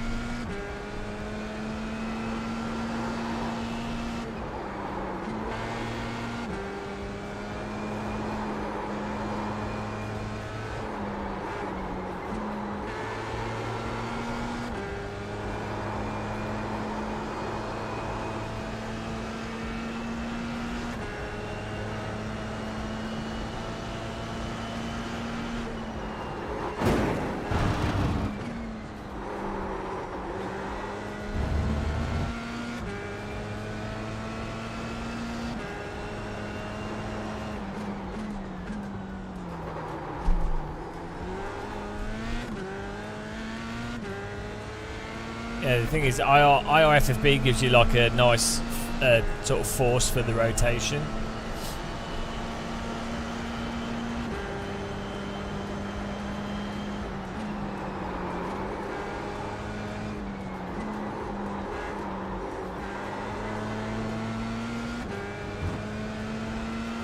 That's for all the DLCs though. I don't know how many they're doing each one for €10. I do worry that it might divide the users up, but if they've got the online ranking thing and it works, then I can see that being alright.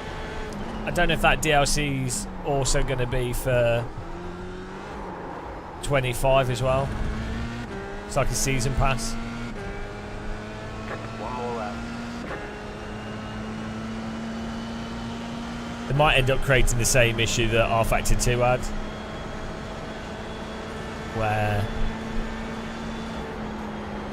people just didn't have the content.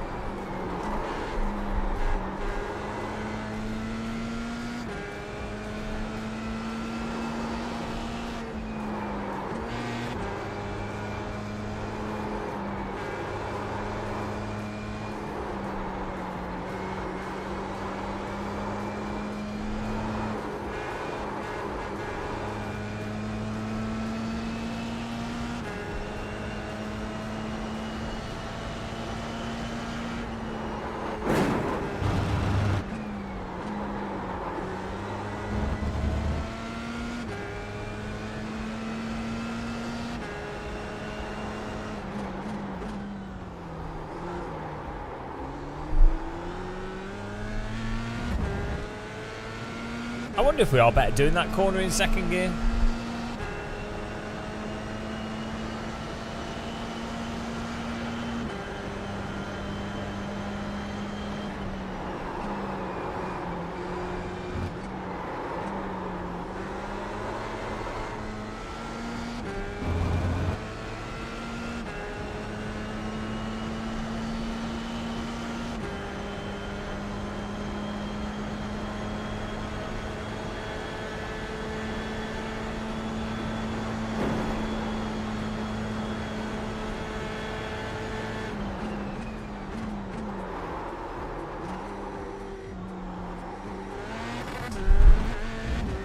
Well, that was a good final sector. Merry Christmas.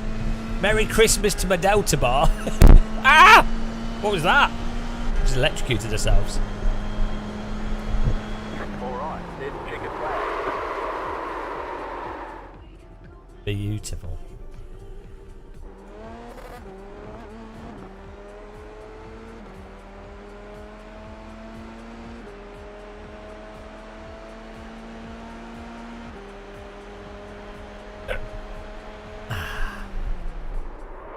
Yeah, I put some rice on. I didn't wash it. Normally I rinse rice before cooking it, but I thought, you know what? I've never tried cooking it without rinsing it. So I think it'll be interesting to see how starchy it is. I don't mind starchy rice either. People make a big thing out of rice being starchy, but I don't. You cook rice in a rice cooker, it normally comes out so good. Rice cookers are amazing. That's another thing British people are bloody weird about. Like British people have kettles for making tea, because obviously a kettle's good. But so few people in the UK, unless they're Asian, but like boring British people like myself, so few have rice cookers. Like Indian Asians do, because they're not stupid. But it's like Americans don't have kettles. Why would you not have a rice cooker? It's so good to have a rice cooker, or air fryers. You know, what is wrong with people? Rice cooker, air fryer, direct drive wheel. If you don't have them in your house, you might as well. What's the point of being alive? Yes, oh, hello. SOF is 1,667. What? Rice is in the microwave? Are you an idiot? Waiting on 2 cars to grid. Are you dumb? Why would you put rice in the microwave, you fool? Waiting on the final On the hob is... No, you peasant. Right, here we go. Here we go. Green flag, green flag. Had a bit of slip there at the start. Okay, let's go. Not my finest of starts. Car right. Stay on the left. Why is he driving into me? Clear. There's an infinite behind you.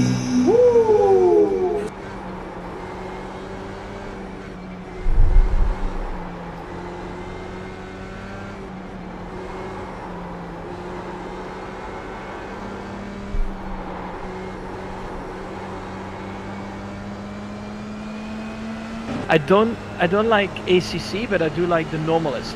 But that is amazing. Yeah, you've just upset Probably all our... probably one of the...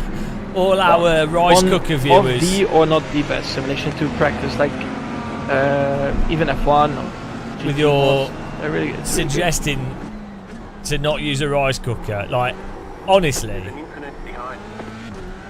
rice cooker rice comes out absolutely perfect, like immaculate, with zero effort. Like, there's a reason why all Japanese people have a rice cooker. It's not because they don't know how to use a hob. It's because you have to be dense to not have a rice cooker. It's like having a kettle for boiling water. If you went to a person's house in the UK and they don't have a kettle, you're like, oh, there's obviously something wrong with them. They're probably a psychopath. You know. Whee! Don't know what that is, but it's a good move. It's absolute send moves there. I don't know what they were doing. Yeah, I might have had a slow down. Yeah, you do need a dishwasher. But you can understand that some people don't have the space for it, so that's excusable. Why would you want to be washing dishes with your hands? Like... Oh, hello, we've got a device that can wash stuff for you and does it better than you could do with your hands, and you don't have to be doing it. Oh yeah, I won't bother with that. It's like, what? Oh yeah, we've also got a device that will take all the drudgery out of cleaning clothes. It will you just put your clothes in it, push a button and it cleans your clothes. Oh yeah, no, don't want that. Don't want to use that.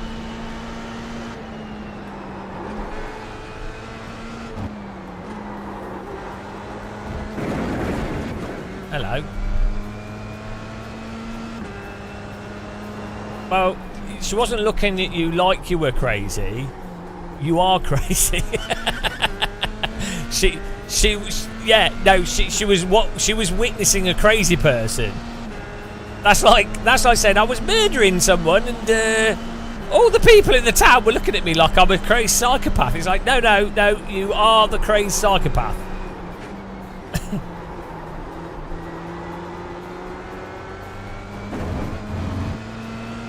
Oh, Jesus, counter debate with the stupid sexist jokes.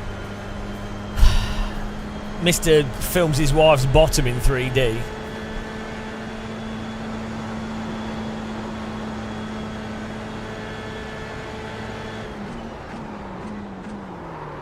Counter debate's living in the 1930s in his head.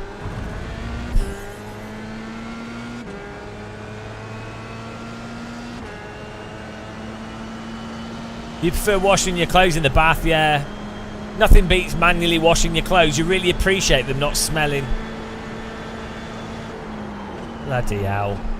Honestly, some of my viewers, I get it. You have to have quite severe brain damage to watch this channel. So I do understand that. But even then, you guys, some of you really do make me question. Make me wonder.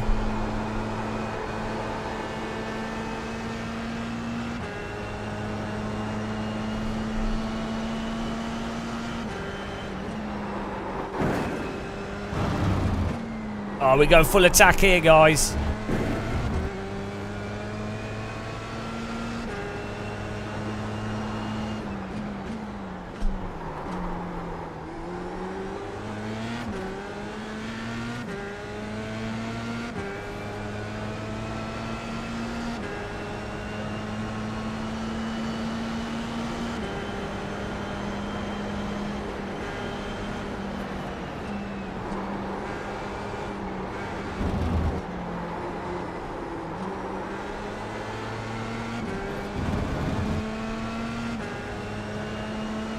Yeah, it's because Counter Debate's threatening to film their bottoms in 3D.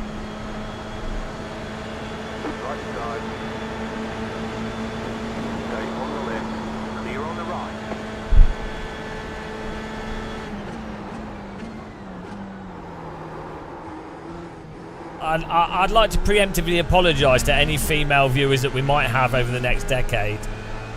All we have is bloody May with a foot fetish, and she comes in at 2 o'clock in the morning.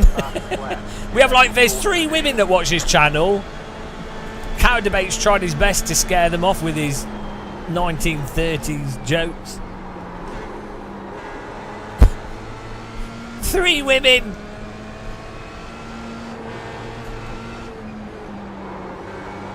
It's hard enough. I mean, it's hard enough finding men with enough brain damage to watch this.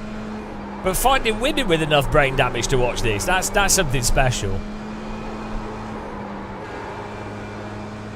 That's really, you know, that's stretching the odds.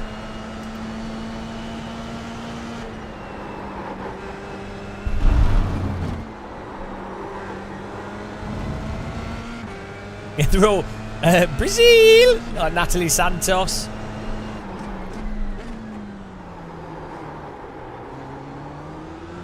Oh, we could win this, guys. Probably won't, but we could. I'm being optimistic. We could. Every race, theoretically, we could win. Could. It's great. It's good to be. Sometimes it's good to be optimistic. Brazil, Brazil.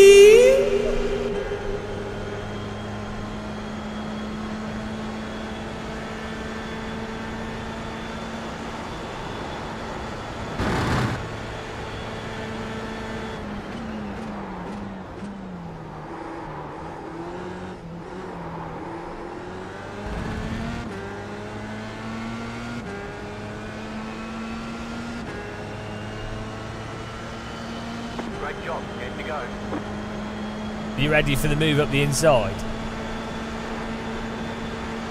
Left side. Still there, hold your line.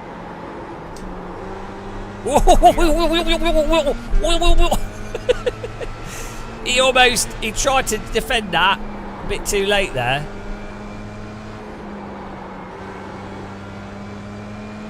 That was a Brazilian wax.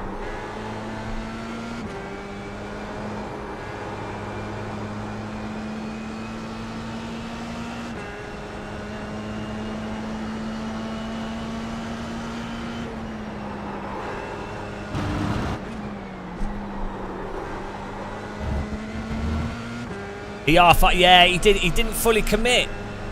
You have to fully commit. You can't half commit. Fully committed, otherwise go home.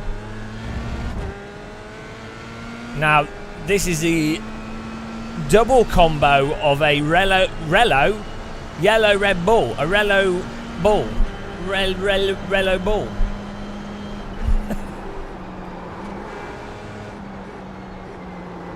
Just the thought of a yellow, can't even say it, yellow Red Bull is causing me great pain and anguish.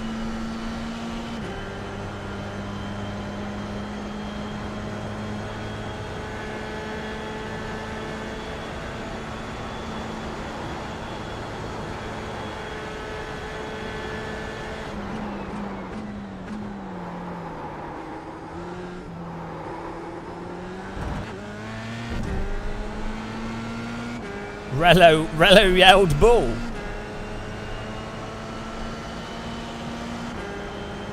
You're now in third.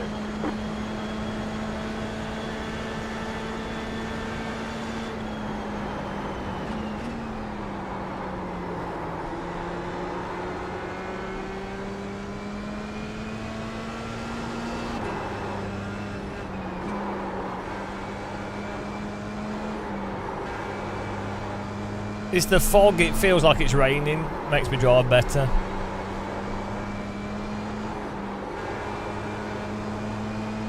The anchovy power.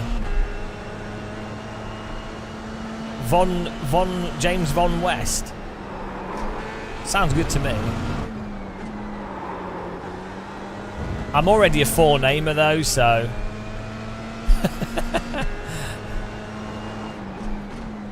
I just hide it. Right side. Stay on the left. Oh, Relo ball.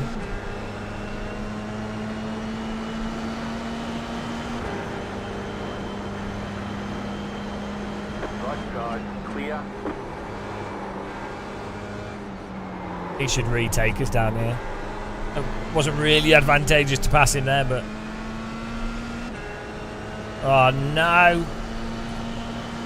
Now we've got to close the gap on P1.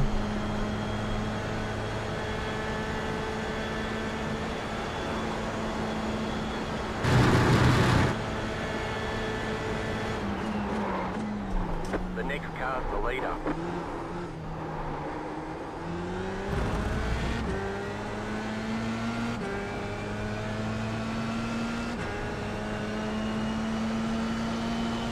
You're in second position right now. The leader is running 54.091.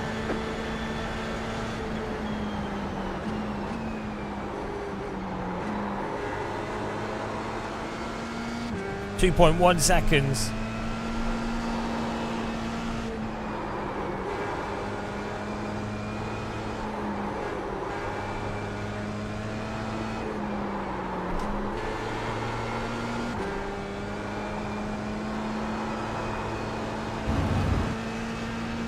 Two seconds. Hello, Furfox.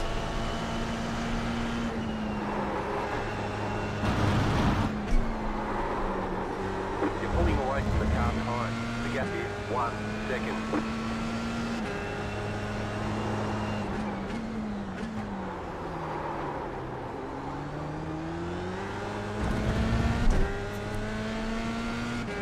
The stream thumbnail? What should the stream thumbnail be?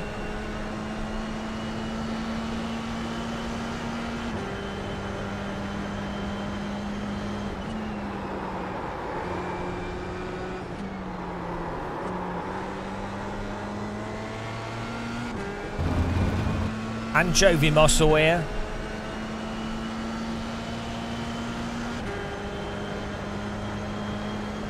Ooh. Foul language, yellow card.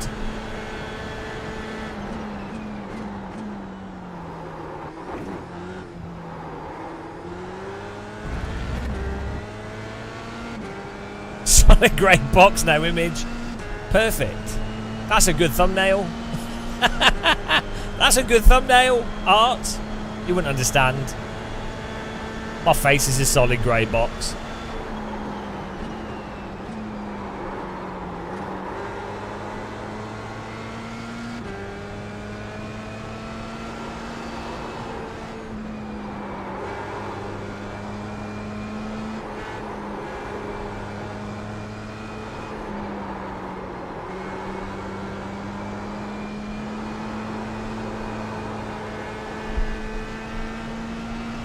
.8, we're faster through the curves.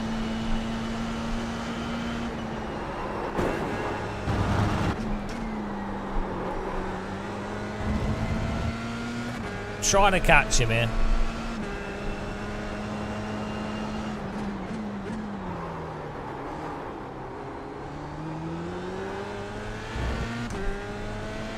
Ah, 1.8. 8 laps to go. 4 laps to go.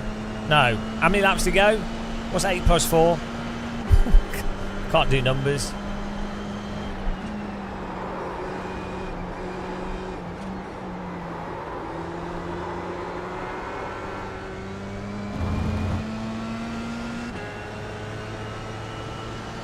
No Formula 1 comments, guys. This is a Formula 1 free zone. No, don't talk about Formula 1. Please, no Formula 1.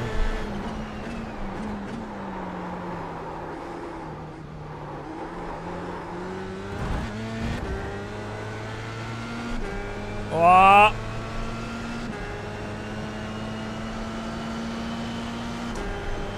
Oh, come on. We're like a 10th faster a lap. That's not good enough.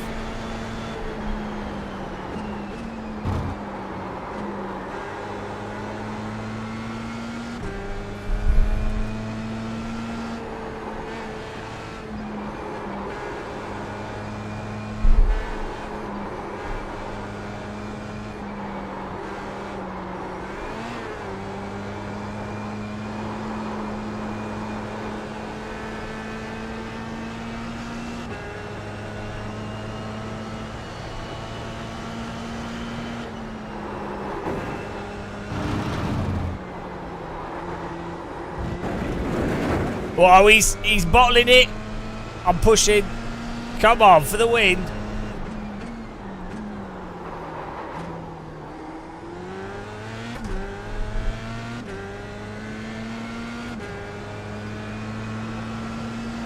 On average, we're a 10th faster a lap. That's it.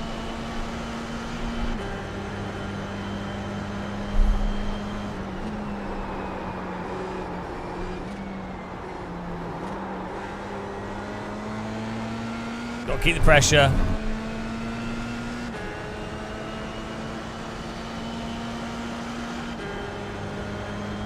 Oh, 1.6 seconds. Come on.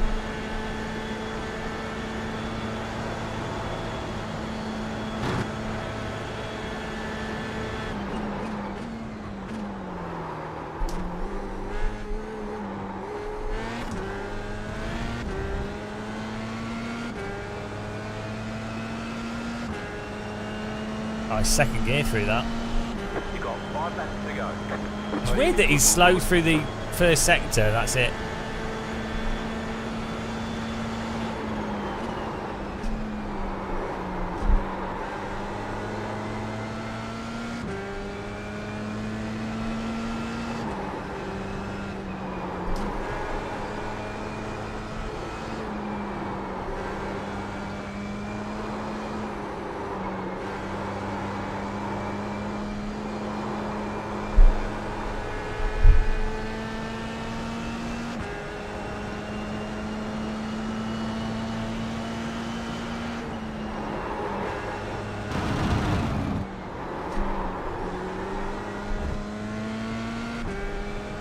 Oh, come on, I need to fight. I need to really push.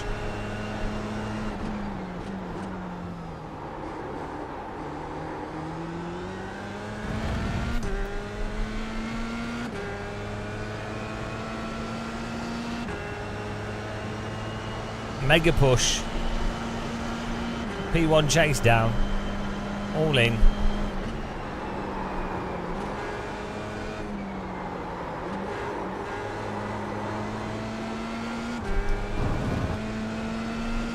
We're going to have to do some absolute Sega Mega Sends.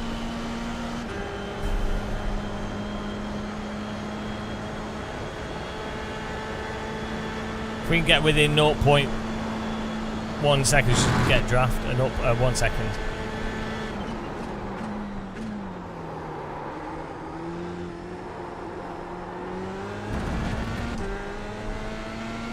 Ah, 1.4. Hopefully this will put pressure on him.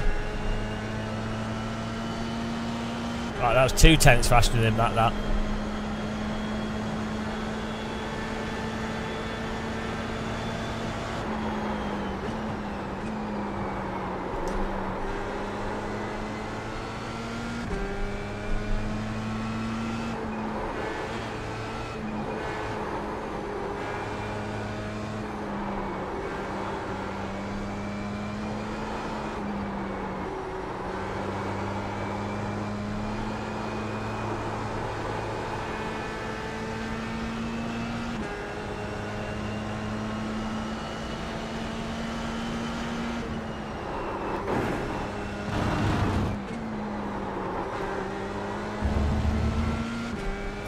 Woohoo! Come on!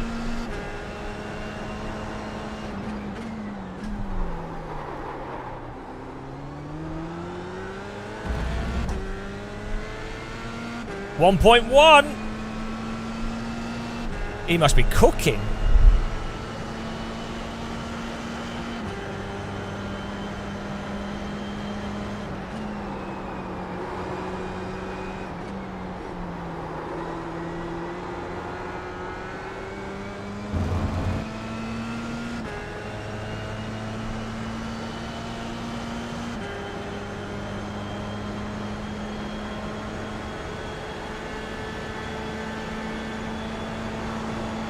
.7 is for the draft.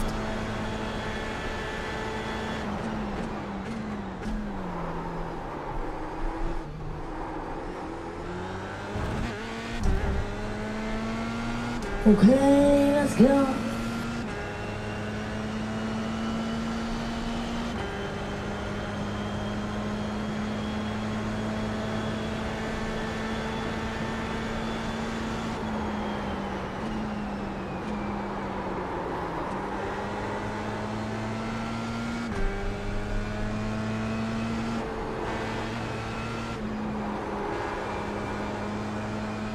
You have about 5 laps of fuel left.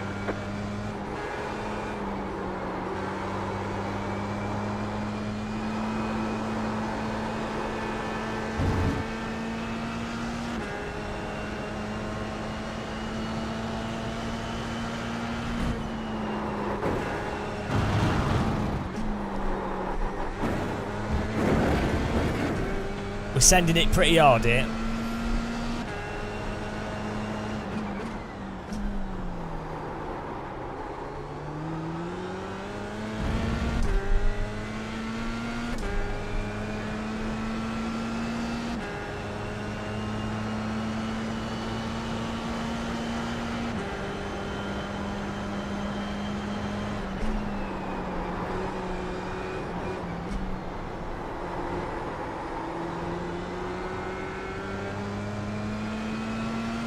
Ah, no draft at 1.1.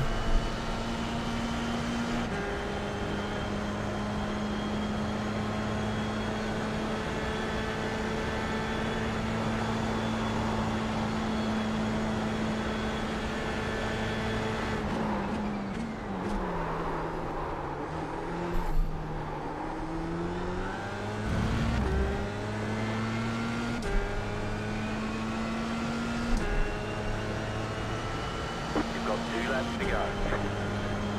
The leader is running 53.411.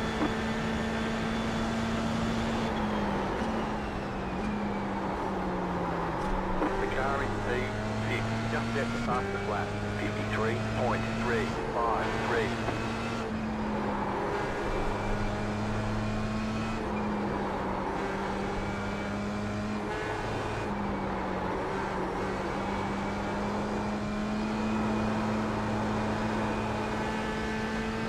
Oh, I'm going to have to completely send it through these corners here. All in, guys.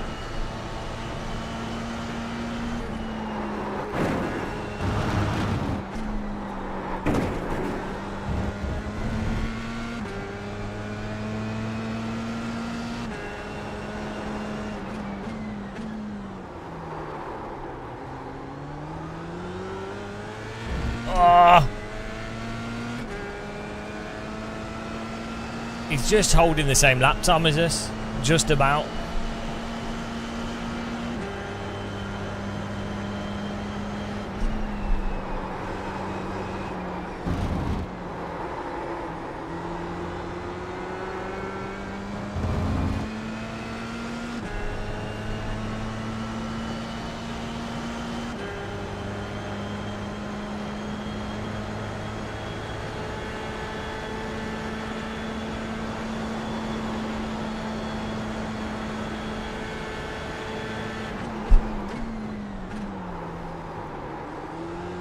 White flag this time.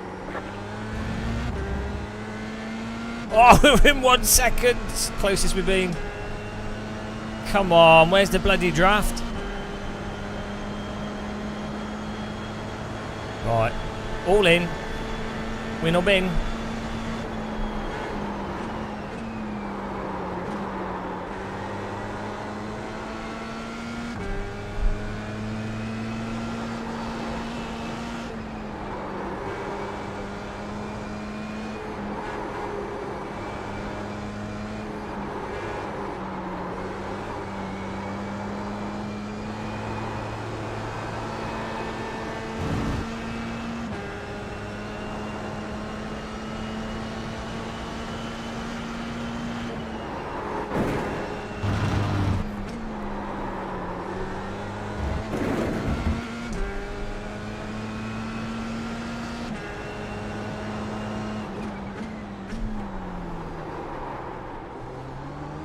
Oh my god.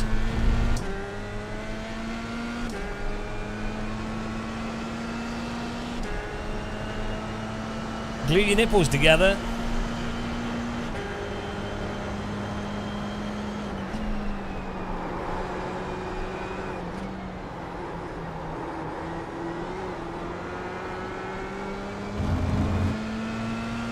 Oh, it's going to be close.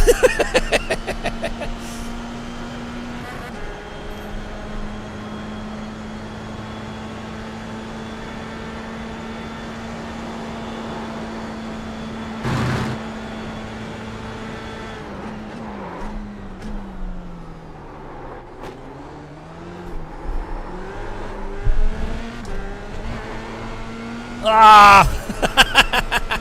What a git! Ah, good race. That was a good race. I gave him a friendly tap on the bottom. Great job. You did really well. Couldn't really do much else. We just weren't close enough. Yeah, good job, mate. Good job. Yeah, there was no space up the inside, and then just to be as close like as theirs, that's the best we could do, really. Can't really go around the outside either. He did a good job of positioning his car. I could have probably kept in his draft a bit, but then we would have been in the braking zone. Still wouldn't have been able to get past him. That was good. It was good driving. It was fun trying to catch him. I needed to push harder earlier. I needed more rice. That was alright though. He did a good job defending. There was too much of a gap to close.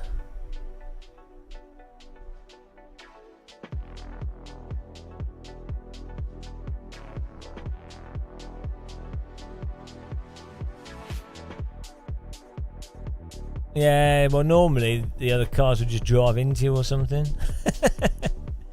We gave him a friendly tap on the bottom.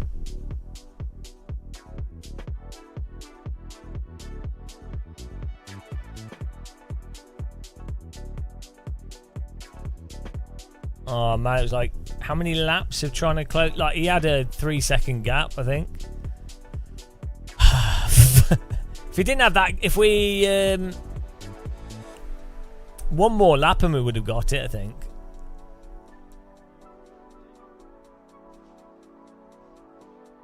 Oh, I could have risked it sooner on the right-hander,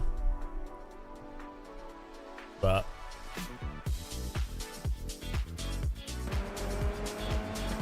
that was good.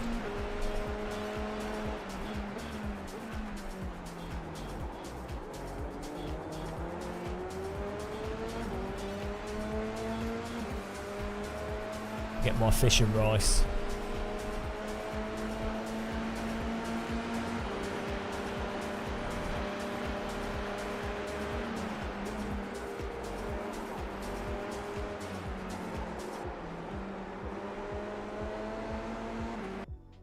I think like that corner in 4th gear works out better, and then it's this right-hander.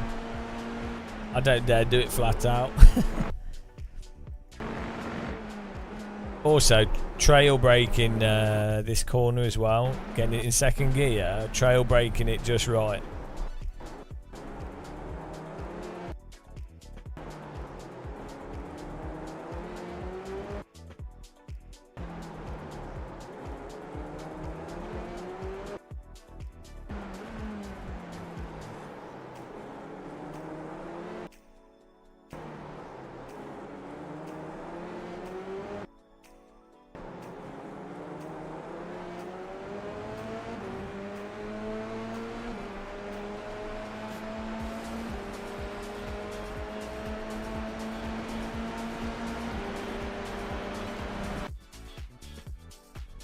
Where did we start that? Oh, 5th or something. Not bad.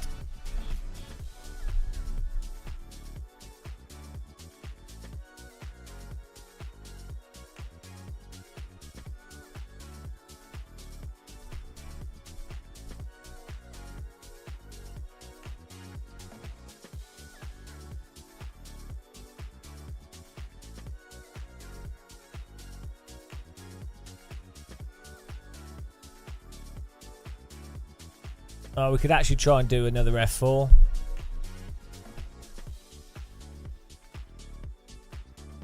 Let's actually try an F4 at Laguna Seca and hope that it works. I'm just going to get my rice. I'll be back in a second. From my amazing rice machine. Oh, I'm a fish.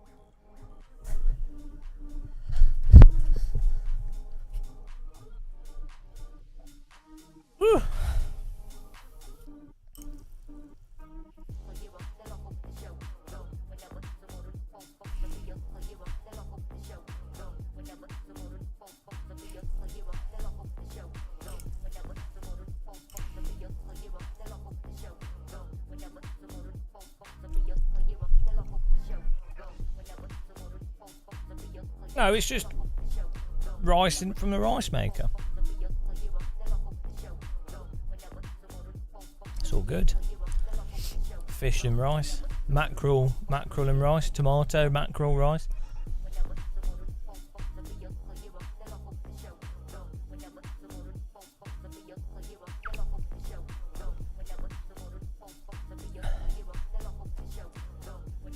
One take. I don't know what Tom Scott always does that. One take.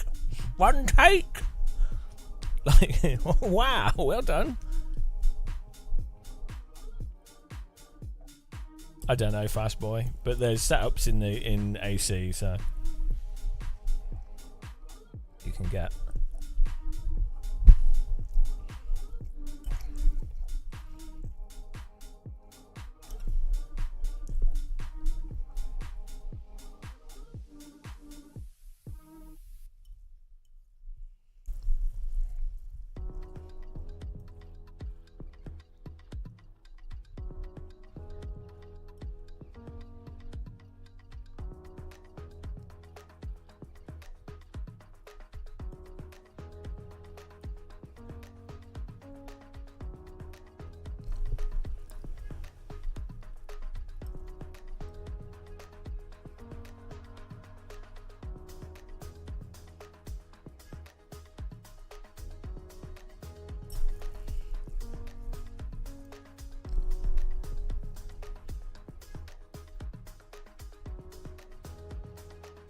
Absolute fish disaster.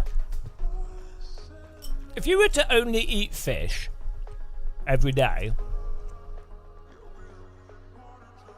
I wonder how much fish you'd have to eat. If you only eat fish, like there's no other food, just fish. Let's see.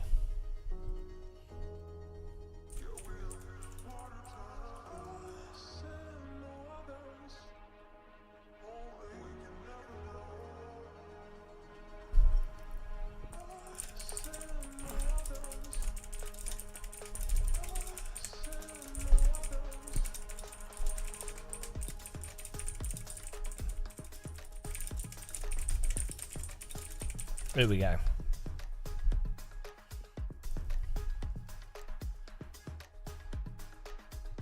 Right.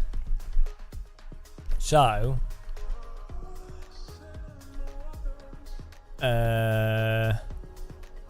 you would have to eat. It's working it out.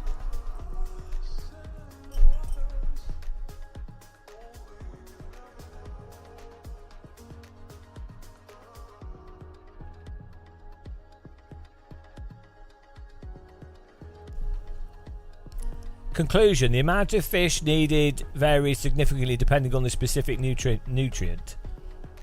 However, calories is a prime driver. To meet the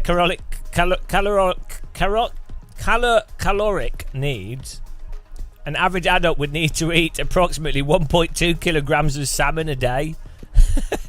That's a lot of fish. That can't be right. I'm sure you can live off less salmon a day. I guess that's 3 meals of 500 grams, actually.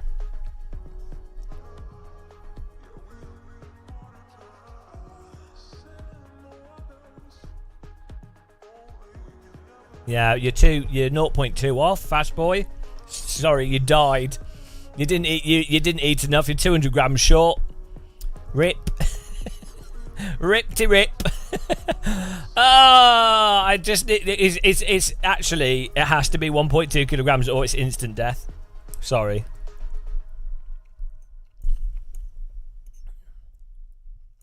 Well, how big is an average salmon? Okay.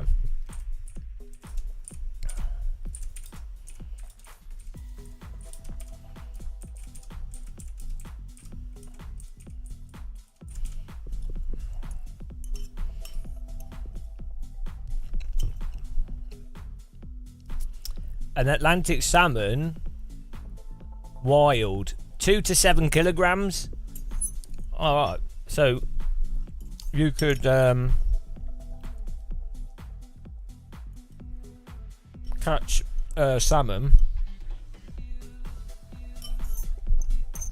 Yeah, just catch a salmon and you could smoke it.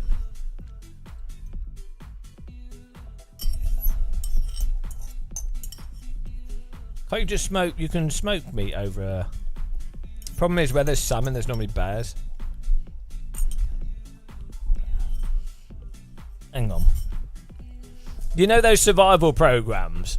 They're really stupid where you have the people that don't boil the water, or they don't cook their food. They don't boil the food. They cook food on the grill and stuff, but they don't boil it. If you and they almost always get like stomach bugs and sickness and stuff.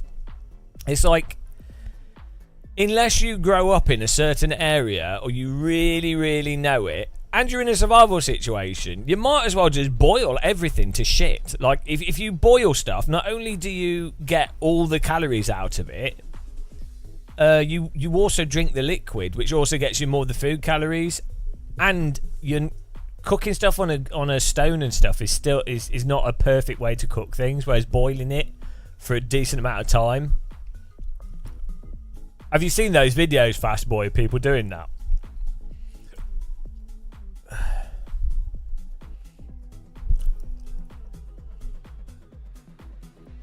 Look, calorie difference between making a broth with food and grilling it. Because when you grill stuff, you always burn bits and things, and you lose the liquid out of the thing you're cooking. So grilling a fish, you get 100 grams, 200 calories. Broth,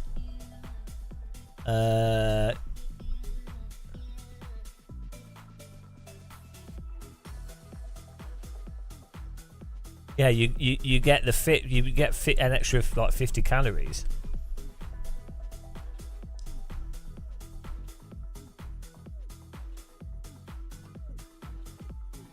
Yeah, extra 50 calories. That's huge. It's like 20 to 30% more.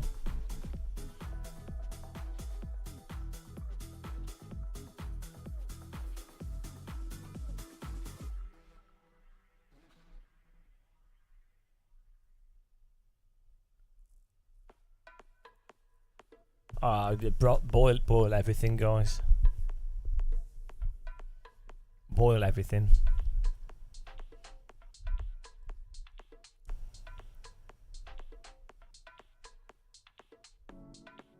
There's also so many parasites in wild food.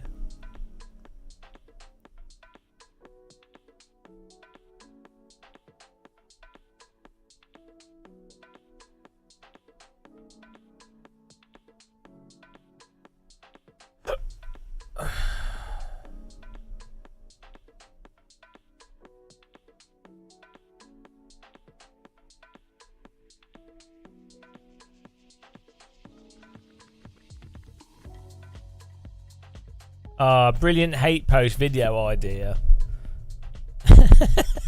Brilliant hate post. Oh no, I don't do hate posts. What's your silly idea? I don't do hate videos. I just say like obvious stuff and it upsets people. Right, what's this? What is this? What is this? Ah, what's he doing? What is it? British guy reads hate mail.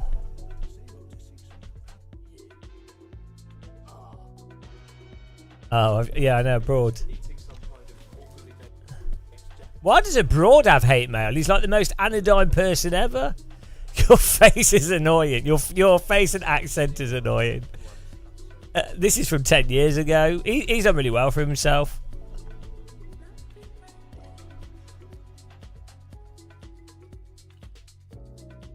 Oh, look. Someone's... I've got another hate comment. I see you've confused humour with being obnoxious, sarcastic and arrogant. Talking about hate mail. There we go. That's another one. Another one to go in the haters of muscle. That was on the iRacing video. That was quite funny. That was a funny video. Sincere apology to iRacing. That video's funny. That's a good video.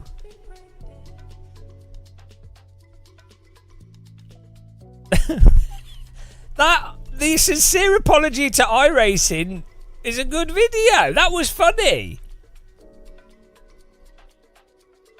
That was a funny video because it's just deadpan and the cars are flying everywhere in the background and it's blatantly obvious that the game is ridiculous. And then I start going into a prayer out of the blue. I'm sorry, but that's quite good. Like, no one else is making that content.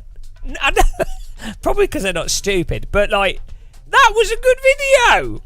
Why do people complain on... Like, I make bad jokes and people don't complain about them, but when I make good jokes, people complain. Like, genuinely good... Oh, here we go. Here's another one. I don't really understand your criticism. It's the same guy! It's the same guy! Yeah, good job, mate. Good I job. don't really understand your criticism of iRace's tyre model. You simultaneously call it a hot lap simulator, whilst also saying you have to drive under the limit all the times. How can both of these be true at the same time? What does it mean? You can still hot lap even if you have to drive under the limit? Hang on. Maybe for certain cars this is true, but definitely not all of them. The LMP2, for example, handles extremely well. Yeah, it has traction control, which stops it from sliding, which stops the tyres from overheating, though it still actually does slide a lot. But it has loads of systems on it which mask it, and the LMP2 car slides all over the place as if it's like a Skip Barber. Clearly he's never seen a real LMP2 car being driven. They're pretty pokey, and they're pretty, like, agile. They don't drive like a Skip Barber like they do in iRacing. The LMP2 car, though, is fun in iRacing, so, you know, but... the stock cars are extremely intuitive if you know how to drive them. Most of the GT4 cars are also quite intuitive. They drive like bricks. Seems like you tried iRacing once years ago and you made your decision about the game then and there and just held it ever since, because I definitely don't agree with your take on the physics. You know, I mean, what can you say, guy? What can you say? What can you say? Every day I get comments like this, and people are like, why does he go on about it? Because I'm being attacked. Oh, dear. It's ridiculous. Like, the problem is, real drivers won't waste their time going, oh yeah, no, this is it. They won't bother arguing because they've got better things to do. They're driving real cars, and also it makes them look bad, so they're not going to bother saying stuff. It's entertaining, though, to be fair.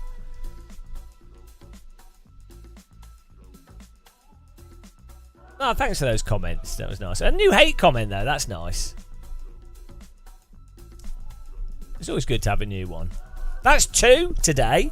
We had one at 8:30, and now we've got two hate comments in a day. We'll have to update them on the screen here. It's really weird that I don't really get many comments where people go, actual correct hate comments. I really don't get many. You know, where someone's like, well, not hate comment, but like if I've said something that's incorrect and then someone's pointed it out, or like, I don't know what would be a correct hate comment, but they're normally like absolutely mental. Like they're completely not even in the same, like, I don't know what's going on. Yeah, hate zones are out. Independent time. What's going on here? What's this? Oh no. Computer's going into meltdown. Oh dear.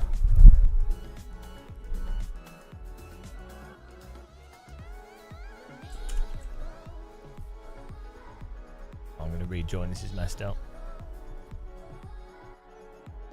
Oh dear. iRacing's been mental. Ah! What is going on?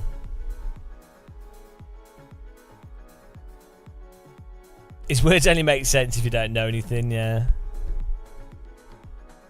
Can't argue with that. you know, to be fair, it's perfectly reasonable.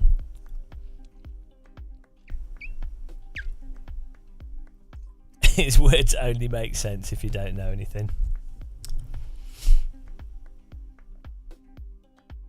Oh dear, guys, the internet. Why do people watch videos that they don't enjoy and then write a comment that they don't enjoy? Like, I could see like a general post on something and there's a discussion and you get involved in the discussion. But if it's a YouTuber's channel or a Twitch streamer, you load into that channel and you're like, oh, they're talking bollocks or whatever. I mean, I don't normally think that of people, but like, if they were, there will be loads of Twitch streamers, I just don't watch them, that will be, God knows what they're saying. Oh, well, there's loads of like far right conservative stuff on YouTube. Why would I ever comment on those videos? Like, you'd have clicked off the video. Like, if I watch a Jordan Peterson thing, not everything he says is stupid, but like if I'm watching something and he's saying something really, really dumb, I would not write a comment on his video. Who's going to read it? Who's going to care? He's not going to care. And also, what's it going to do? Nothing. It's a waste of time. It's like with Facebook comments and stuff. Why bother? Like, I would write a comment if, like on Reddit, someone's asked a question and they want to know, you know, and I'm in a position to actually answer it because I know the answer, or it's like, or to add to it. So like on the YouTube Reddit or the Twitch Reddit or the whatever, or sim racing, someone's like, oh, what about this, what about that? And I could just say, oh, no, this is useful stuff or whatever. If you think someone's wrong, why comment?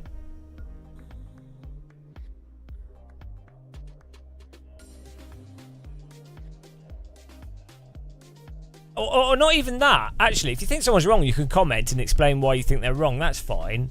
If you really don't like someone or something, if you really find them detestable, why would you engage with them? Like, yeah, they would know surely that they're adding to the engagement.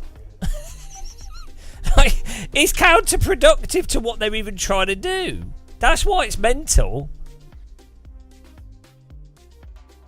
Like all the people that were coming into before we banned loads of people on Twitch, all the people that were coming in here at iRaces going mental at us and stuff, I would be making loads of additional ad revenue because 30 or 40, 50 people, extra people would come in and then they would watch all the adverts and then they go away and then they watch the adverts again. So it's like, well, you're giving me money, so why is that? Like, if anything, it would encourage me to be more contentious. So stupid. Oh dear, guys, it's crazy, isn't it? Yeah, it is. That is why media's ruining the world with promoting bollocks. Why is the same reason people tried to convince people to play iRacing? What's that? iRacing's good fun. It is entertaining. It's mental, but it is entertaining. It's a good game. You know.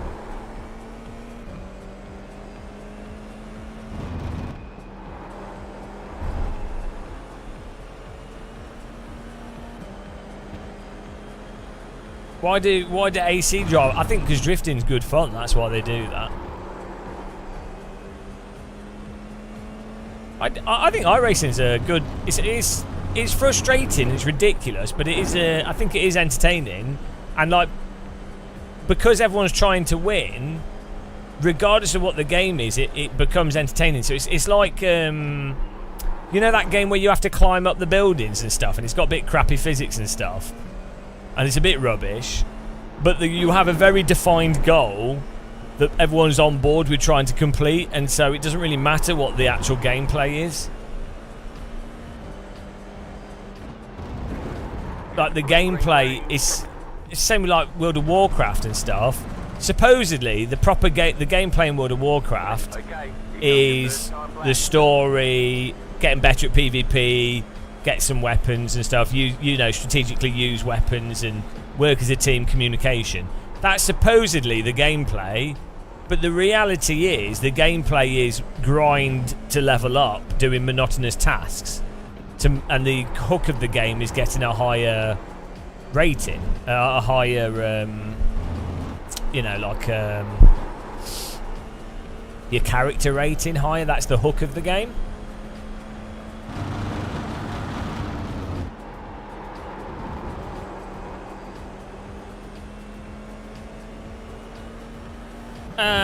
Well, it depends what you're talking for. For entertainment, the problem is iRacing is such an expensive game. Is it actually 10 times or 15 times more entertaining than other stuff? It's hard to say, really, isn't it? I'd sort of say iRacing's a 6 out of 10, but it's lifted by the fact there's just a lack of competition in the space. So it's kind of like, do you know, like PlanetSide? Like, that had really shitty netcode, and the actual gun mechanics and stuff were all crap, but there was no other game that really had massive battles. So it was like, wow, yeah, it's a bit crap. Like, it's not... Counter-Strike, DOD, Battlefield, all these other things are way better. But if you want to do a big battle with a huge army, there's nothing else. So because of the lack of competition, it allowed a pretty crappy game to stand out, and that's what iRacing is. It's not universally crappy, but it's, given that it's massively dated, it's incredibly dated, and so much of it is so out of touch, especially for a game that's got monthly revenue and everything else. But there's just no competition, so it allows it to get. It's like like accounting software, how it was completely shit for so long compared to other software, but basically there was no other accounting software. Everyone just used bloody... Oh shit, I missed that. Everyone just used... what was it called? What was that terrible accounting software that every business used? I know there's like 2 or 3, but... Was it Oracle? I don't know. Whatever it was. But it's crap, but everyone was forced to use it because there's no competition. Whereas now you've got like QuickBooks and I don't know, there's loads of them. Yeah, there's like loads of them. So there's choices, and so they're still pretty crap. But you know what I'm saying? That's iRacing's like business software where it's a bit shit, but there's nothing else that's established. Lotus Notes. Well, Niels has to do everything through Excel. Aldis P. Well, there isn't any competition because of lack of players. There just isn't the player base in the other games. Well, apart from Gran Turismo. LMU is somewhat active, but ACC, but it's just GT3 cars. But if you're talking about a general sim with like a range of content and a range of tracks, and yeah, there's nothing else has active online ranking across all time zones.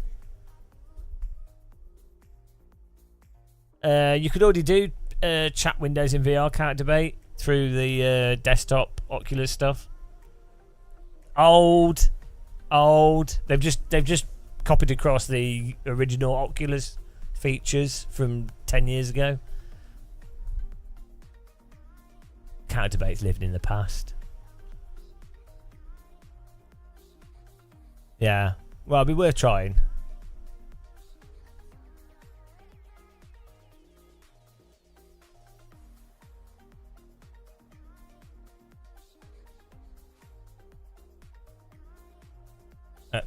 That's mean that there is competition only day basically lost.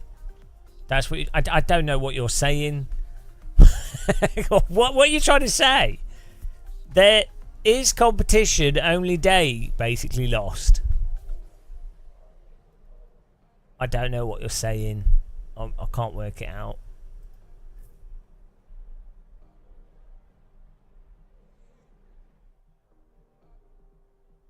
I'll try and crash into you, Rob.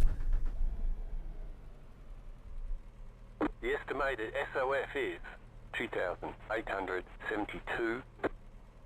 Tight field today. Look for opportunities.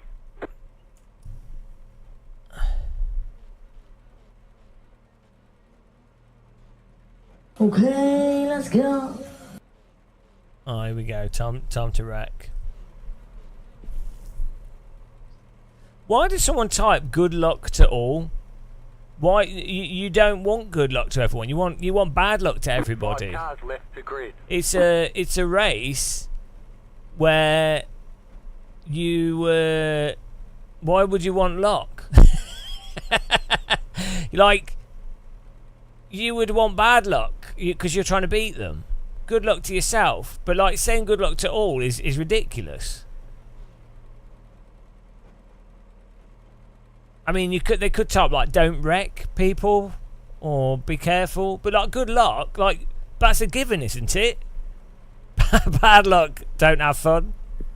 Good luck to everyone in a game where it's you versus everyone. You don't want them to have good luck because for them to have good luck, you would have to have bad luck by definition, because it's just you against them. Not everyone can't have good luck, I'm afraid. If you've won, they've lost. They've not had good luck, have they? You can't type good luck, everyone. It doesn't make any sense. It's madness. It's absolute madness. They don't even think about what they're typing. Green flag, green flag. So bad luck, everyone, is really what they should be typing. I'm about to have some bad luck. I can feel the bad luck arriving. Car right, you're on the left, 3 wide. Car right, 2 wide. Right side, 2 wide. Oh yeah, I forgot my brake pedal is not sensitive enough in this car. Keep Whoops. to the left. Clear on the right.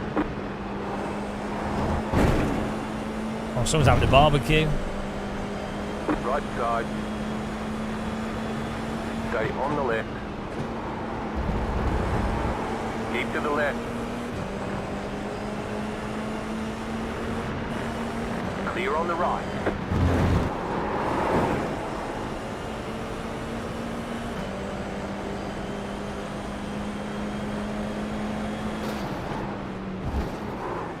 Oh. There's an incident ahead. Strike. Car right, go left. Still there, hold your line. Still there. Clear.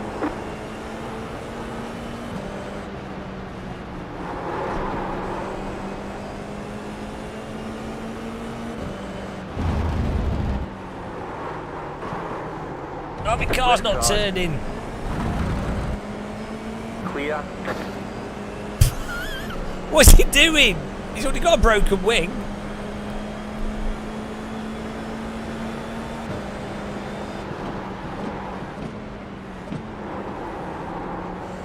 My brake sensitivity is totally broken in this car. Oh dear.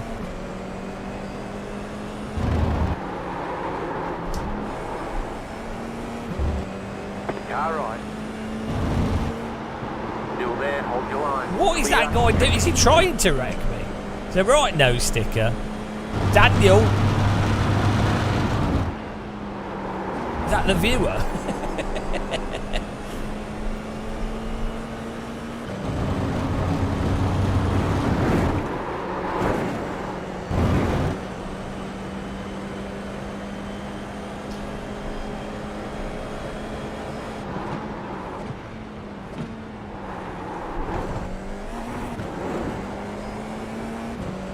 Slow car ahead.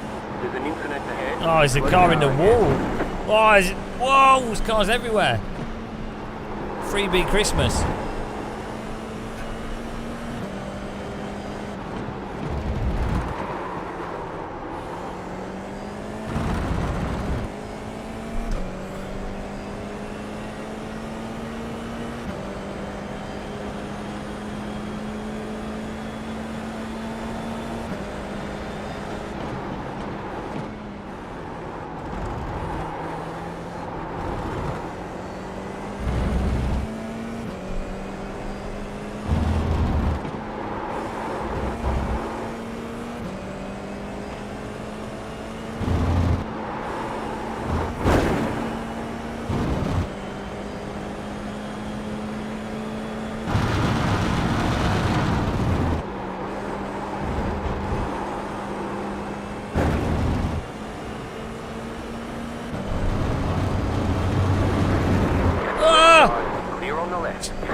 Why'd he brake check me?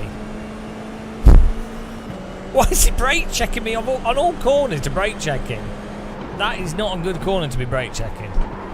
He's lucky that he's got a rear wing. He was very close to getting his rear absolutely ding-dongled there.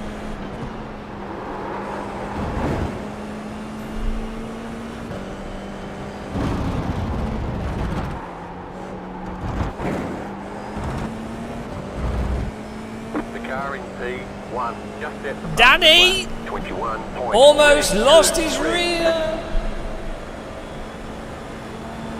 I'm going to touch his backside for sure.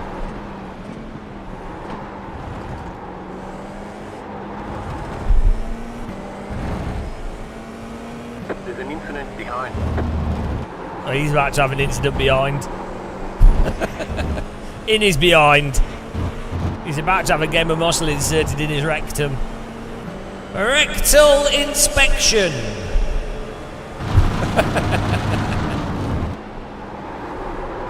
Rectal examination.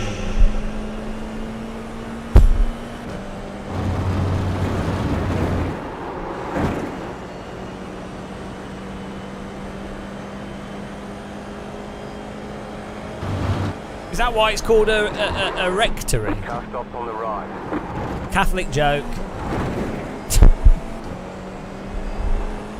Oh, here we go. Here we go. Here we go.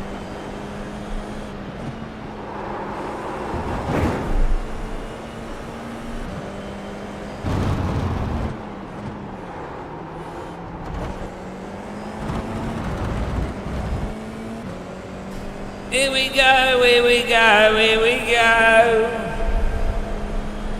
That was your fastest lap of the session. Ah, they're going to crash, aren't they?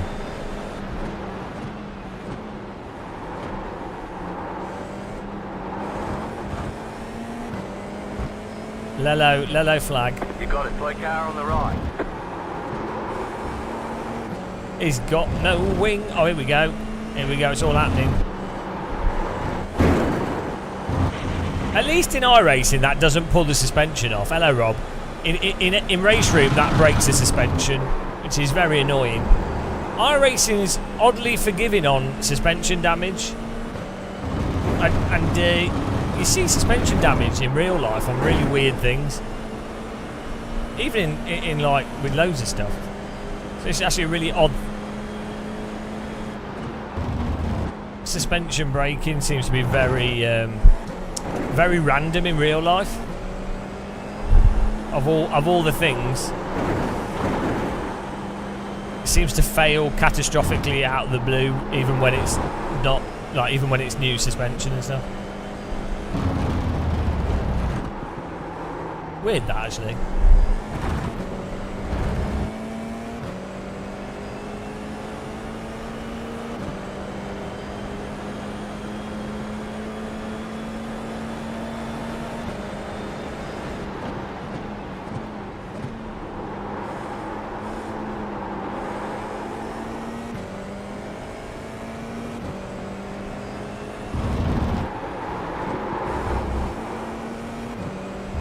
What are you doing? Why did he reverse? Why did he reverse onto the track into us?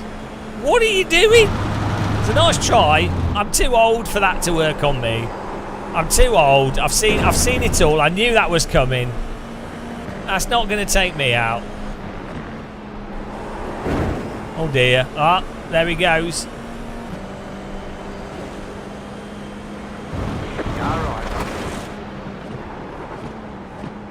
Look at that line. The old off-track move there. That's a classic. That's a classic move. Ah, we're getting back into the F4, guys. I've driven too much of this car. Oh, iRacing.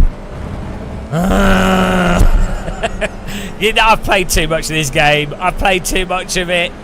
I've done too much, guys.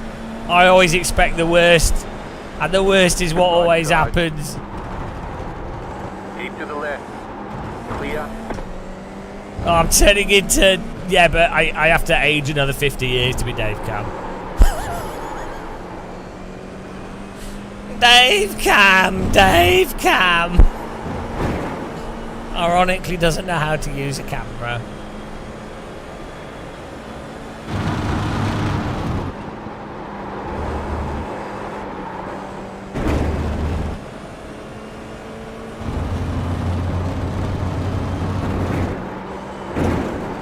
Dave Cam started sim racing when he was 8, back in 1824. Back on the mechanical sim rig. I should use AI to generate a picture of like a medieval sim rig and then Photoshop Dave Cam into it with the comment, early pictures of Dave Cam using the first sim rig. Doesn't make any sense because they didn't have cameras in medieval times, but still, it don't matter. Good banter. Always mock people for things they can't control, like their age. Stay sharp. There's an incident behind.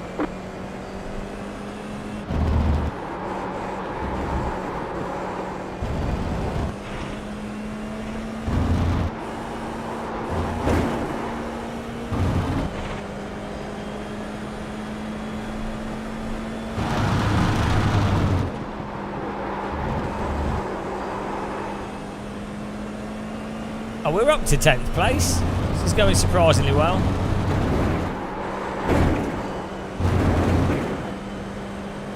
BeatSimRacing.com.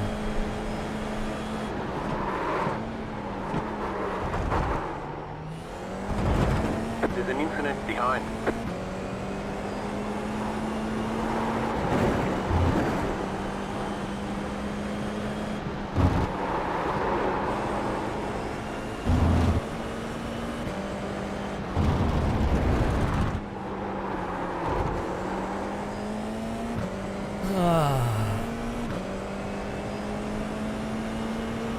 Are we on 0x?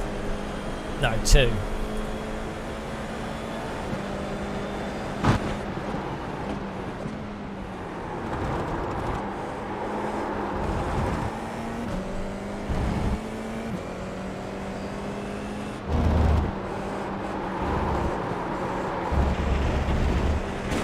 Three.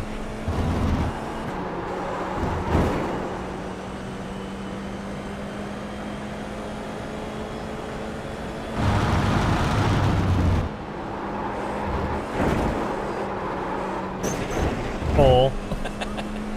I'm adding them up.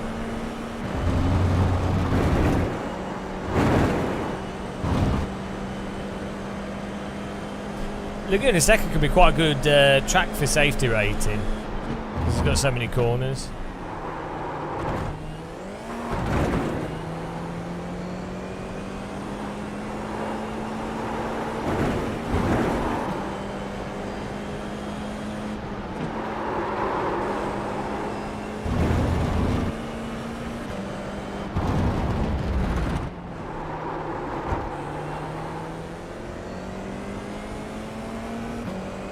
I think they should put a handbrake in this car.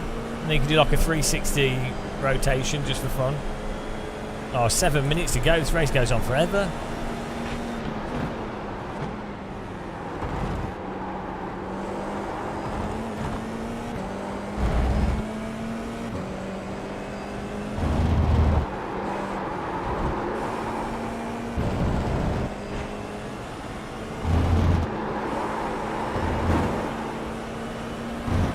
Hello, Lord. Again, hello. Welcome back again. He took a break and then he came back. How are the sheep?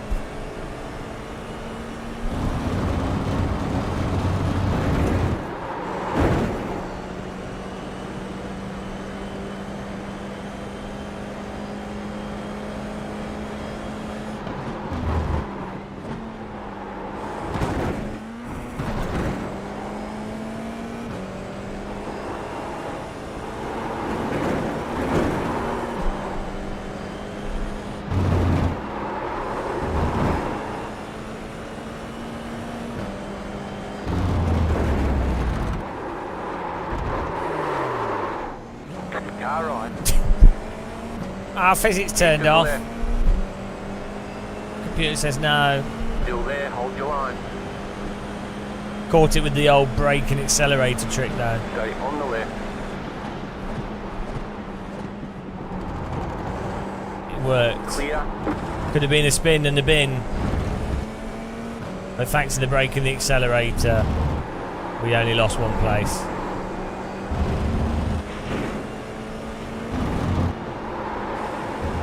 Amazing talent.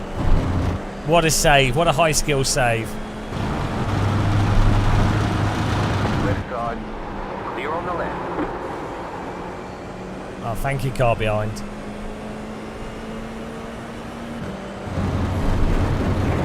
He's a no sticker, guys. He's a bloody no sticker.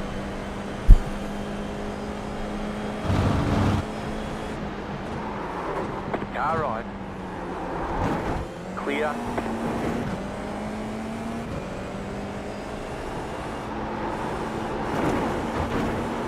It's true, Lorenzo, yeah.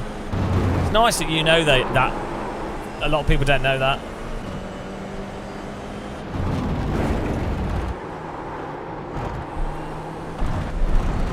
The great chariot model debate.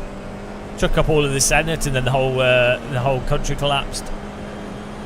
They were arguing about it, whether or not the wheels were realistic or not. They all died of starvation.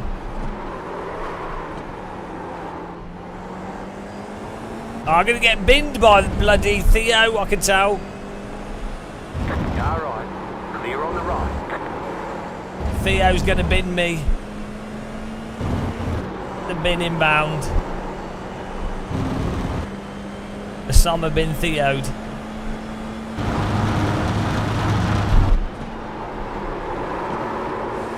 Hello, tyres.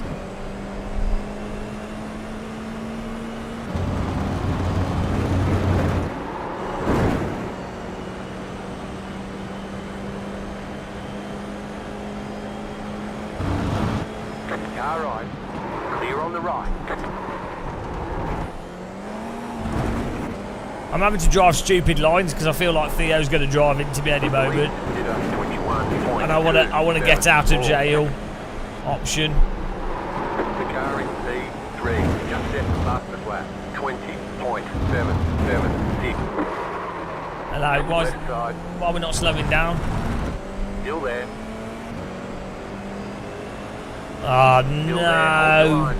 Clear on the left.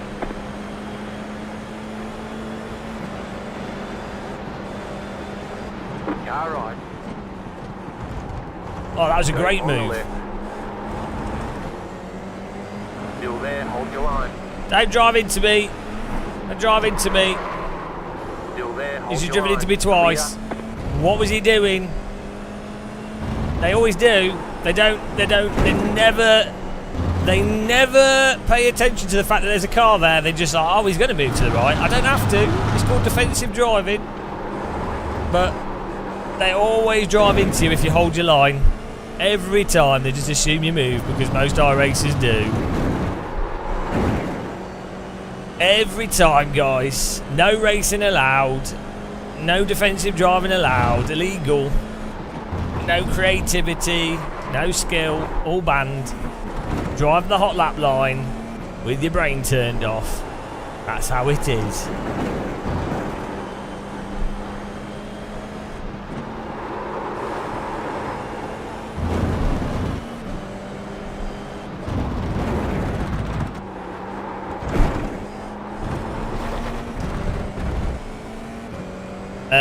No, I didn't do it in the skippies because I was on the inside and I was holding a normal line, and they drove into me. So no, nothing. That's the point. They actually in skippies, they did the same thing that this guy just did to me. That's the whole point. It was you shit. Ban. It was netcode as well, though. You shit. It didn't affect me.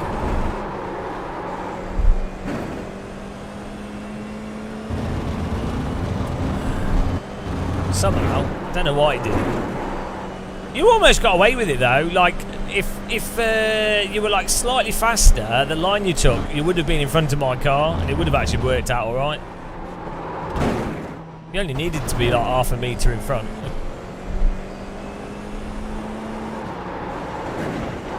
Nah, the net code and timing was just slightly off, but it was all right. It wasn't that bad.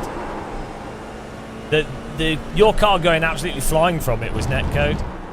White flag. That's why it didn't really affect my car.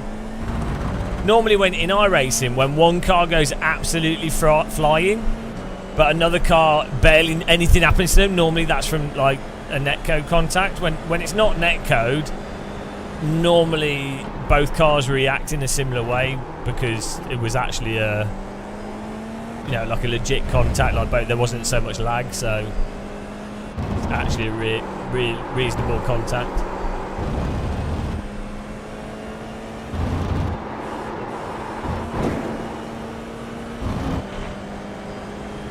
Yeah, well that's it. There'll be quite a lot of smoothing with the Australian pit. It'll be like 270, 300 milliseconds, so.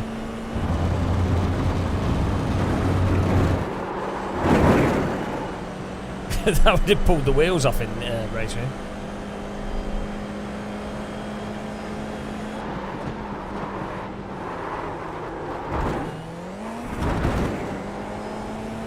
Wow. Guess we're finishing the race. You have about 5 laps of fuel left.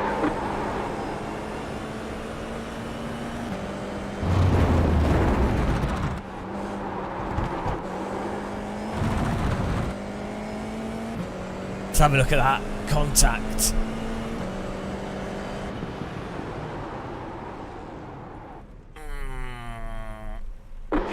Hello, random the call sign. How's it going, Mr. Pastel Donata? Mr. Pastel. Oh, I'd have one of them now, actually. That'd be nice. Obrigado. Alright, here we go. Classic iRacing. Bom dia. Bom dia. Bom indio. Right, here we go. Here we go. Right, this, it's not just iRacing. This is absolute, this is particularly an issue in iRacing, right?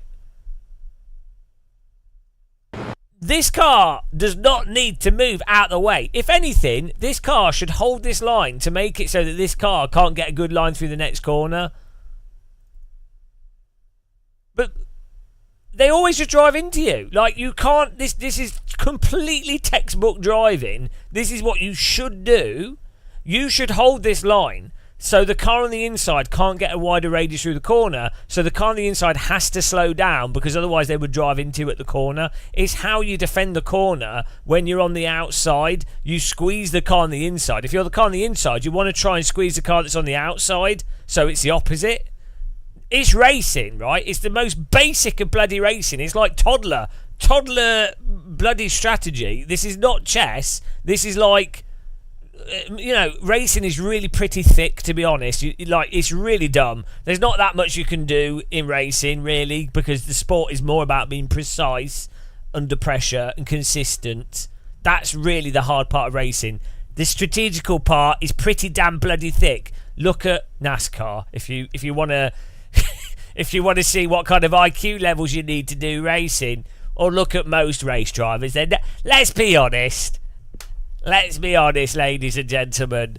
Let's be honest. Race drivers are not known, generally speaking, not all of them. They're not known for their supreme intellect.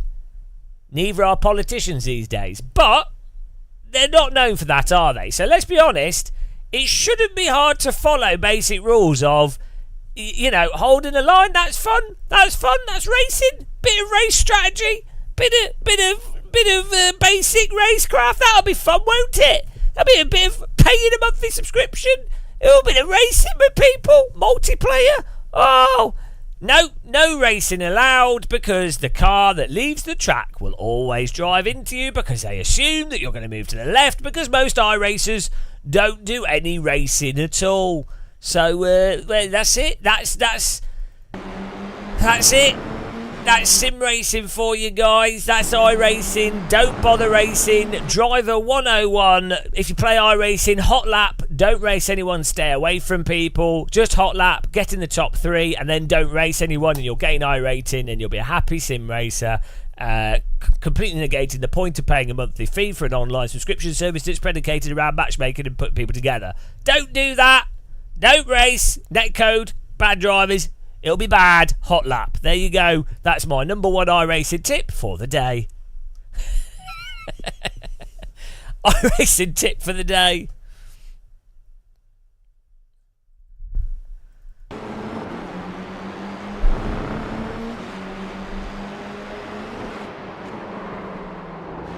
It is. Yeah, I know. Because race drivers are not the brightest of people. Race drivers are not the brightest. Not all of them. Not all of them. To be clear, like, I'd say race drivers and politicians are actually level pegging at the moment for idiocy. But, at least he's got a nice livery. Oh, there was another one with a car joining the track sideways on. Oh, dear. Well, let's see if we can find it. It was pretty stupid. How you doing, Random? Anyway, what you been up to? We need to try and meet up again soon. It's been ages. I haven't been outside for ages.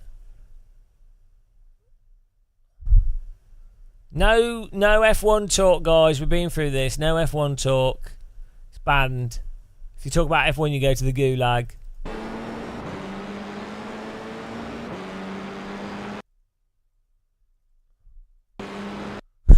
He did stop. He did stop before the track, but it gave me a heart attack because from my perspective, this is what I saw from my perspective.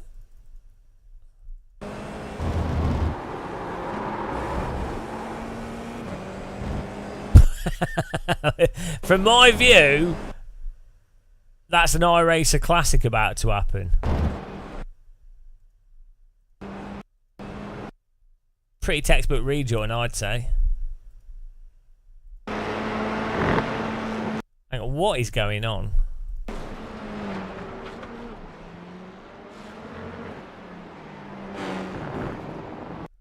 Oh, iRacing, guys. It's entertaining. It's entertaining. The classic iRacing rage fit. Everything's a rage fit. Hang on. Oh, it is Sunday today, isn't it? Yeah. I always forget what day of the week it is. Wow. I think I'm pretty much done for today, guys. I don't know how much I can take of this. We had some fun racing, though. It was quite entertaining. I enjoyed it.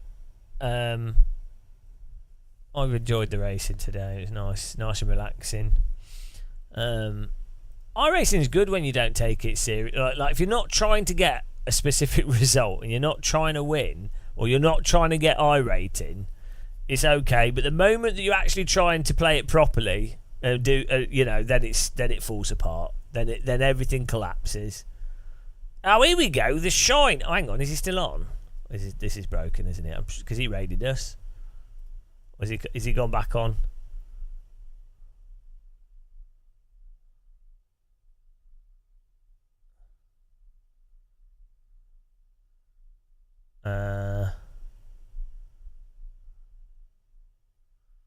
Right. Thanks for watching, guys. Okay, I watched Max Verstappen torpedo the day. I like Max Verstappen. He drives how I would drive if I was a healthy Dutchman that eats stroop waffles and was good at driving. I would drive like Max Verstappen. He gets so much stick, but he drives. He's exactly what I would do. Like, he's a good driver. Well, good driver. 10 out of 10.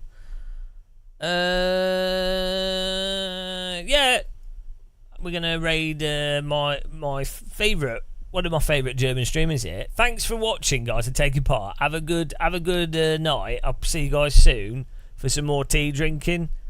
Take care. Goodbye. Have fun. GG. Spam some teacups and tea bags in his chat. Bye, guys. Bye.